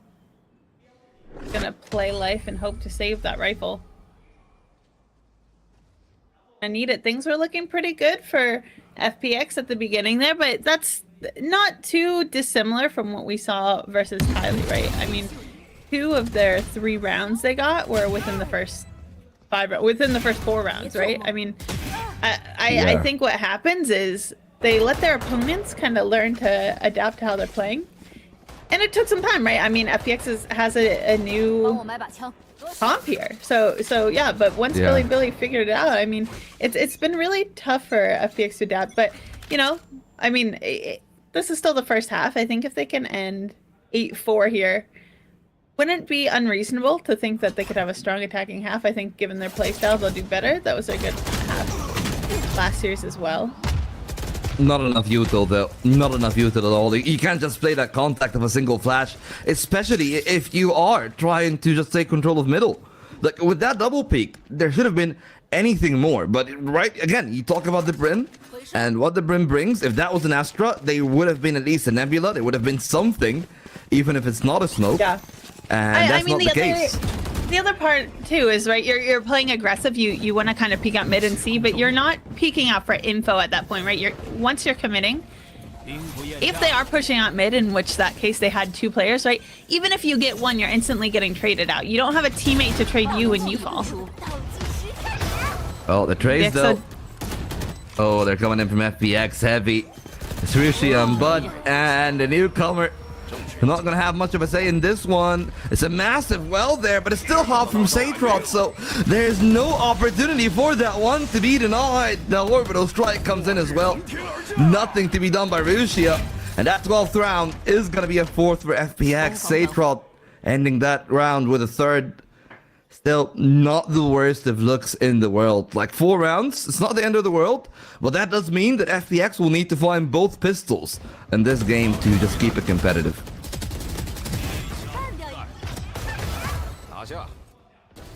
I think part of that too, right? And we did talk about, that's not to say, right? FPX got the round. That's not to say that early mid aggression wasn't on to misplayed. But I also think part of it is that, like, you also have to think that they invested a lot of their utilities, a lot of their ultimates, and obviously it's the last round, right? They go away. I'm not denying that. But you also have to think, like, if you do that at any other point, I mean, even if it just secures you 1 round, right? Because now you're going in at an 8-4, which is a lot better than a 9-3, yes. But, like, I don't know. I just feel like they definitely could have done that earlier. I definitely think they need to not be so afraid, I think, to use their utility and use their ultimates. Yeah, and I mean, the one thing that is just going to be interesting about this one is going to be whether or not we actually do see the second pistol coming in, how things are going to go. I mean, for me, so far, so good from Bitty. Again, much like Levius, but not doing too well on the Sentinel so far at his start, but definitely, as we've said, you know, the only way for Bud from here is up. Like, he's just been struggling a lot, and, well, so far, now is this time to perhaps sign Bilibili on the defense. And thankfully enough for Bilibili, despite YZ not really having a lights out performance, the core is really what is keeping the team together right now. We're talking about Neff, Rushia, and of course, just to wrap those three out, it is K-Knight. And I feel like Rushia and K-Knight specifically, the two of them, were the crucial part of them winning that grand final, of them getting those massive rounds to get the team ahead. They've done so here. They've given the team a 4-round buffer. Now they play on the defense, but needs to step up, and they will need to have a good combination play or two. FPX on the attack, starting off an A main, an early orb, main control, but with that drone denied, even without finding an inch of space, they will need to take a lot of those duels dry, and that's what they're trying to do, speeding up the pace here. But YZ still hanging around in the smoke. A couple of shots could work the way of either team. The concealment comes in, the first kill of life. Bilibili trade 3-4-1. And that's a spike planted, but the other two now denied and away with no more nano swarms, no more YouTube for the killjoy, but there is still a second salvo that could slow down this round even more. It's actually used defensively from the side of Bilibili, defensively from FPX, so it's not halved yet. And if that duel goes well, maybe something could have been different, but FPX could not withstand YZ's performance. He finds 2 on main. And it is indeed pistols traded, and that is FPX slowing down, stopped at 4, 9 rounds now for Bilibili, probably finding their way to double digits. Well, I mean, I will say for FPX, got the spike down, got bomb planted.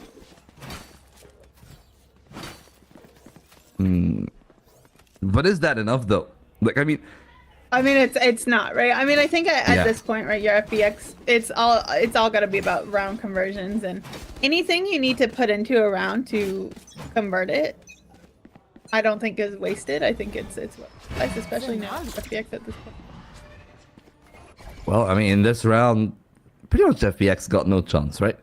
Just classics, a couple pieces of util, and it would need to be a massive mistake out of Bilibili, who, honestly speaking, I like the setup, right? You rely on Bud, you probably are going to be playing retake on the A side anyways, but it leaves a lot of pressure on Rushia. Just in hand, 5 bullets, all need to score. The flash is great, the salvo should soften the blow, and the all line up for K-Knight. The Spectre will be able to haunt their nightmares. And Berlin with a good shot of his own. Okay, this is getting dangerous, the classic! What is it doing, Berlin? Oh, he could beat a monkey wrench to everything, but thankfully for Bilibili, they contain that round. Still tremendous losses. They get 3 players down with only classics. You know what? That was a good round for FPX. That was a good round for FPX. 3 with classics? I'll take it. Oh, that second kill though from Berlin. Like, very messy from YZ. And, well, this is now a real opportunity for FPX to stretch their wings. The bonus round is just so weak. 3 bandits is what we're seeing here. And I'm liking the adoption of the bandit in the VCT level. I think that the teams now understand its value. And I'll just say, if it's between the 2 in a bonus round, sure, like, a lot of people will say, oh, 200 credits aren't that much. And in a single round, maybe. But that's an extra special delivery, an extra salvo, a flash for YZ. Like, a lot of other things that will actually carry over. And don't mind you, up close, especially like in that 5-meter range, is still a single shot to the head. Exactly proven there by YZ. Exhibit A to the power of that one, and the judge adds more to it. So it's good damage from the side of Bilibili, but they only got 1 rifle, a single prowler, and that's all the util that they got for this retake.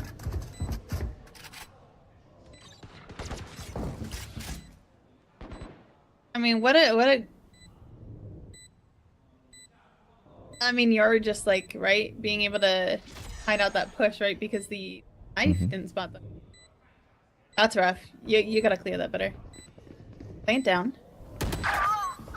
Retake, good pick from FPX. It's now just down to 2, only 1 rifle in hand, but not gonna be enough. K-Knight can't do it all on their own. Support for FPX, but still, I mean, 5 rounds. Still an uphill battle. I mean, absolutely. It's definitely an important one, though, to get it across the finish line. But even then, FPX, it wasn't effortless, as he said, like that tiny gap. The corner there by screens, which is usually the angle that players stuck inside whenever they're being executed on, somehow became respite for YZ in that round. As FPX take the second timeout, so already that pressure getting to the Gaia, getting to the team, and for them, no margin for error. They lose this one, and it most likely it is going to be match point.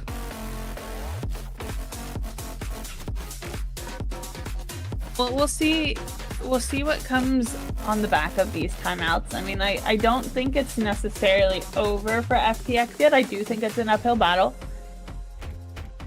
But I do think if they can... I mean, they've consistently got bombed down. I think if they can get a couple more rounds, even if we could look at a 7-10 here before Billy reach 11, I mean, I think that could be sufficient enough. But I don't think Billy are going to make it easy on FPX at all. I think you might be right. I mean, this is Billy's map pick. And, I mean, also, you know, if we're putting it out, right? I mean, FPX struggled on this last week. They're playing a new comp this week. I mean, there's just a lot of factors that are going into this. Doing better, for sure, I mean, than they did last week. But, you know, yeah. It's and time you can to only step it ban up for so many FPX. maps. I mean, Life only got, what, 2 kills? So there's definitely grounds for improvement on the entry department, at least. Armageddon so far away for Neff, and smart for him to pull back, and quick rotations also coming from Billy, so they're ready for that B-side take.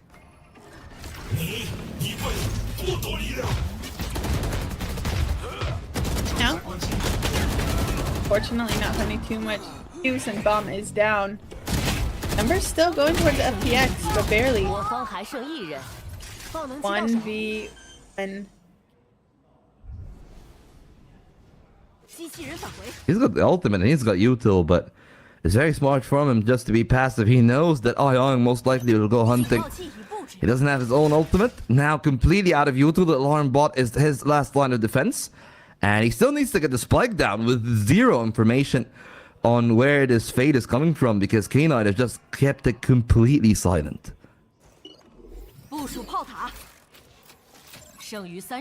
Nice.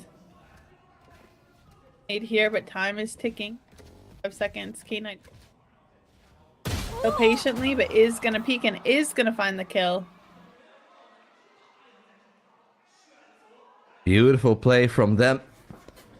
As short, like the initial trading sequence, maybe a little bit dangerous there. If Neff found the multi-kill, it would have been so much easier, but thankfully for them, both YZ and Blood just came up clutch with their own multis, and it left Kainlight in a position that he knows best. It's been so instrumental for the team across 2025 and now even in this year. The majority of their success, and well, much like I've said on the start, not the best of rounds for Life. Got the support to get control of A main, and they're trying to just scale up aggressively. Life got a great opener on K-Knight, but there's still a YZ with an outlaw in hand. He's suppressed on that line, but Neff is still there with a drone and a salvo. It's gonna be near impossible to shut down those two. Out of the smoke they go. A peek coming in from the outlaw. Oh, this could be very hairy. Neff still playing the line, and they're trying to work their way up into hurt, and Butt caught completely off guard. Most likely with util in hand, and speaking of which, that was only Neff in a 1-on-2. There's a silver lining. Neither of them have picked their guns. Neither of them are that healthy. But Satrod might get the Armageddon. Neff is aware of the potential of a flank, but now with the spike planted, he must know that they're going to be coming from the side itself, and Satrod playing as the second line of contact as they're establishing a crossfire that is damn near impossible to break between Halls and Link. One not found. The timing great for the repeat. The delivery is special. The shot's not that easy, but still Satrod making it look like such.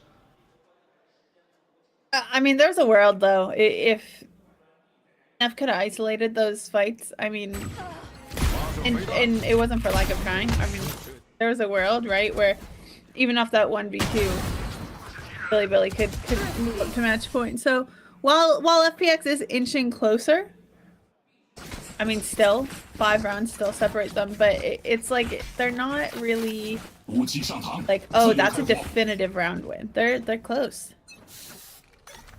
But it's the second time, you know, like you think about FPX and the way that they've played this game. Like those 6 rounds that they found, especially the rounds that they found on the first half, a lot of it came off the back of them just finding a thrifty. And, well, now we'll see if those thrifties will actually compare to that much. We've seen Billy do it before. Of course, they ran away with it in what 8 rounds straight when they're playing on attack. Right now on defense, it seems a bit of a roller coaster, which each team getting their rounds, but Billy with a double rotation towards the A side.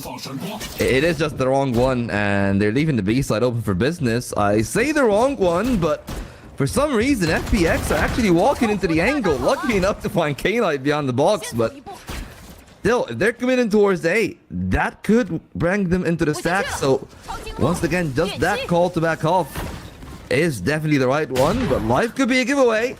And that is a rifle in the hands of Billy that can inflict more damage in the remainder of this one.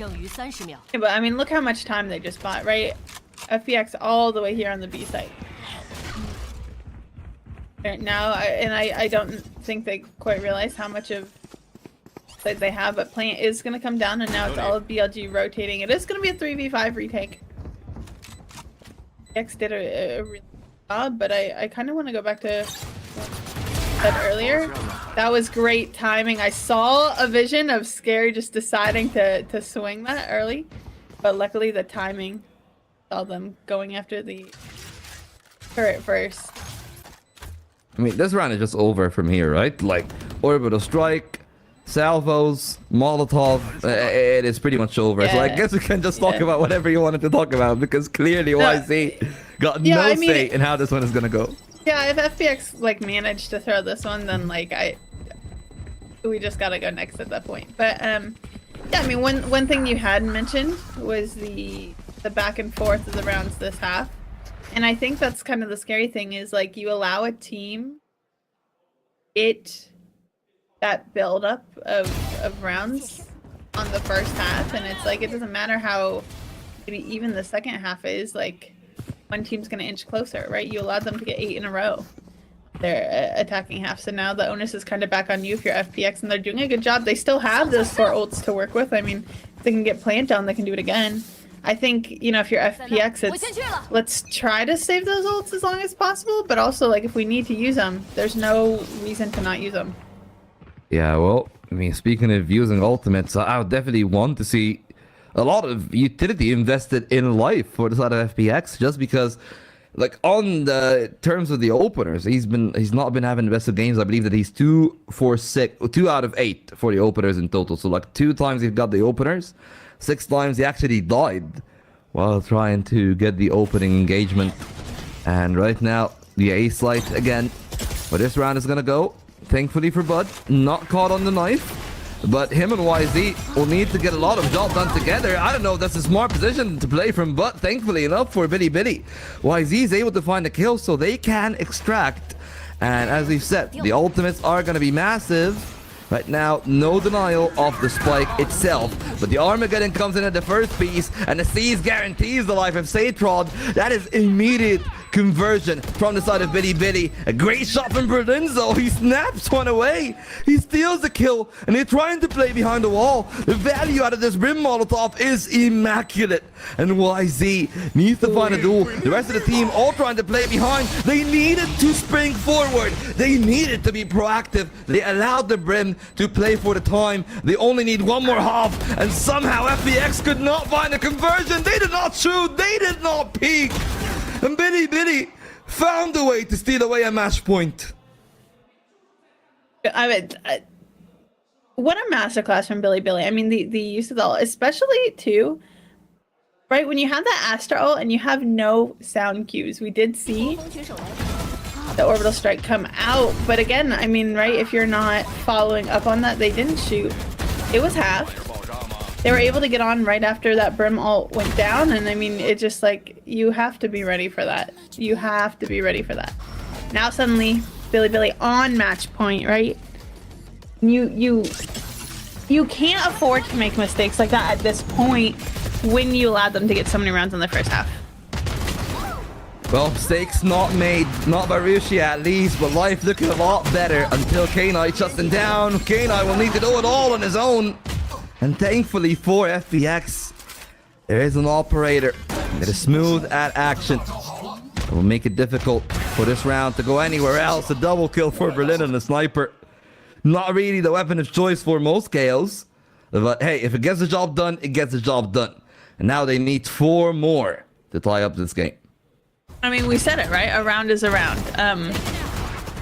A round is a round. So even though, yes, I mean, you made a mistake last time, you can't afford to harp on that and to stick on it. You still need 4 rounds to bring it in to OT. And, you know, once you get to OT, then you can start thinking about winning OT, but you still have to think about what can we do to solidify that we get these next 4 rounds. So if you're Billy, I mean, you're just thinking like, hey, we deny sites. We deny plants. We use our util the way we've been using it all game. And we just let our shots hit. Yeah. It has been effective. I mean, yeah, Billy has definitely been doing, I think, a better job overall using their utility. And it shows, right? And it shows on the scoreline too. Yeah, absolutely. But hey, speaking of effectiveness, I feel like the one person whose utility has been great throughout the game, and I'll just say, to no fault of his own, Billy are definitely walking into that util too. So like a bit of mind control is definitely at play.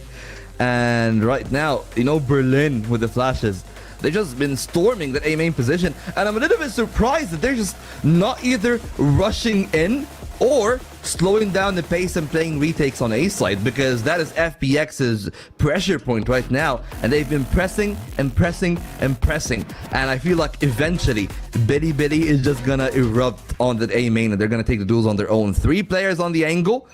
If it happens for a 5th time and they do not turn the flash, I will not be a happy man. Well, they feigned the presence early on for FPX, and they might have just pulled the trail here. I mean, if you're a mouse right now, the footsteps for Neon is definitely your cheese, and they're trying to fish for something, but nothing really to be found for Billy. It's Life in Berlin to play completely passive, and they pulled them away. All they need to do is just to take the spike over to the B site, and it should be an easy round from there. Keyword is should. Well, we'll see if it actually is, right? You know, I think there's a lot of times this map so far we've seen, hey, that should be an easy round, that should work, they should do this, and just doesn't go the way they're hoping, the way they plan. Want everyone to kind of take a look at this mini map here and look at just the map control, the map awareness from both teams. Billy denying a lot of that map, and while FPX feel like they're getting reaches out and tendrils out. We'll see if they clear K-Knight. K-Knight saw the gun barrel. That was a nice turnaround from Life. That's 2. Should be able to hopefully make their way onto site, but they know there's a couple here waiting. Good one from Satrod. Leaves YZ and Bud in not the best of positions, and the Sheriff couldn't do that much now. Only Stinger in terms of their star dude is firepower. No flashes, no gate crashes. Hell, not even a fake out ready. So pretty much another done deal. And now is getting into the range where I'm a little bit worried for Billy's odds, because they really needed to close it out in a I would say convincing statement, but this has not been convincing so far in the last like 6 rounds at least. I agree 100%. I mean, I think you hit the nail on the head there. I still think, I mean, I do still think this is Billy's game, because I think all it takes is one little mistake from FPX, right? But yeah, I mean, FPX starting to look a little bit more comfortable. Still 3 ultimates online for them.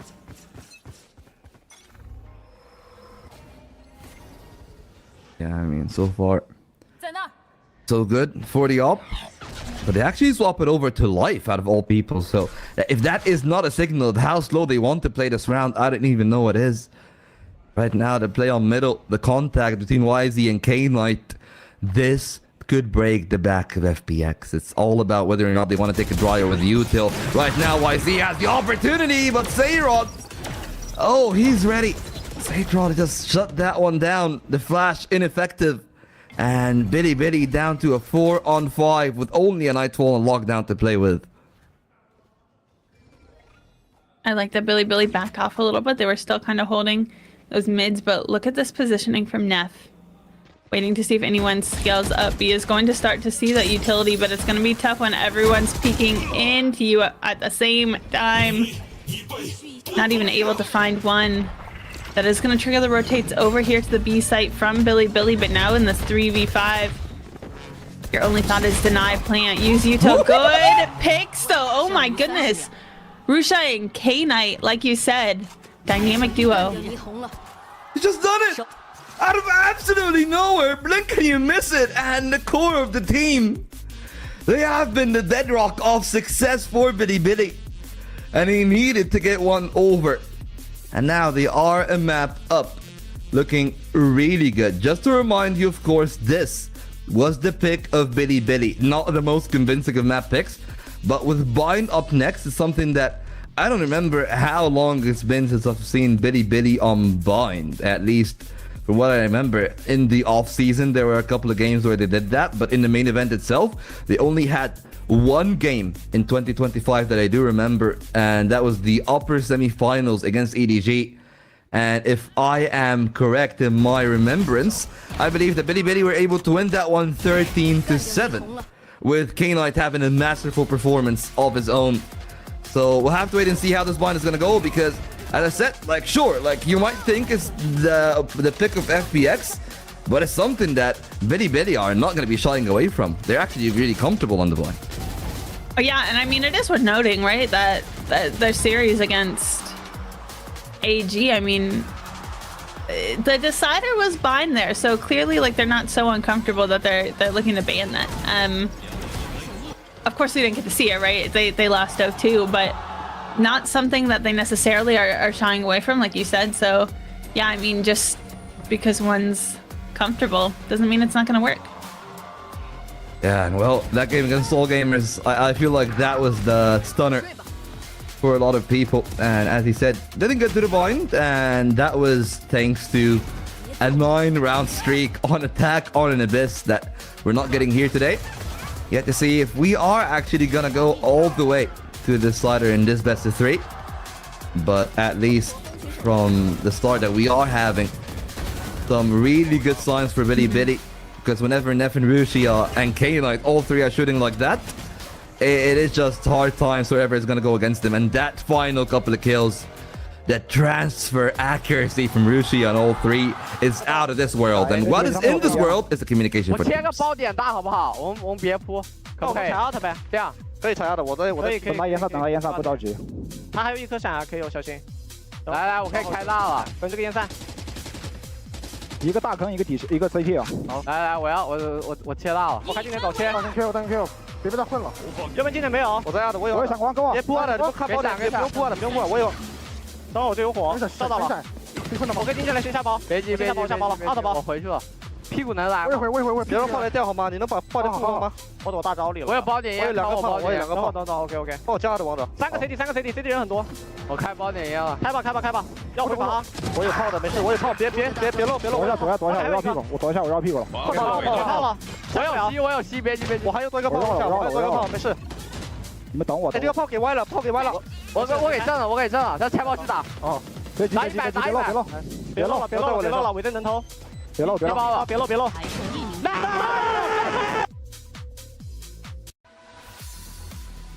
Rushia.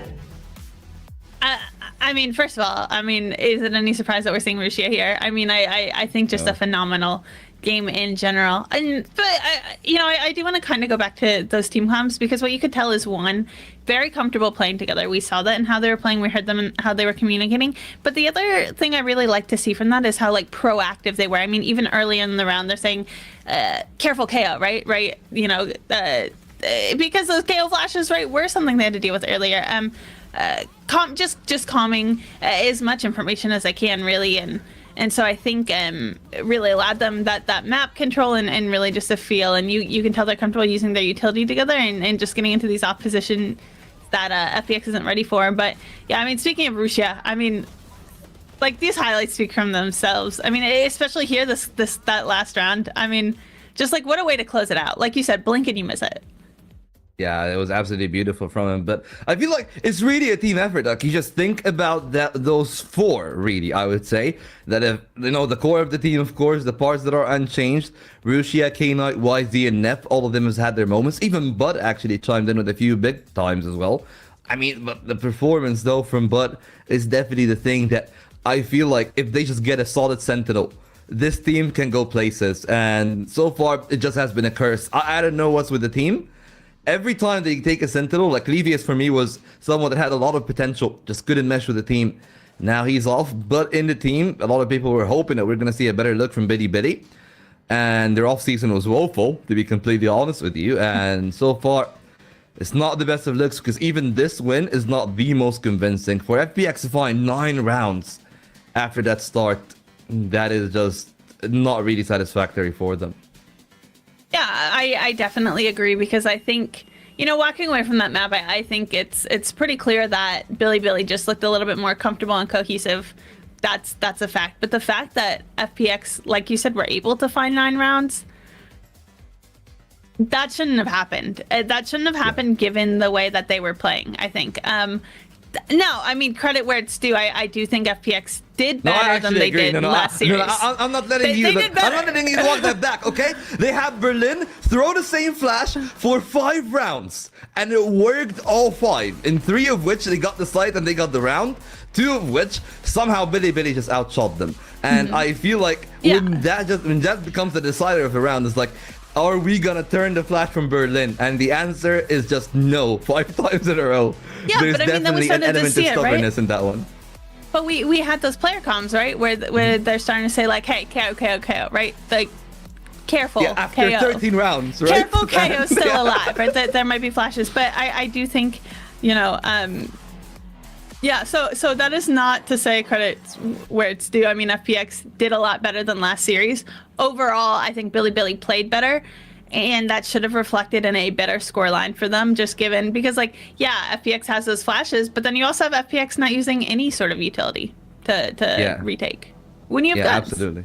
Yeah, I mean, that's the thing, though. Both teams have actually just gone out guns blazing, and, well, the guns are going to decide a whole lot more, because on the bind, you need to shoot your way out through all of those retakes.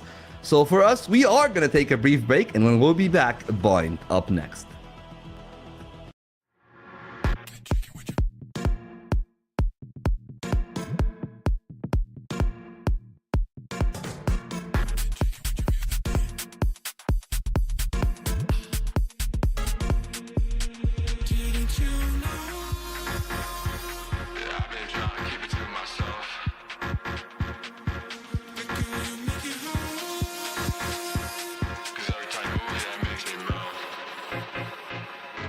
If you catch my drift.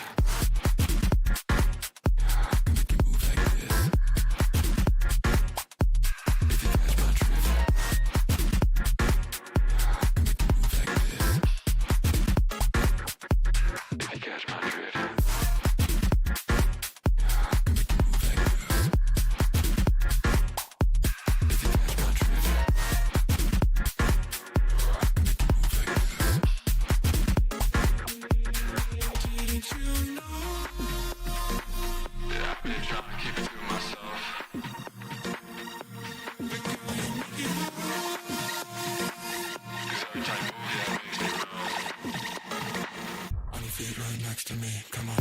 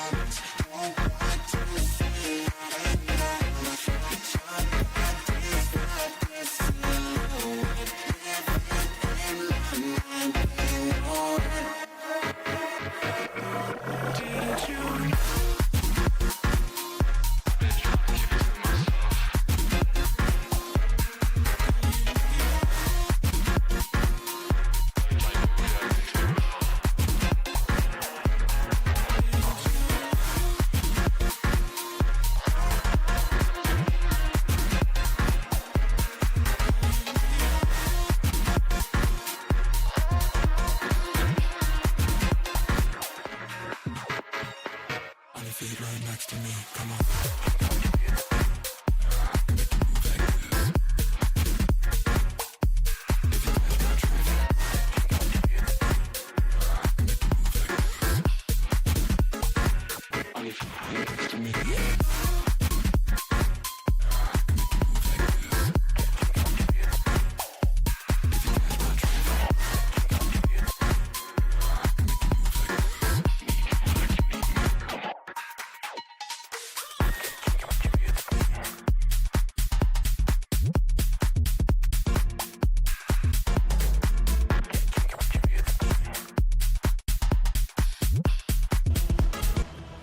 Well, for a second time, and perhaps a final time for this best of 3, the two teams ready to square ahead on the server once more. It is Bind, as myself and Costream still welcome you back to Project Horizon with our English coverage of VCT China in Kickoffs of 2026. Biddy, so far, not the best of looks for a reigning champion, but as I would like to say in wrestling terms, nothing better for a champion to suffer all the way until they have to defend their belt, and that is when the payoffs can be all the sweeter. And so far, well, the champion is showing some fighting spirits, whether it is K-Knight, whether it is Rushia, even a couple of rounds from both Neff and YZ. We have seen, and sometimes flashes of the 2025 champions, but we are yet to see the consistency to make me believe that they will close it out in a 2-0 fashion. Yeah, I mean, I think it's worth noting that, like, yes, they did win. Definitely not as clean as I would have liked to see from them. But I mean, FPX, I think they're still getting comfortable on the server. Clearly did a lot better than last time they were on Pearl. But I do think what really stood out in the end was just Billy's ability to play together as a team, right? Not selfishly. You're kind of going through like the core roster, right? And you can tell that they're comfortable playing together. You can tell that they're able to combo their utility, and I think that's the difference, because while we did see some good plays from FPX, it was off the back of, I think, 1 or 2 hero plays almost. And so I think that's the difference. So here on Bind, I'm looking to see a little bit more cohesion from FPX. We'll see once we get in server if that'll come to fruition or not, but that's definitely what I have my eye out on. Yeah, I mean, the thing about Bind, though, is Bind is a really lenient map for a lot of those hero plays, right? Whenever I'm thinking about, like, oh, what they can actually do in terms of being those heroes and what they can actually bring to the table, definitely would make a lot of sense for them to actually show up that level. And, well, speaking of the Agent Select, we've seen the Brim a second time from FPX. And, of course, it being Bind, it is always going to be the Brim on the other side. It's just the combination of the duelist is actually different, because it's a double duelist composition for the side of FPX, as we do see here in the Yoru. And this time it's Billy actually out of the two teams to bring out the KO as they start things off on attack with their eyes fixated on that B site. Well, I'm not too surprised that it's Billy to bring out that KO. We all know Neff, and Neff actually broke the assist per map record for China before with KO, specifically on Bind. So yeah, if you're putting in numbers like that, I'm running that again. Ooh, Rushia gets one before being traded out. Well, we spoke of individual heroics. Billy definitely got the individual ability in spades, and right now they're relying on it and nothing but it. It's a bit of a messy round here from Billy. No clear and concise idea of how they want to execute, and on elbow, a third for Ayong. It's all left for Neff. Little nephew taken down by FPX. It's their second pistol of this series. A much better look. They had the numbers on the site, and they were able to trade each other really well. Good pistol round from FPX, but again, we saw this last map. I think I'm not going to be quite as convinced until we get a couple more rounds under our belts, but did a good job holding that site. Obviously, I think when we think of pistol rounds, we expect them to be fast. We expect them to be pushes. We expect them to just be like gunfights. That's what that was. But I'm looking forward to seeing what little seeds we're planting for the rest of the series. We'll see if those seeds make something. Oh, okay. It's a good shot from Saytrot, but still not really enough to make this one too expensive.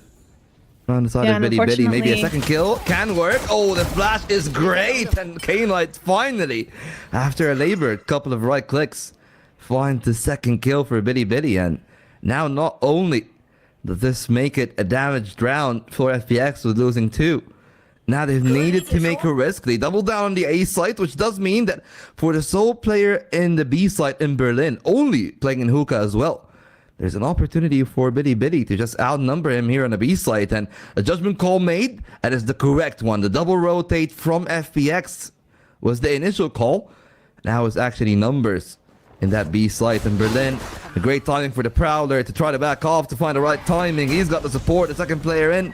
Oh, that Molotov is just going to slow them down for so long, allowing the retrieval of Ion into the site, and they are trying to work their way back. With 25 seconds, it will be just about enough for them to reach the A site again. Can reach the A site, but I don't know how free they think it is. They don't know that no one's here, but it's not going to matter because they don't have enough time to guess anyway. Plant is going to go down, and FPX going to have to make their way here over to the A site. You have the guns. They don't have the site. See if they're able to play together because, well, we saw how this ended up last map. They relied only on their weapons. Weapons, indeed. 100 from Russia. He's down pretty low himself, but thankfully Scary is able to make that one really comforting for his team. FPX found all the kills, the chance for the classic here, but not the connection that was needed out of Bud. So they only lose 2, but the spike gets planted for Biddy Biddy, which is definitely a good sign considering how little they invested in this round. A great sign, and also 2 guns offline. I think, too, like, imagine you have a molly there. I think you get one more. Even if you molly, even if the molly doesn't get anything, it displaces them and you right click. But overall, yeah, very good round from them. Got the plant down, got some guns offline. Another round on the board though for FPX. Yeah, great round indeed. Now we'll see if FPX can carry that momentum on. It's a bonus that doesn't look good enough to win a round, but definitely good enough to cause significant damage, which I feel like will probably be their more likely outcome in that round if they want to see something positive out of it. Last time around, it was a quick rotation from Satrod, but this time he doesn't really take the teleport, so they're sticking their guns on the B site. Better numbers there. Ion already down to a pretty low number in terms of HP. Alive still identifying Neff, which is the only player that they figured out. I like this a lot from Biddy Biddy, especially in those third round situations where you can just pretty much play for contingencies, knowing that FPX, if they want to be creative, if they want to be proactive, you can just hold a lot of those lines of sight, and that's most of the smokes of the Brimstone out of the way already. So if they actually revert back to the A site, there shouldn't be any more smokes from the Brim, which should make it a lot easier for them to work their way into whether it is short or showers that they want to go through.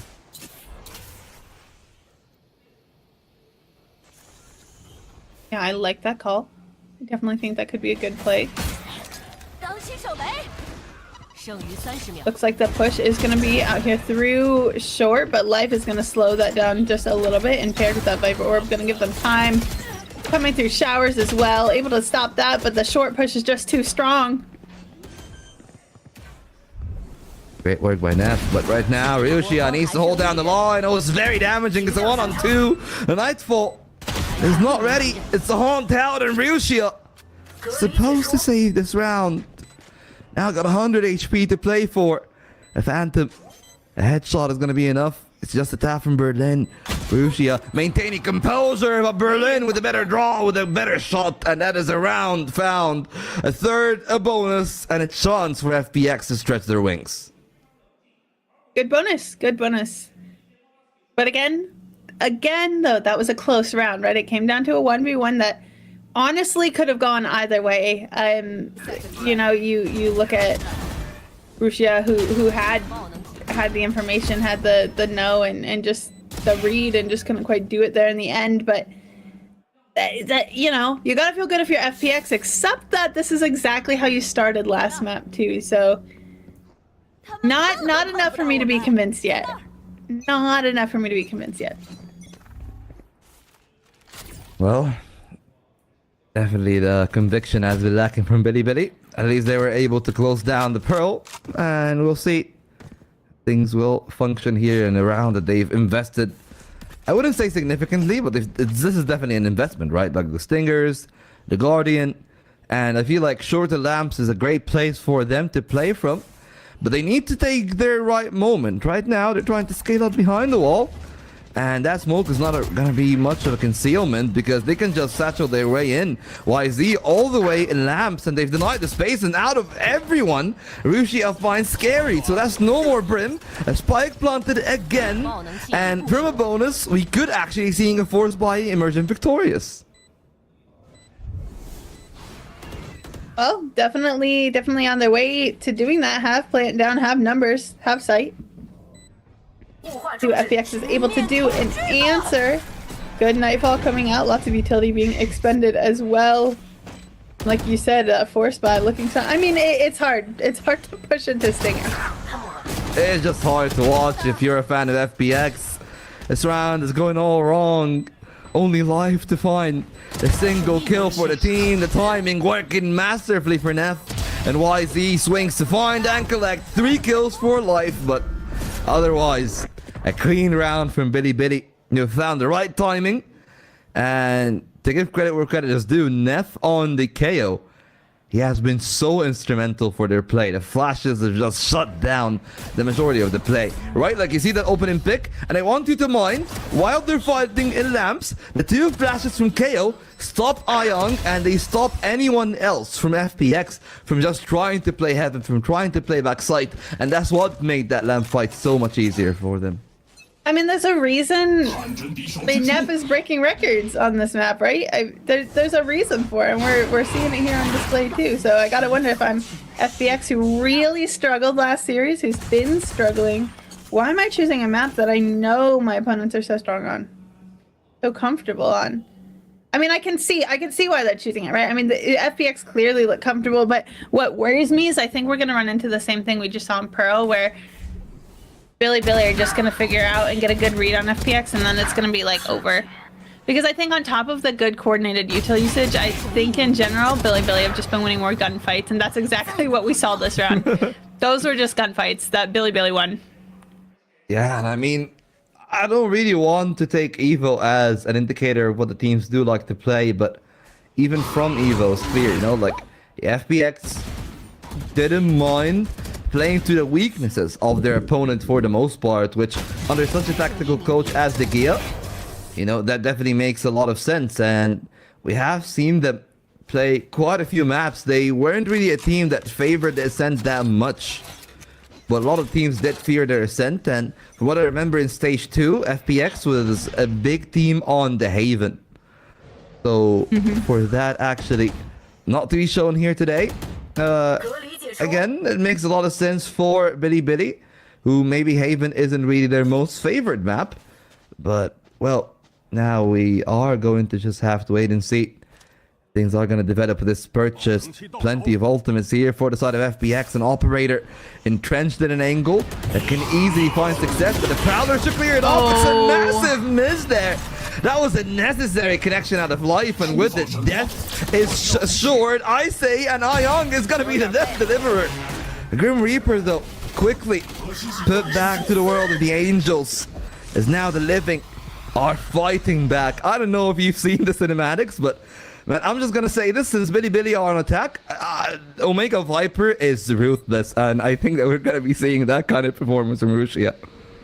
Yeah, beautiful Viper's Pit there, and I don't blame FPX for electing to save here, especially 2v4, Viper's Pit down. Yeah, that's not a retake. I think FPX is confident in winning, but saving 2 guns in the next round could be very, very helpful for them. Good round here again from Bilibili. I mean, again, I think part of it is, right, a couple things. They are winning more gunfights, I think, across the series. That's just a fact.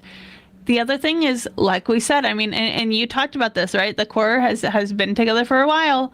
They're just comfortable playing together. They have those trades that come out.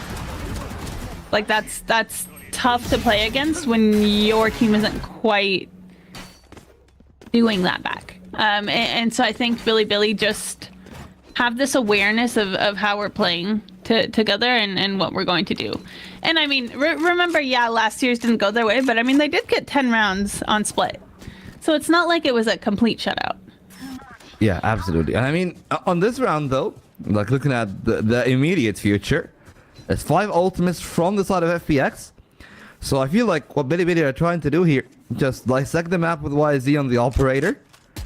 Maybe they can get themselves a chance of absorbing some of those ultimates just by feigning presence. Because I would assume that FPX would be trigger happy. They really want to get the rounds back on the board, and they have more than enough ultimates. And for Billy, I feel like it will just be a mission accomplished if they even get like 2 or 3 out of them in this round. Yeah, I think if they can bait them out, especially bait them out early, I think that can be really helpful. I think also just knowing how FPX does kind of combo their ults, where they're kind of staggered a little bit sometimes. I think that's a little bit interesting as well. So it's a really, really interesting slow push up here. The operator saw the shoulder, but just at the last second, C-Trud strafed a bit, didn't quite go off, so now they know. Pushing out here onto the A site. Like Neff have done all the work necessary, but with that second kill found, now K-Knight all alone in the B site. There's a Viper Spit opened on A, and it's a showstopper on one side. It's an immediate donation for Berlin, and there's not enough time. They will really need to shut it out. There's still a player in backside. Sagerock could shut this round down. The time is still far gone. The orbital strike for the victory. And FPX, they will expand a couple of their own ultimates, yes, but Billy actually used quite a few of their own. Good use of orbital strike there to just delay that play and secure the round. Very, very good. I mean, I did like what I saw. Yeah, I mean, look, the setup from Neff was great. It is just Bud there. Like, I mean, I'm gonna try not to be overly critical, because I don't think it's just a Bud problem. I feel like it is a problem with the team and its identity and what they want to approach. This has been the 3rd time that we've seen Bud just left out to the Wolves, if anything. And, well, speaking of the Wolves, it's wild to me that Ligia is the one that is taking a timeout after a win. Like, you don't see that too often. Yeah, I think it's nice to take them after losses to just slow down that momentum. But again, right, I think if you can pinpoint what you did well, especially though, I mean, this win, right, came off the back of ult usage. And you know, you use an ult, you don't have it going into the next round. So I think being able to kind of identify how you can keep that going is huge. Surely, but yeah, like, it does have an adverse effect, right? Because if I'm Billy, suddenly I'm given a minute to talk about the game, and that's the minute that I would have wanted if I'm on the losing side. So I feel like it isn't really justifiable whenever you're thinking of like the tug of war in terms of the timeouts. I feel like the losing team usually just ends up winning in terms of the winners actually taking a timeout. I don't know though. I think it might be justifiable in this case, just given the series and also given the way they won that round. I mean, without the orbital strike, there might have been enough time to get that plant down. I mean, I think Billy definitely played that slow, but they definitely have shown that they're able to make their way onto site. And I mean, also, right, that came off of Billy missing a shot earlier, right, through shower. So I think FPX do need to kind of pinpoint, okay, this is how they're playing, this is what we're doing, because I don't think that win necessarily came off of good defensive holds. I think it came off of a couple good pieces of util that you don't necessarily have in the rounds to come. Well, all I'm gonna say, I've seen one of those timeouts in EMEA, and it was one of the games of all time between Team Liquid and KC. So we'll have to wait and see how things do change. It's a lovely push though. Sagerock can win the round out right here. They're not aware, they're not ready. Yoru, tricks and treats is all that he's getting. It's a quad kill for Sagerock. And he's taking this round by storm. He's saying to them that there is nowhere that they can go. And Neff started this round on 10 points of health. It's 5s all across the board for him. and only one of those numbers is gonna go up, and I'm afraid for his sake that that might be the one. 10 seconds to remain. He would love to save, but are they even aware of his position? I think that he might just be able to save here if he stays put. Yeah, I think he will too, and I think FPX, right, not looking to get too overzealous in hunting that down, because I think in the past I could see them individually pushing and dying, and maybe not also realizing, right, that you had every member of your team. So although you know he was hit, you might not realize that he literally only has 10 HP. All I'm gonna say though, if you're FPX's coach and you have a read like that, I don't care if they just won or they just lost. You call that. Let Citron go kill. Let Citron do your things, crazy positioning, get that 4K and give you the round. That was a really, really good read. Almost there. A read on Berlin. They forced them off with all their util. And as Garden gained. And again, I don't really mind the way that Bilibili are playing. I feel like the one thing that we have been lacking from Bilibili though, on both the Pearl and here on Bind, is just the all-out explosiveness, right? Where they'll have moments where they will burst onto a site. But I want to see that burst with a purpose, right? You're not just springing to get out of Garden. You're using your util, you're putting YZ in the site so they can take the site itself, so they can take backside, so they can take control of elbow. They need to have plans for advanced position, because I feel like the way that they're playing right now, they just don't go far enough that it allows the FPX to just easily retake on them. I mean, if FPX can keep doing what they're doing, looking a little bit more likely they'll be able to bring it to Breeze. We're still early enough in the game that Bilibili have time to bring it back. Good use of this Nightfall to just kind of stall and delay a little bit. Time is ticking, and now suddenly we're working against the clock once again. 20 seconds, and Bilibili need to make their way on site and find these picks, but it's tough. It's tough when you're working against FPX. Good trades coming out. It's all down to K-Knight. 2v1 retake coming in from FPX, but Spike is planted. Oh, for K-Knight though. He's got out in the open. He needed to find that first shot now. He's there for the Wolves, and the Wolves will be hunting. The Hounds are out. And it's 6 rounds on the defense of a Bind that they really had no business winning that many. To be true, like truth be told, Bilibili are dropping a few of those rounds themselves. It's an excellent hold from this side of FPX, and I feel like that kill from Berlin, if it didn't go that way, you know, if a fully blinded player by Neff didn't find the opening kill, the trades would have gone differently. And right now it's Bilibili finally to take their first timeout. Well-placed timeout, but it works both ways, like you said. This timeout means that FPX also get another chance to talk. So that's why, I mean, I think to your point, being able to do it when you can stall momentum is just such a great time to do that. But yeah, FPX looking a lot cleaner than they did on Pearl, that's for sure. Yeah, a lot cleaner indeed. And the side of the defense is great. And we'll have to wait and see though if that is going to end up as a victory for them. Of course, as we've said, like for FPX, not a stranger to the Bind. We've seen them play multiple variations. Like they played the Deadlock before. They've tried to play the Vise when the Vise was meta before she got obliterated with all the nerfs. Sky was also something that they've tried on the Bind.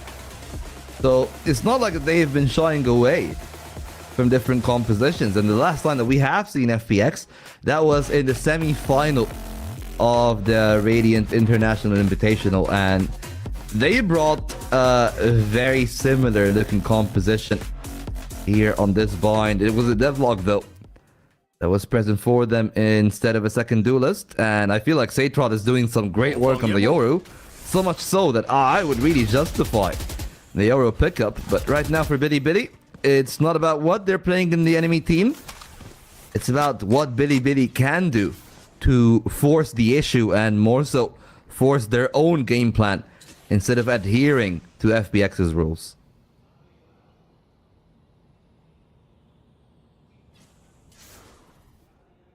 You're right. don't like to adhere to other rules. We'll see how this timeout has fared them. A piece of utility. I like the spraying through the smoke. The first pick is going to go to BLG, and they're still gonna kind of just poke around here at this A side and try to get that plan down. Well, that was a steal. And it could even go worse. The shorty ready for more. YZ takes a shot forward and things become problematic. Saytrod with one, but there are two already from the side of Bitty Bitty. And they are taking a teleport straight onto the B side, which is completely barred. So they beat them to the timing. The spike is going to be down. And on the side of FPX, sure, Saytrod have found his lead, but Ayong is nowhere near that B site, which does mean that it might be around conceded. Finally, something going for the way of Bitty Bitty. Started with a shot to the smoke, and I was a little bit wary when it ended up this halfway through. Now I'm still a bit wary because Saytrod is in a great spot.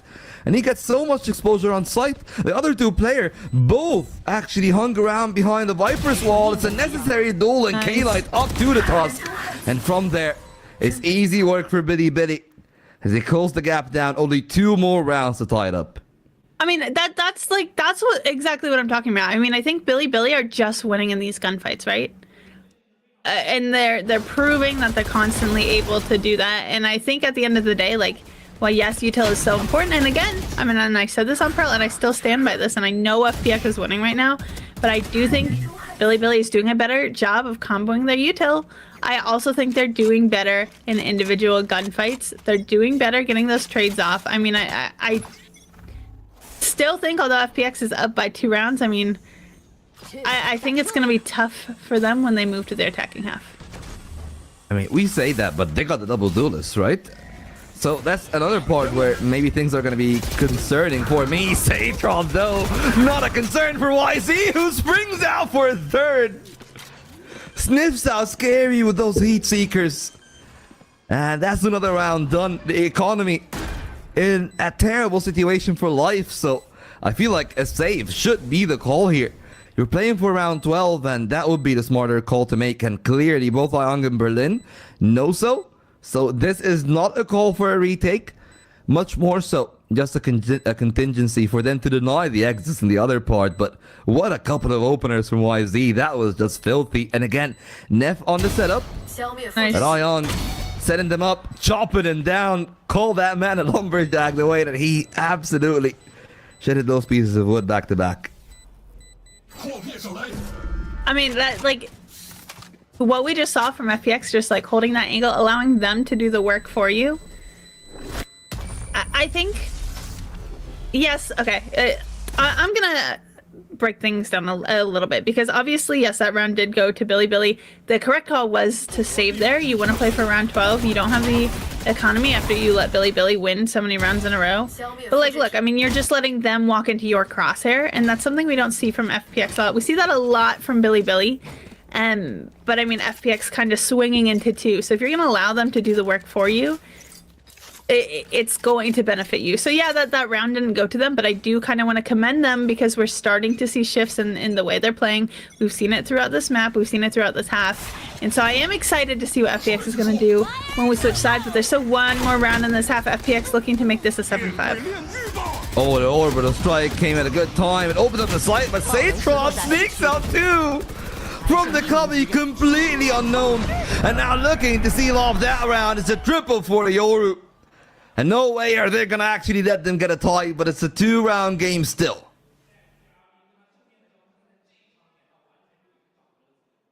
Well, I think FPX look better. I take back what I said. I don't take back what I said. I mean, I think overall, You're conflicted, aren't you? And you know what? I will happily stay conflicted, because I've been asking for FPX to step up, and that's exactly what they're doing. And so I will happily any day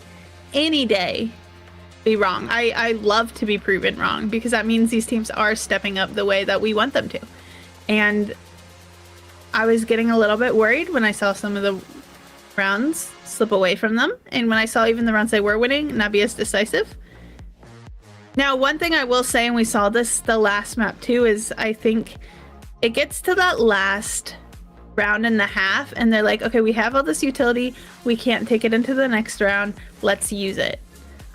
Which, I mean, absolutely, yes, you should be using it, but I'd like to see a little bit more of that earlier on in the round, not just saving it for the perfect moment, because I think there's a lot of other rounds that could be kind of altered, but that being said, yeah. And I mean, for me, the main thing is like, you know, that one round from Satrot, that was a turning point. That's 4-3. Mm-hmm. If Satrot wasn't taking the initiative, maybe this game would have taken a completely different path, because up until that round, Bitty was on a bit of a tear. And this is the second time that we've seen Satrot just come up clutch on the defense. Now on the attack, it is going to be a much different look though. And we have seen Life struggle significantly when he was playing a solo duelist. Maybe this time with some support, things are going to look a little bit better for him, as we highlight the stats here. For Satrot, 333, I believe that's ACS. And, you know, 213 damage per round is absolutely disgusting numbers in a single half. And you could see that, right? That 4K round 8 that we were talking about. I mean, I think that really came off the back. That was a very good timeout, and I think a good read from their coach, and the fact that they were able to transform that not into just that round, but kind of piggyback off and snowball a couple other rounds and a half. You'd love to see it. Yeah, and you love to see that kind of pistol. It's a great read from Billy. It's like they immediately started the game tape, and they knew what FPX likes to do on those pistols. And well, that's the majority of the advantage just gone when that happens. So now 5-on-3, spike planted, and there's a chance for Satrot to be the hero again.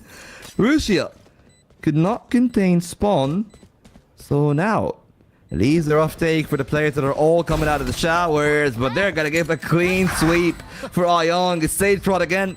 Now lamps, they could be contained in that part, but Berlin is actually gonna find a way out. Satrot again. How many times did this man come up big? He's allowed Berlin a 1v1. But it's YZ on the other end, and the Bandit comes up massive. They find the pistol, and they're one step away from tying this half. I think pistol rounds are so important. If you can win both pistol rounds of the half, or like of each half, right? That's 4 rounds you have on your opponents. That is 4 rounds. Right, because you win pistol, and like we said, right, you should have no issue winning the second one. Sometimes, yeah, okay, I'm not saying it's always. We do see some, you know, some good second pistol rounds. Okay, I will be the first to admit that. But yeah, I mean, right, because you're looking, if you're FPX, right, you win that first pistol, you win the second one, you're looking at 9-5. Here, right, you let Billy win the pistol, they win the next one, now it's 7-7. So just a little bit of a difference. But it can really, like, make or break a game. Yeah, and you know what, right now, it's been a lot more make and a lot less break. 2,000 kills now for YZ in the Chinese VCT. And Satrot somehow finding more. FPX somehow finding their way on the site. Russia couldn't even shoot back. And this becomes a concerning second round. We have seen a lot of damage from both Billy and FPX. Sometimes in those, the conversion was always out of the picture. But right now, that second round looking very likely as they picked up the Marshall and the Spectre. 2 players on the site, one out in Garden, one very late from Hookah. And the first contact is Berlin, a second player in the box. Backside they go, but it's a clean sweep from Billy. Well, this was concerning initially. But when they played the retake, they made it look like a practice tool.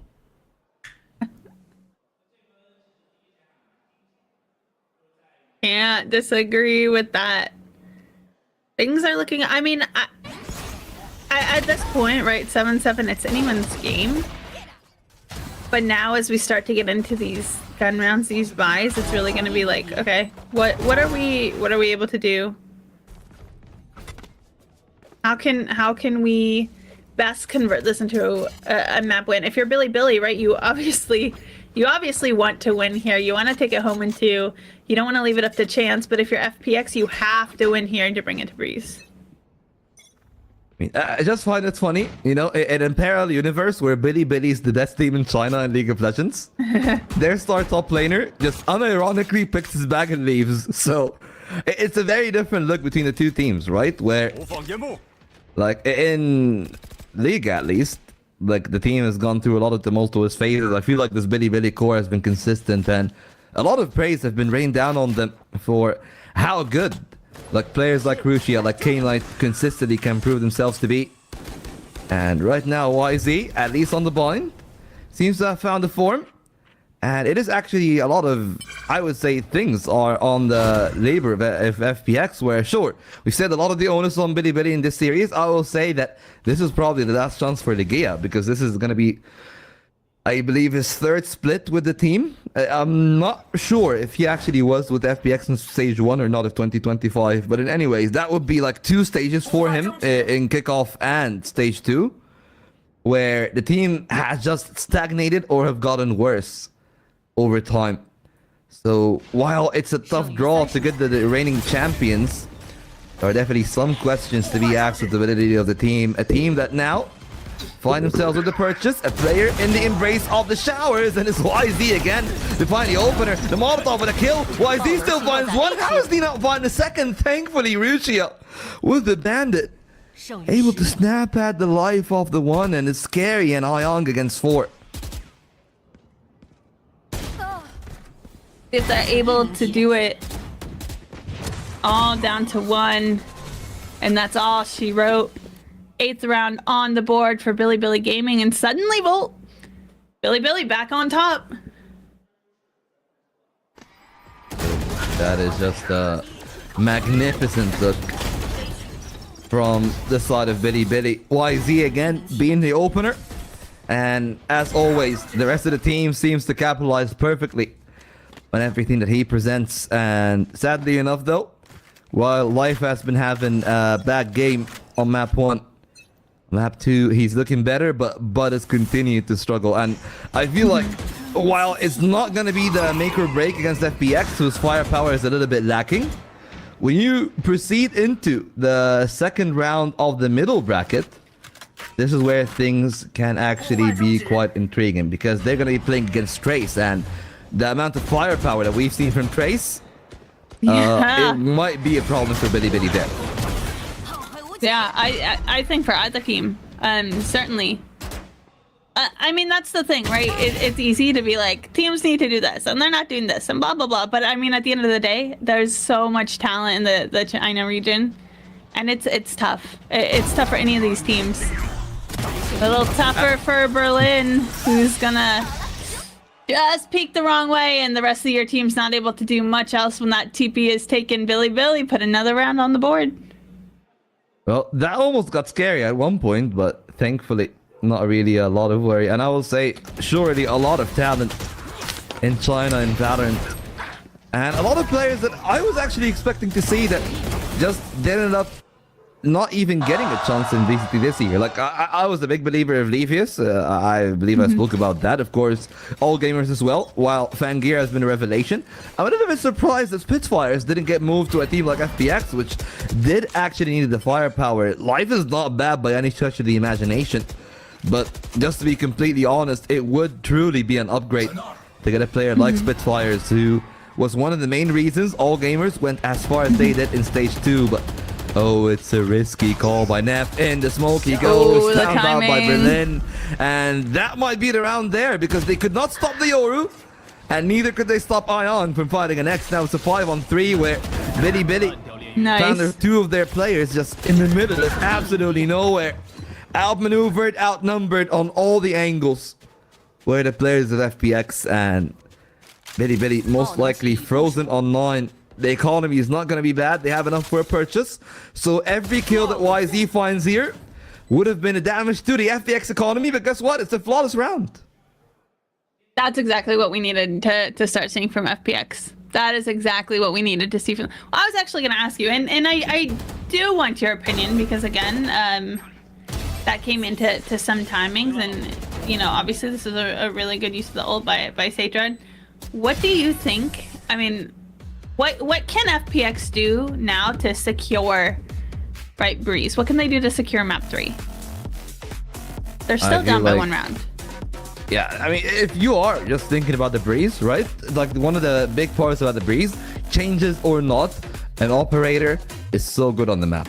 And we have seen not just Breeze. I mean, what do they need to do to make it to Breeze? Like, what do they need to do here on Vine? Like here? Like, I think here is just very simple, right? Just rely on your double duelists, just like you've done in this round. Find the angles. BLG is a team that is not scared of being proactive, and we have seen that all throughout the best of 3. And even all throughout 2025. So I feel like what they've done on this round is what they need to keep doing. Let them have an enclosed space, and in that space, just capitalize immediately. We've seen that, for example, where a lot of the teams will allow some space initially, but then they'll reclaim it quickly. And that is what they need to do. Allow some breathing room, absorb the initial wave of utility, because there's not really much initiator utility. Outside, of course, of the flashes, and the knife is a 60-second cooldown. So the flashes itself isn't a stopping force. So if you can play around that, if you can find good timings for Berlin, for Satrot to find those duels, I think it will be a lot better for them. Right now, the odds are that FPX will claim another one. Of course, with the Night's Fall ready for Berlin, their execute should be strong. There's also one for K-Knight, which does signal that depending on the way that they want to play, they can absolutely play for a retake on that B side, but they're taking a heads-up duel looking to find a mount advantage, and this is where I really want to see FPX spring ahead and try to explode onto K-Knight, maybe to find the first blood, but not what they're doing. They're absorbing the util well, and good on BLG too, not to really over-invest the util and just use it nonchalantly. Yeah, well, I mean, I also agree with that too, because you don't use too much utility early on. Now you have it for later in the round, and you can kind of stall the pushes a little bit better. It does look like FPX just staying here over towards this B site, but of course, if they need to take the teleporter at any time, they're positioned in a great spot to do that. Nightfall's coming out, but hasn't really been able to do anything off of that. Going to start this push now, and it's BLG that can't quite find those shots on the head. It's going to be sight for FPX. That's going to be plant down, and now again, it's down to a 2v4 retake. Retake. It starts off well for YZ. Got one in the tube, another in the cubby. He finds the one, couldn't transfer on the next. It's a double kill for Ayong as he continues to play the pick and roll. And now we get to the tie game point, and this is the fine margins now. Little room for error. Still, of course, a couple of rounds that can go whichever team's way, but just great play from Berlin and Ayong in totality, because they needed to capitalize on the space makers. Even though that you can look at life and see, oh, he's like 11 and 15. He's done his work, right? He's gotten the space for the team. He's allowed Ayong and Berlin to find a lot of those rounds for the team. Yeah, unfortunately also for BLG, right? That was kind of a shock to their economy. A little bit of damage done to life, but able to make it out with his life. And one of Billy's as well. FPX electing to take this slow. They know that they have the guns. They know they have the momentum. They know they have the economy. But they know that Billy have ults to spare, as do FPX. I wouldn't be surprised to see some of these come out. Well, not yet though. Like, of course they would come out if they have a real chance, but I feel like without a few kills, without something to entice them to work their way into this round. Certainly not now. Yeah. Certainly not now. For now, it should be easy goings for FPX for the most part. There's a single player in that B side anyways, and they find themselves on the side itself. But the chance for K-Knight, he's still down 2, somehow still alive, and Neff finds the third. It's still a 2-on-2, and remember, Life started this round on 40 points of health. A showstopper out from YZ, and it takes them off the site. They TP back into A, and that gives a chance for the players on the side of Billy.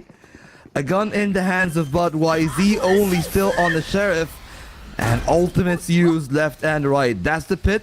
The only thing that remains out of the living members is going to be the showstopper, not used yet by Life. YZ encroaching closer and closer on the Viper's territory.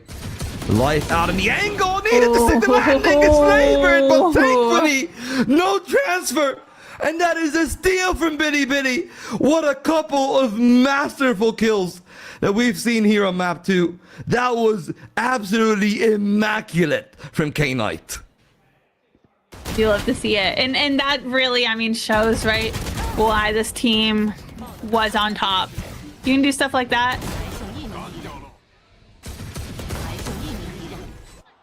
I mean, again, FPX just that was a nail biter there in the end. Have on the read too. Yeah. My reaction too. That was my reaction too. But yeah, reads is something that is going to be important, and I do feel like this ult from Rusia is definitely a read, and it is the right one. I really like this Viper Spit right here. It's so much pressure here on FPX, and you can still make it out with your life if you need to. I like to let it fall, but it does slow that push from FPX down short initially.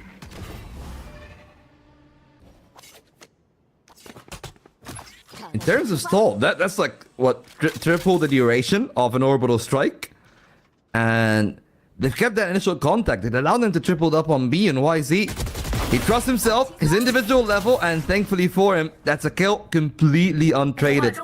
And now everyone else from the side of FPX tries to reclaim the space. They get the sites for free. Smart from Billy. Not to overcommit into that one. An aid there to try to deny the plan, the spike not going down just yet, which buys enough time for everyone to go for the rotations. They were able to make their way onto site, and this plant is going to go down. Numbers still remain, and Billy's and really good ultimate. Now all down to Sutrod. Finds one, but can't find 5. A big one from Bud.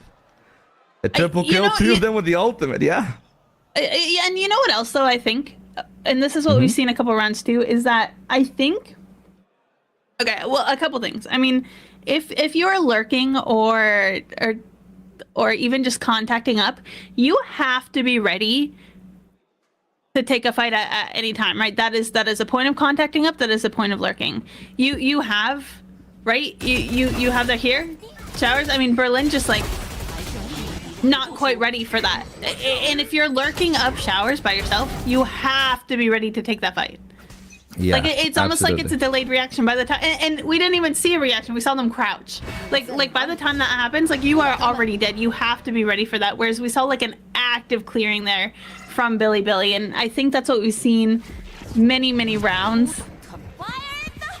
I mean, we know all these players are able to hit crazy shots, but it's about like the intentional gameplay.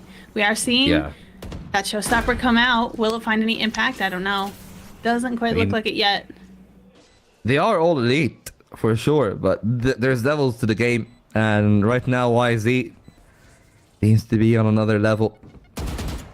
And well, they start off the round again. Snakebite to at least try to deny the player that is supposed to be on Showers. There's one on triple that they are unaware of. And a great timing for K-Knight. That's the one found. They clear the other angles. YZ needs to do a lot more on his own. Now only him and K-Knight, and he does not survive for too long.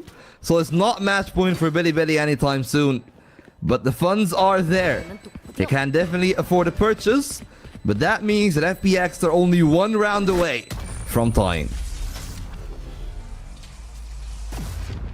Yeah, I mean, I'm really excited about. We do have a series on our hand, and I think it would be fun to bring it to that decider breeze. Obviously, that is entirely up to FPX at this point. But you know, if they're able to do that, I think if they can consistently do that just a couple of rounds, because at this point, right, there's a lot of back and forth, but both teams are just a couple rounds away from match point. So I mean, it all comes down to these rounds. It doesn't matter what happened previously. Like this is all that matters. And if you're FPX, you will not progress in the series if you cannot close it out here. Oh, absolutely. But for FPX, you know, they've done well again. But as we've said, like, this was just completely from a perspective of individual play. Like a couple of good kills from Ayang, shutting down YZ. I feel like tactics are mainly thrown out of the window. And that is something that Ligia is not really a big fan of. I mean, Ligia is just completely quiet in the timeout. I don't really see that much out of the coach. But that's kind of what happens in the fine lines, right? You just leave the game to the IGL. The team was already well prepped in the playbook. And it's just all down to the mid-rounding. And so far, the mid-rounding for the two teams seems to be equal. Both teams on the attack seems to be getting the better of their defensive counterpart. With the defense, for the most part, for the two teams, have been a little late to the rotation party, and it's been easier for the attacks to just find the weaker sites and hit them. Well, we'll see if they're able to continue this. I think that timeout really benefited both teams here. Billy, 1 round away from match point, but FPX only 2 rounds away from match point themselves. Good ultimate coming out from Citrat. Just to get a little bit of information. See what they can clear out. Lot of space with that. Yeah, Zaytrod expanding. Lovely orbital strike. Take over the space, but why is he still again the king of the showers? He is. You would think that he's an outcast, how he's so fresh and so clean. But right now, the round freezes. YZ found another one, and it's down to a 2-on-3. There's a chance for Bitty to find match point, but they need to get through the 2 dangerous opponents, the 2 that have won so many rounds for FPX. Time is ticking. It's a beautiful clear there. A deletion of the 1, and Ayong held by the showers. The judge is in, and Bud deems them guilty. It's match point for Bitty. Wow. I mean, both teams, yeah, you could tell both teams, I mean, really obviously wanted to win that, but I mean, you could see exactly what they talked about, exactly what was going on. I mean, I think that's just a case of good gameplay, right? But Billy, I mean, they want to close it out in 2, and I don't blame them, right? If you really want to leave it up to Breeze, like we said, the map is just coming back in the map pool for a while, and these teams have already lost once, right? We are in that middle bracket, that the regen shield bracket. So yeah, need to close it out. FPX to win 2 in a row to bring it to OT, which they certainly can do. No ultimates to work with. All I'm gonna say, I was the doomsayer when the initial FPX hype was there in stage 2, where everybody's like, look at Ligia, look at all the results that they're getting in stage 2. And we've seen where that one have gone. And I will say right now what we are seeing is Fraud PX2 Electric Boogaloo. That's literally all it is to that stage right now, okay? Don't get fooled by all the hype. Don't get fooled by new players, clearly. FPX will always be FPX unless there's a drastic change. And right now, the change seems to be making its way live with a double kill. There's a chance for an 11th, but Neff looks at an eye. 3 players on his line. He's done good damage to the 1. But it leaves bot and K-Knight, where there is a Nightfall, but no orbital strike, and no more K-Knight to play with again. So, all 24 rounds to be played. Just like the Pearl. BLG cannot really close out a game easily. Yeah, I would hate for us to accidentally curse anything. That could happen, but I have if it happens, it happens, okay? I have to ask you, Volt, this is just your opinion based on what we've seen. Do you think we're going to OT? To be fair, I'm not going to know it right now. I don't know if you guys can hear it or not, but I do think that we are going to OT. I have to agree with you. Like, well, sure. Like, I'll say, like, Neff was great in the initial side. Right now in the defense, they're finding a lot less value out of the KO. That was just a beautiful couple of shots from Life again. And yeah, that's been kind of how the game has gone for the teams, for the players. I feel it's a good look 100% for YZ, but right now they'll need to rely on the rest of the team to actually lock down the site, because A main has been their bane. It's been hammered a lot. The conditioning has been established. So if they speed up on the B site, which they haven't done in 4 rounds, this might be their chance to just catch K-Knight looming there unaware. Well, we'll see. It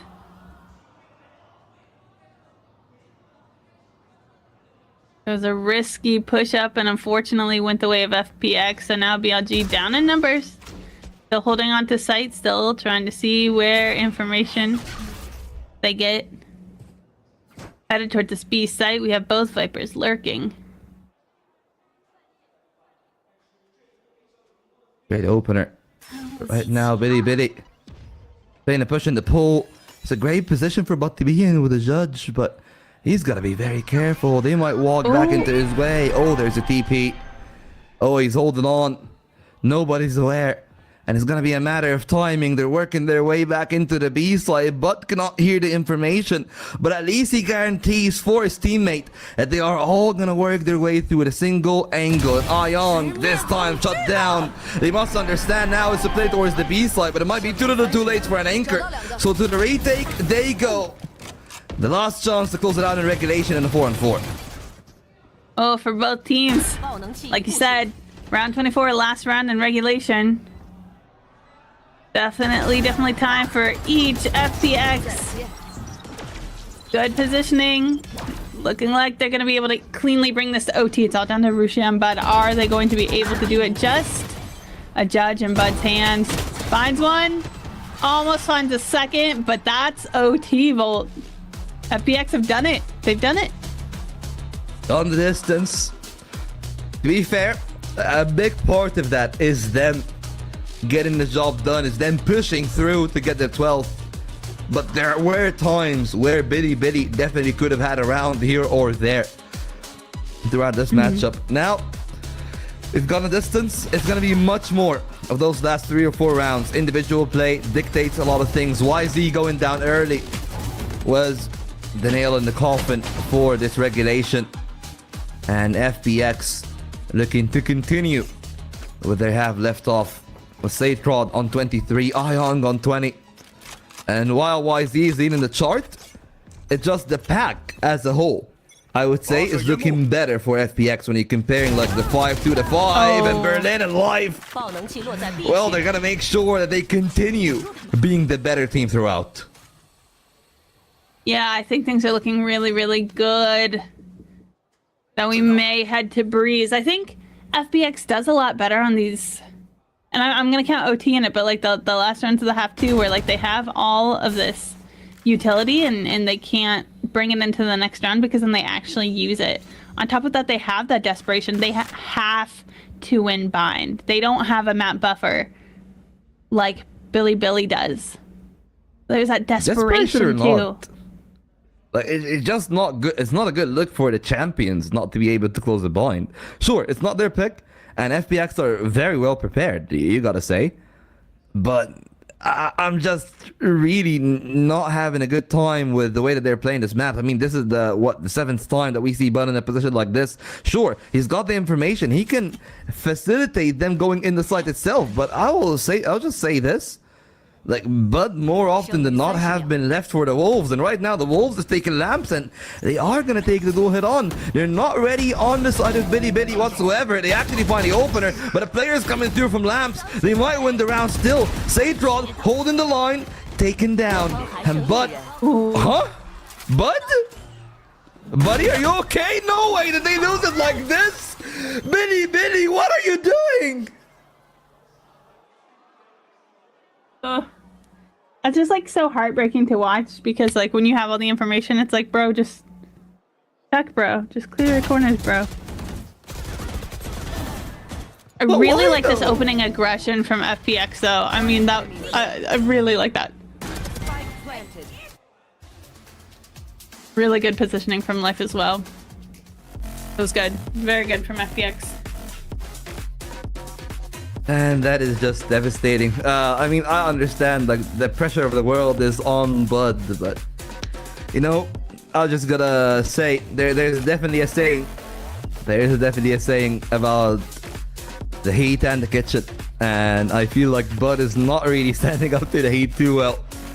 And right now, Biddy have taken their 1 timeout of all the OTs, and they'll need to get fixing quick. It's a good position from Bud to start off, and they had the numbers advantage there in the initial phase of the retake.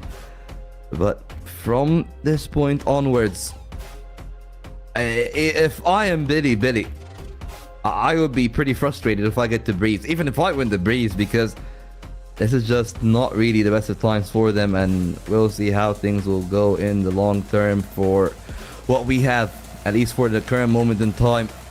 It's a defense for Billy that for the initial phase of regulation was absolutely out of this world. I believe that they've won, if I am not mistaken, they've won like what I believe like 7 rounds before they ended up succumbing to OT. Yeah, I mean, the onus is really back on Billy.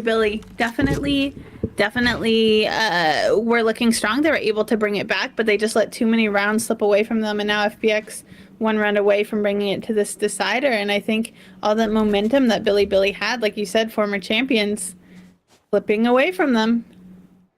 FPX there to pick up the pieces. Oh, right now, not too many pieces left. 1 piece in this puzzle. And we're put to the breeze. And it seems like the way that regulation ended might be the exact same way that this map goes to a finale.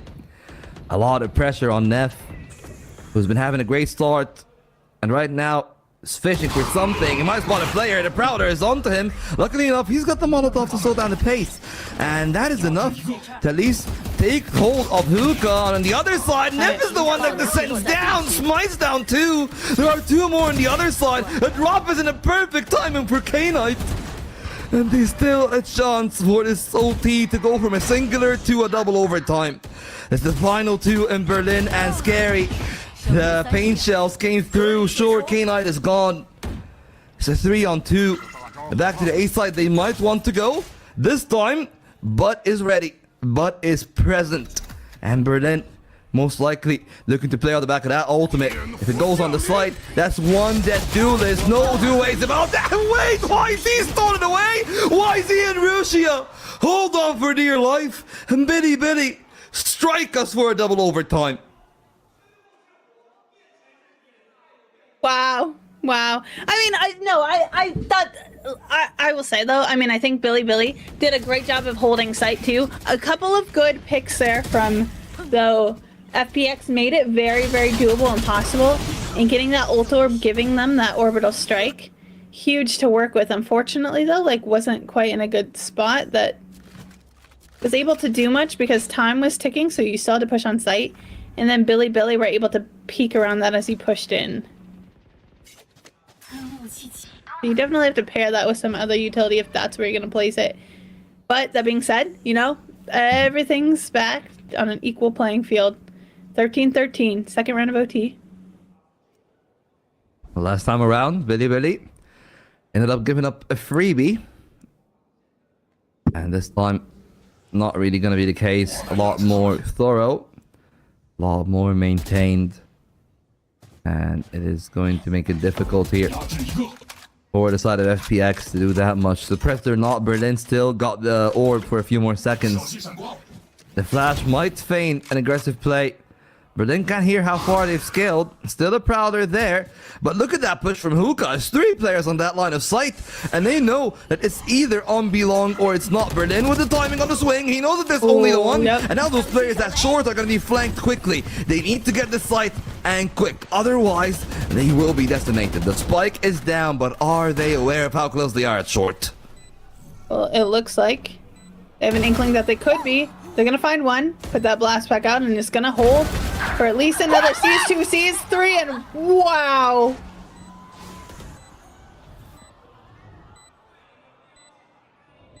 YZ!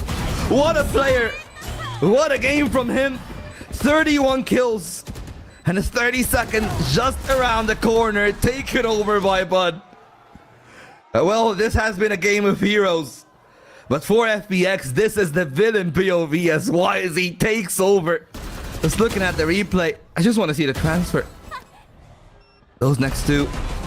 Goodness gracious, wow. That was instant. Wow. That was, like, it's literally, even on, like, what, 50% speed?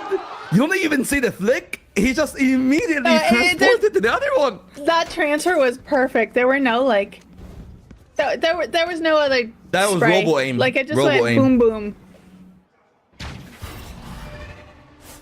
And that's what you really need to start bringing here. You really want to close it out in 2. And boy, did he step up. 31, 18, 7. And when you play like that, when you have the control like that, it's so easy to see why. Well, now with that win, why is he carrying them on their back for a round? It's time for the rest of the team to come to the platters. 3 players on the A site. And the timing on this knife could be detrimental to the push. Neff, a little bit more patient, waiting.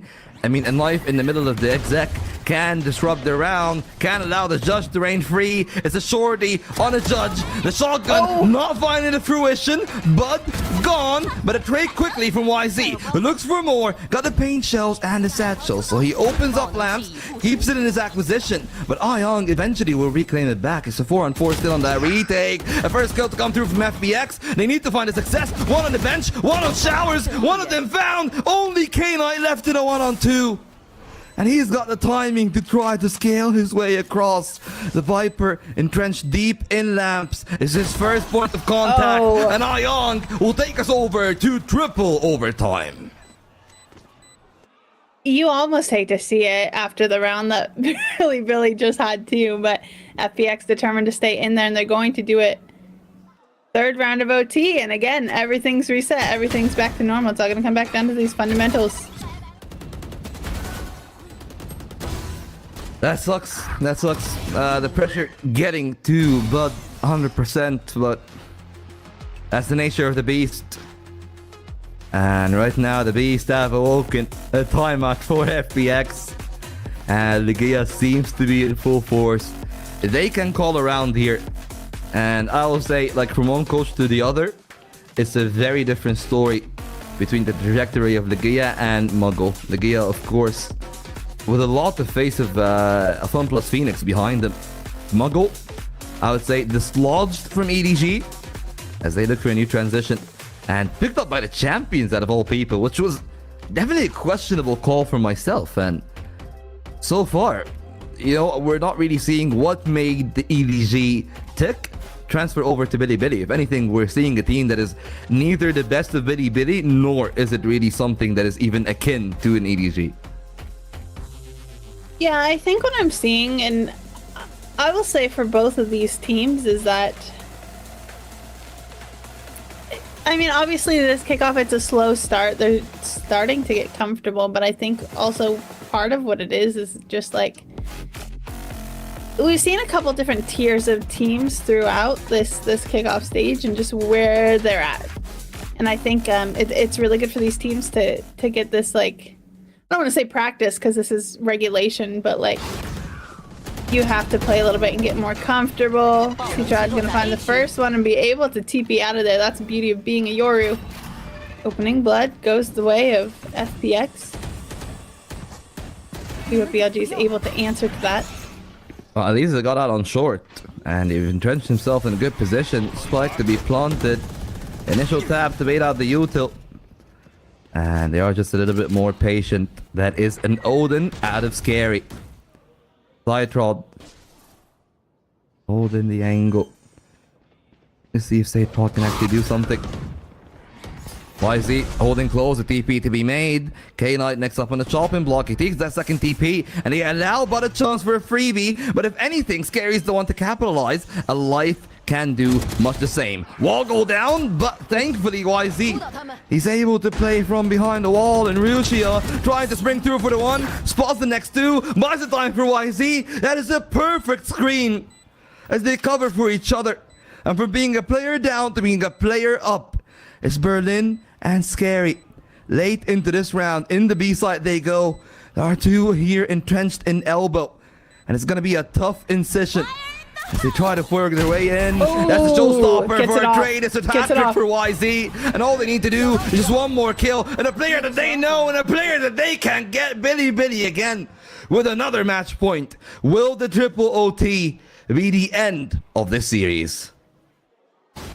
That was a beautiful redirect from Billy Billy, I have to say. I think you said it best. From a player down to a player up. I mean, beautiful, beautiful, beautiful redirect. Good use of utility there, too. Again, that's what it is, right? We're not just dry peeking when the timer's ticking. We have utility that we can work off of and work together. We have utility that we can peek when we know there's more, and we can stall with a molly. And I want to see a little bit more of that from FPX, but FPX doing such a good job trying to stay in there. This is where it's all going to matter. Will we go to another round of OT, or will Billy Billy close it out? That's all up to FPX. Absolutely. Now we'll see if that will change. FPX, not scared. They contact. We've seen that be the sword that teams live and die by on that bind. Great position from K-Knight. That should completely make them unaware of Berlin, but he goes peeking. He could have been patient. Now it's two players presented on a silver platter for the side of FPX. And maybe 30 rounds are not enough. There seems to be a little bit more left in this game. The 5-on-4 with the chance dwindling. No more angles for K-Knight. Could not find the landing. And they can go back to B. It's completely open, at least they think. It's Bud and YZ trying to hold the angle. Immediate destruction of the util. Great flash from Neff. He tries to hold on, but it showers where everyone is playing. They're scaling up on the side. A chance for Bud to self to the platter. He's gonna go down. YZ's trying to hold it all in himself. He's already on a double kill. Spawn in a second, but it's not gonna be enough. From 2, it's a 3rd. It's a 1-up from Ayong. And to a quadruple OT we go. Teams just love bind. They're just not ready to leave yet, Volt. I mean, that was just I'm just gonna say that was unnecessary from Berlin. Like, you know, you either peek together into that link, or you just entrench yourself in the angle and play for the 50-50. They've done something in between, and it was really just bad looking from the side of Billy Billy. Now we're back to a quadruple OT. FPX taking point. It's a great play on the haunt. Not broken by Billy Billy, and Butt pays the price. It's an opener. And FPX on the defense feeling more comfortable than ever.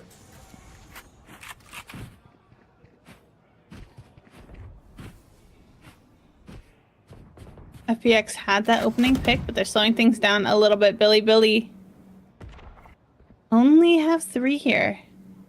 Try to exec on site. Gonna be a tough ask. We've seen them do it before, though. Really, really going to be tough. The opening 2 picks, though. Suddenly the numbers are equalized and they have sight. Rotations are gonna start to come in, but that should be enough time to get this plant down. To scale for better post-plant positions.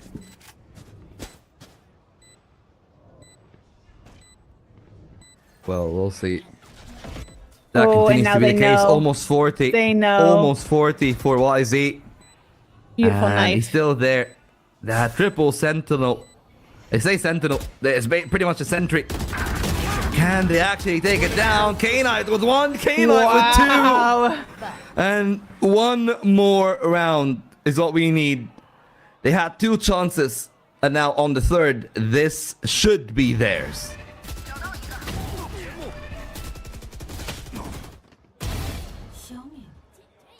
I mean, again, right? Numbers or the side of FPX doing a good job, but then it's hard when you have a player going like 39 and 21 paired with someone else who's going to help you open up that site.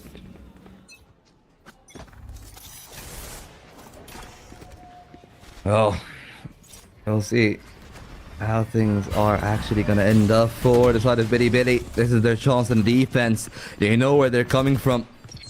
This time, they got all the pieces. Rushia, YZ, Neff, all 3 on the side of Showers. They can play for as long of a denial as they want to. And they're trying to just close it off, but Neff has found the one. Rushia with the next. This might be the curtain call. The silver bullet is in the chamber. And they're looking to load it up. YZ was 39. Have done the Lord's work to get them as far as they are. But now they just need to get of a Sage Rod on 12 HP on a life. It is on its last legs. To the afterworld we go. And the Reaper is calling. The name could be Sage Rod. The name could be Bitty Bitty. That's YZ for his 40th. 41 it might be. It's gonna be Rushia. It's gonna be Bitty Bitty. Hard fight it is. But that fight ends up in the favor of the champion. Well, what a series we just had. I don't know that I expected the series to be as good when we were coming in, but wow, like it did not disappoint. It really did not disappoint. Maybe if you're an FPX fan, it definitely disappointed, but great gaming from both teams, truly. You can call it that way. I mean, I think that both maps definitely had a lot of heroics, but no two ways about it. Both FPX and Bitty Bitty had chances to wipe the slate clean with this bind, whether it was a breeze or a 2-0. It should have been cleaner for either. Quadruple overtime should be unacceptable for the reigning champions with the amount of firepower that they have, with the amount of experience that they have. Not good enough, and unfortunately for FPX, the team that is bowing out first here as the third team into the lower bracket, actually the fourth team now, as they are slated to face JDG. I'm not really... I mean, you can't really envy the position of FPX, you know? Going up against JDG, I don't think it's gonna be any easier than Bitty Bitty, because comparatively, I will say JDG is a better team. They just got really unlucky in the draw, you know? Like, consider where JDG had to play against, right? Of course, the opening bout against Titan, then they had to play DRG in round 2. In the middle bracket, they played against Strace, and it was such a close game as well. And unfortunately for FPX, sure, it's a closer game against Bitty Bitty, but it's not really a good game by either of the two squads. No, it's not, and I definitely think for both teams, a lot to VOD review, a lot to go over, and a lot to fix. But I don't think that Billy should be too harsh on themselves right now, because they were able to bring it home, and should definitely celebrate. But you're right. I mean, before they move on in the kickoff stage, I mean, really stuff to work on. Well, let's go. The interview is ready, and we will leave it over to BLG. 站在我身边的是来自 BLG 的王浩哲选手，欢迎你来到赛后采访，先跟大家打个招呼。Hello， 大家好，我是来自 BLG 的王浩哲。恭喜你们！那今天图一在深海明珠，我们看到，即使在没有教练干预的情况下，你们也很快的拿到了主动权。我们看到了你们很深厚的战术储备，可以说一些很完美的沟通配合，包括说精确的阅读。想知道作为队内绝对核心的选手，你对于队伍今天整体的呈现、整体的表现会怎么样评价？ How do you think the team played overall today? 主要是 Nef 吧 ，Nef 今天的指挥就是非常的通透，然后基本上给对面的动作都阅读了，然后我们剩下的人只需要。And he says that Nef especially had really good reads today. 功臣，但相信你们每个人都是至关重要的，而且你们一定对于今天的胜利可以说是非常的满足的，非常的满意的，因为此前 BLG 也面临着一些挑战嘛，像马可教练提到说 ，BUD 作为自由人加入之后，一定会为队伍打开一些新阵容选择的空间，但同时也意味着你们有可能在面临历史上最大的一次改变，面临这种改 And 变。they're saying that this year might be the biggest chance for BLG with new players. 终于拿下了比赛的胜利，这场胜利对于你们来说意味着什么呢？ And what does this victory mean to 对 you? 我们来说非常的重要吧，因为我们其实从休赛期开始就已经很久没有赢过比赛了，然后很久没有。 And he says that this was actually really important because from the off season onwards we hadn't really won a match with. 我觉得后面我们比赛就会越走越好。 And he says it's very important to refine the form so they can go further on. 但是你们在突围组的征程还没有告一段落，因为就在明天将会有一场背靠背的作战。你们的对手是今天发挥同样出色的 TE。对于这场， And they're talking about them having a back-to-back match for 包括 tomorrow. 对对手有什么想说的话吗？ And anything to say to your opponent as well? 想说什么话吧，就是就像我们之前打比赛一样，我们不在乎我们对阵谁，就是我们去专注好我们自己的游戏内容，然后打出。And he says that it really doesn't matter who the opponent is. All we have to do is focus on 相信 ourselves. 有一些比赛的瞬间都会让大家去闪回去年夏天的那个 BLG， 也期待明天你们更加精彩的表现。最后这次来到广州，看到有非常多职业选手在现场为观众送出了利是，也就是包含着新年祝福的新春红包。那拿下这场来之不易的胜利之后，也想知道王浩哲你有什么新春祝福要送给所有的观众朋友 And what are your wishes to the audience for Lunar New Year? 然后万事如意，天天开心，永远发大财，永远不死。好的。He's like good fortunes. Hope everyone has a lot of money. 王浩哲的福气吧。那最后这一次。比赛现场也设有福能掉落的 And that's it for the interview. It's time for the prize draw for the audience. 抽选观众来获赠游戏资产。接下来有请王浩哲选手为我们抽取出今天的幸运观众，你可以喊开始以及随时喊结束来选出他们。That was absolutely a hard-fought battle. And I feel like a lot of the points that YZ have talked about really have just hit the nail on their head whenever I'm considering what I'm thinking for Bilibili. You know, we talked about their off-season Kai, we talked about how much they've suffered, and that could be the chip off their shoulders.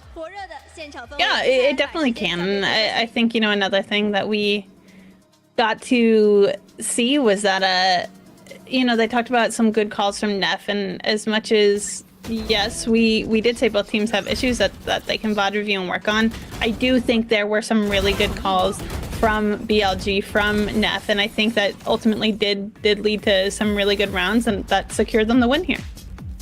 Yeah, now they got their win.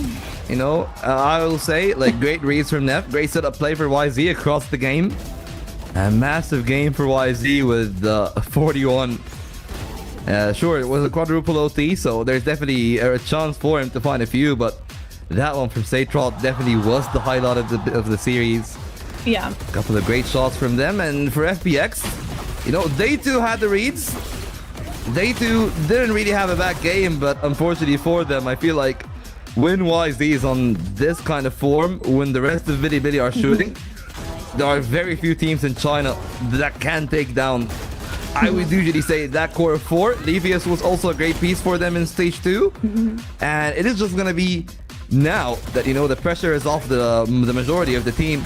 Can Bud find the form they want him to find is going to be the real question. Yeah, well, I mean, I do want to highlight, and we'll see the stats come out here in a second, but we have talked about how I think BLG played a little bit better as a team.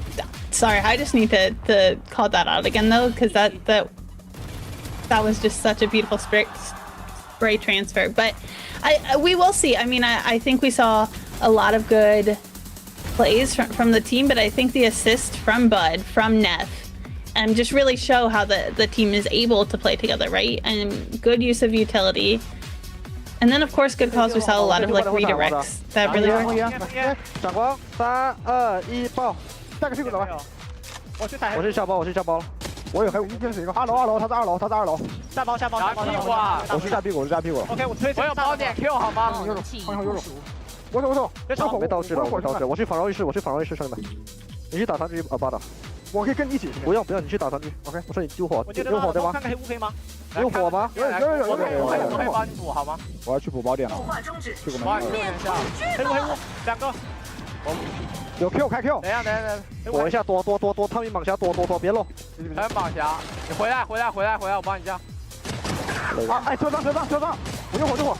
2个黑雾，安静。2个黑雾里，我加黑雾。2个黑雾里确定。黑雾里，只有我。哎，左边。Let's go. Nice. Well, great work for YZ. And as you can tell from the communication, thankfully due to the insight from BLOS, we actually can get a few of the ideas of what's going on. And apparently one of the things that we are getting is that they were actually attempting to help Bud out a little bit in the micro of, like, you know, where to go, how to play the game. But, well, there's the man that do need no help, needs no introduction. The MVP of stage 2, the main man for Bilibili. And he's the sole reason for me that they were able to get to overtime, to stay away from a couple of defeat, a few of their match points. And he was an instrumental piece in them closing out this game too. Just look at those stats. the stats speak for themselves. I mean, really just a phenomenal game, and we just got to see the lethal zone, but it was the entire map. It was both sites. I mean, no site is safe when you have a player throwing up numbers like this. Like literally he broke the kill record. Like for a single map, yeah. Yeah, and granted, I mean, we went to a lot of rounds of OT, but like to do that, to throw up numbers like that, and the fact that we're still saying like, well, like the team was playing well together. Like it wasn't just like, okay, hero plays from one player. Although, I mean, that being said, lots of great rounds off of his back for sure. I mean, I think it really just like kind of goes to show the caliber and the talent that we have in the server, and the fact that FPX, I mean, is looking at something like that and like standing in the face and able to bring it to so many rounds of OT. I mean, for as much as we were talking about some adjustments these teams need to make, there are good things to talk about too, I think, for both teams. Yeah, absolutely. I mean, a few of the good things that we have seen here has been Ayong, Birdane, and Saytrol. I feel like all three have really had their say. Life on the entries more so than anything, but this time around, I will say on the bind, we've seen less of the, I would say, like forceful play that they've done on the Pearl, where maybe like they were too forceful in taking A main at a few rounds that caused them because they were stubborn about, oh, like the flash is working, so we should capitalize on the back of it. It was like a lot more flea throwing in this bind, but well, despite my broken English, we actually get to see something that breaks the tradition. FPX with more first bloods, but still ended up losing this game at a complete parity in the amount of plants and the amount of retakes by the two teams. It's 7 out of 12s. So both teams have actually lost 5 post plants in the span of those 32 rounds that we have seen played. Well, I think another thing too, I mean, this was a very close series for everything that it's worth. I mean, 13-9, 17-15. By the way, 32 rounds, by the way, of Valorant we just watched there on Bind.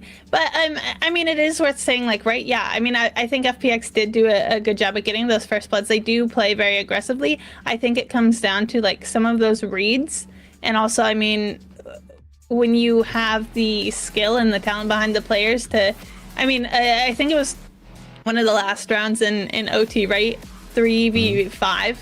Yeah. You have, right, FPX have the numbers. They have their full team still there. And you know, you're looking at Billy not even able to push their way into site.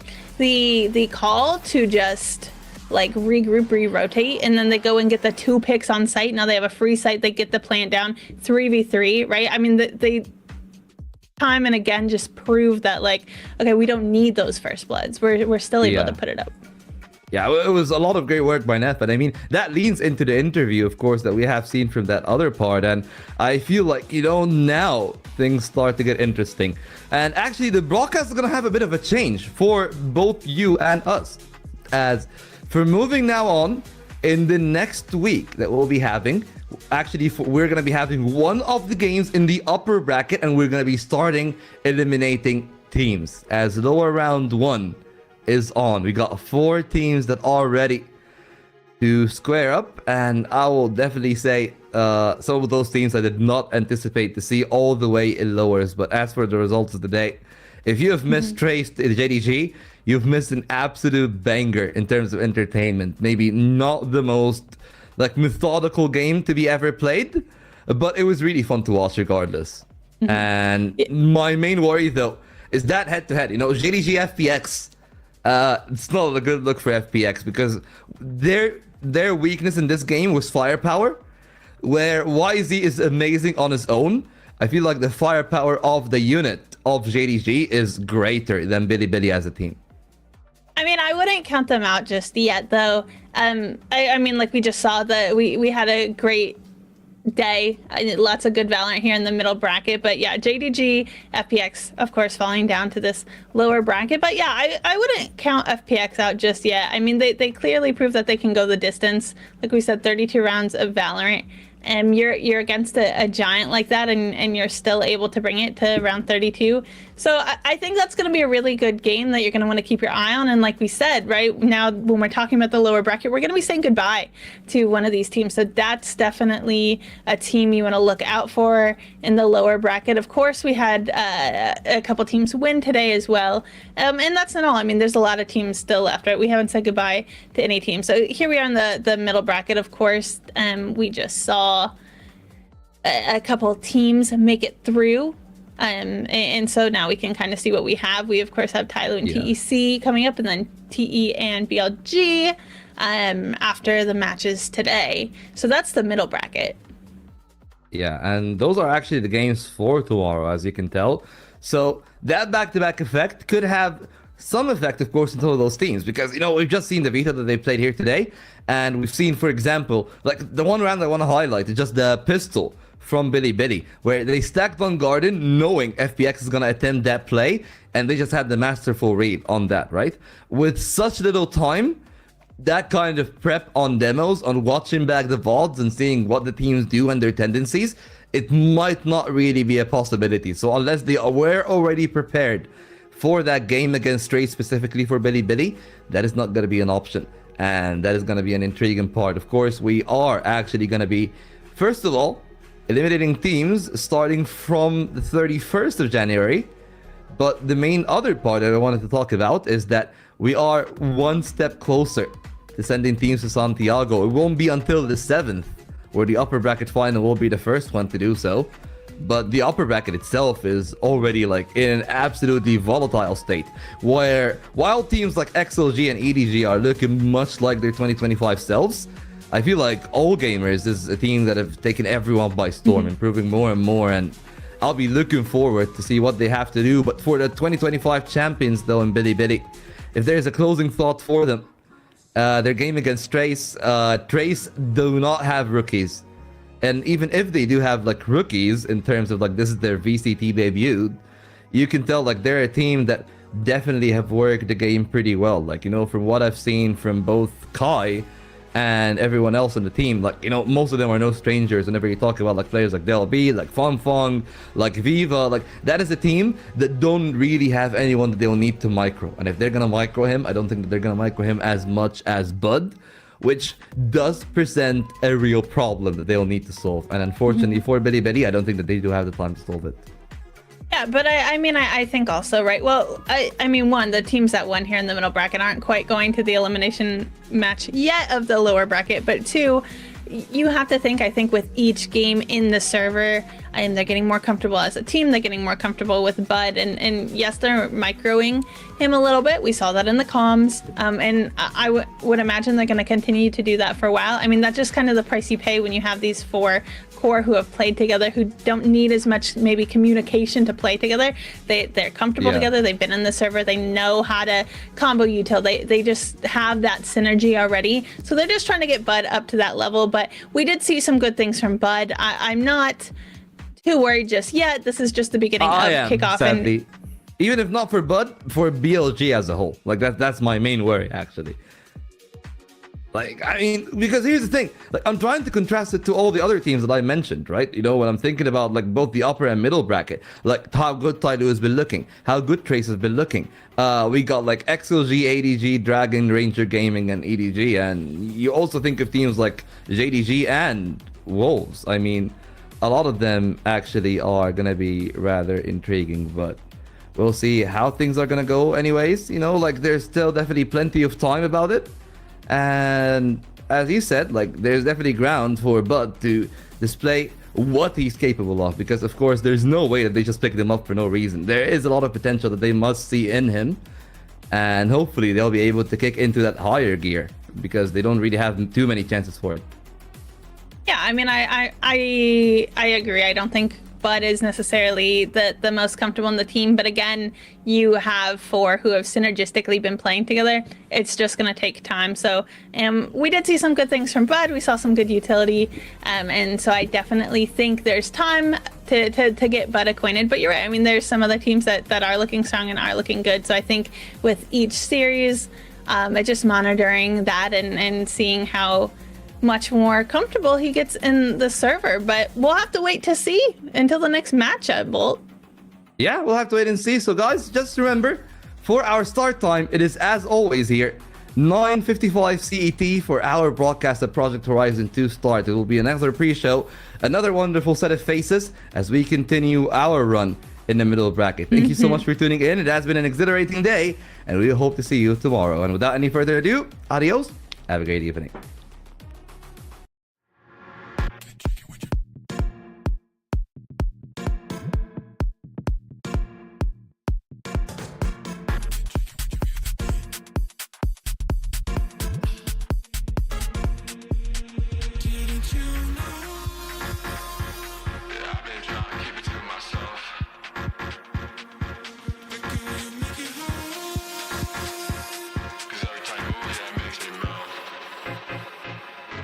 If you catch my drift.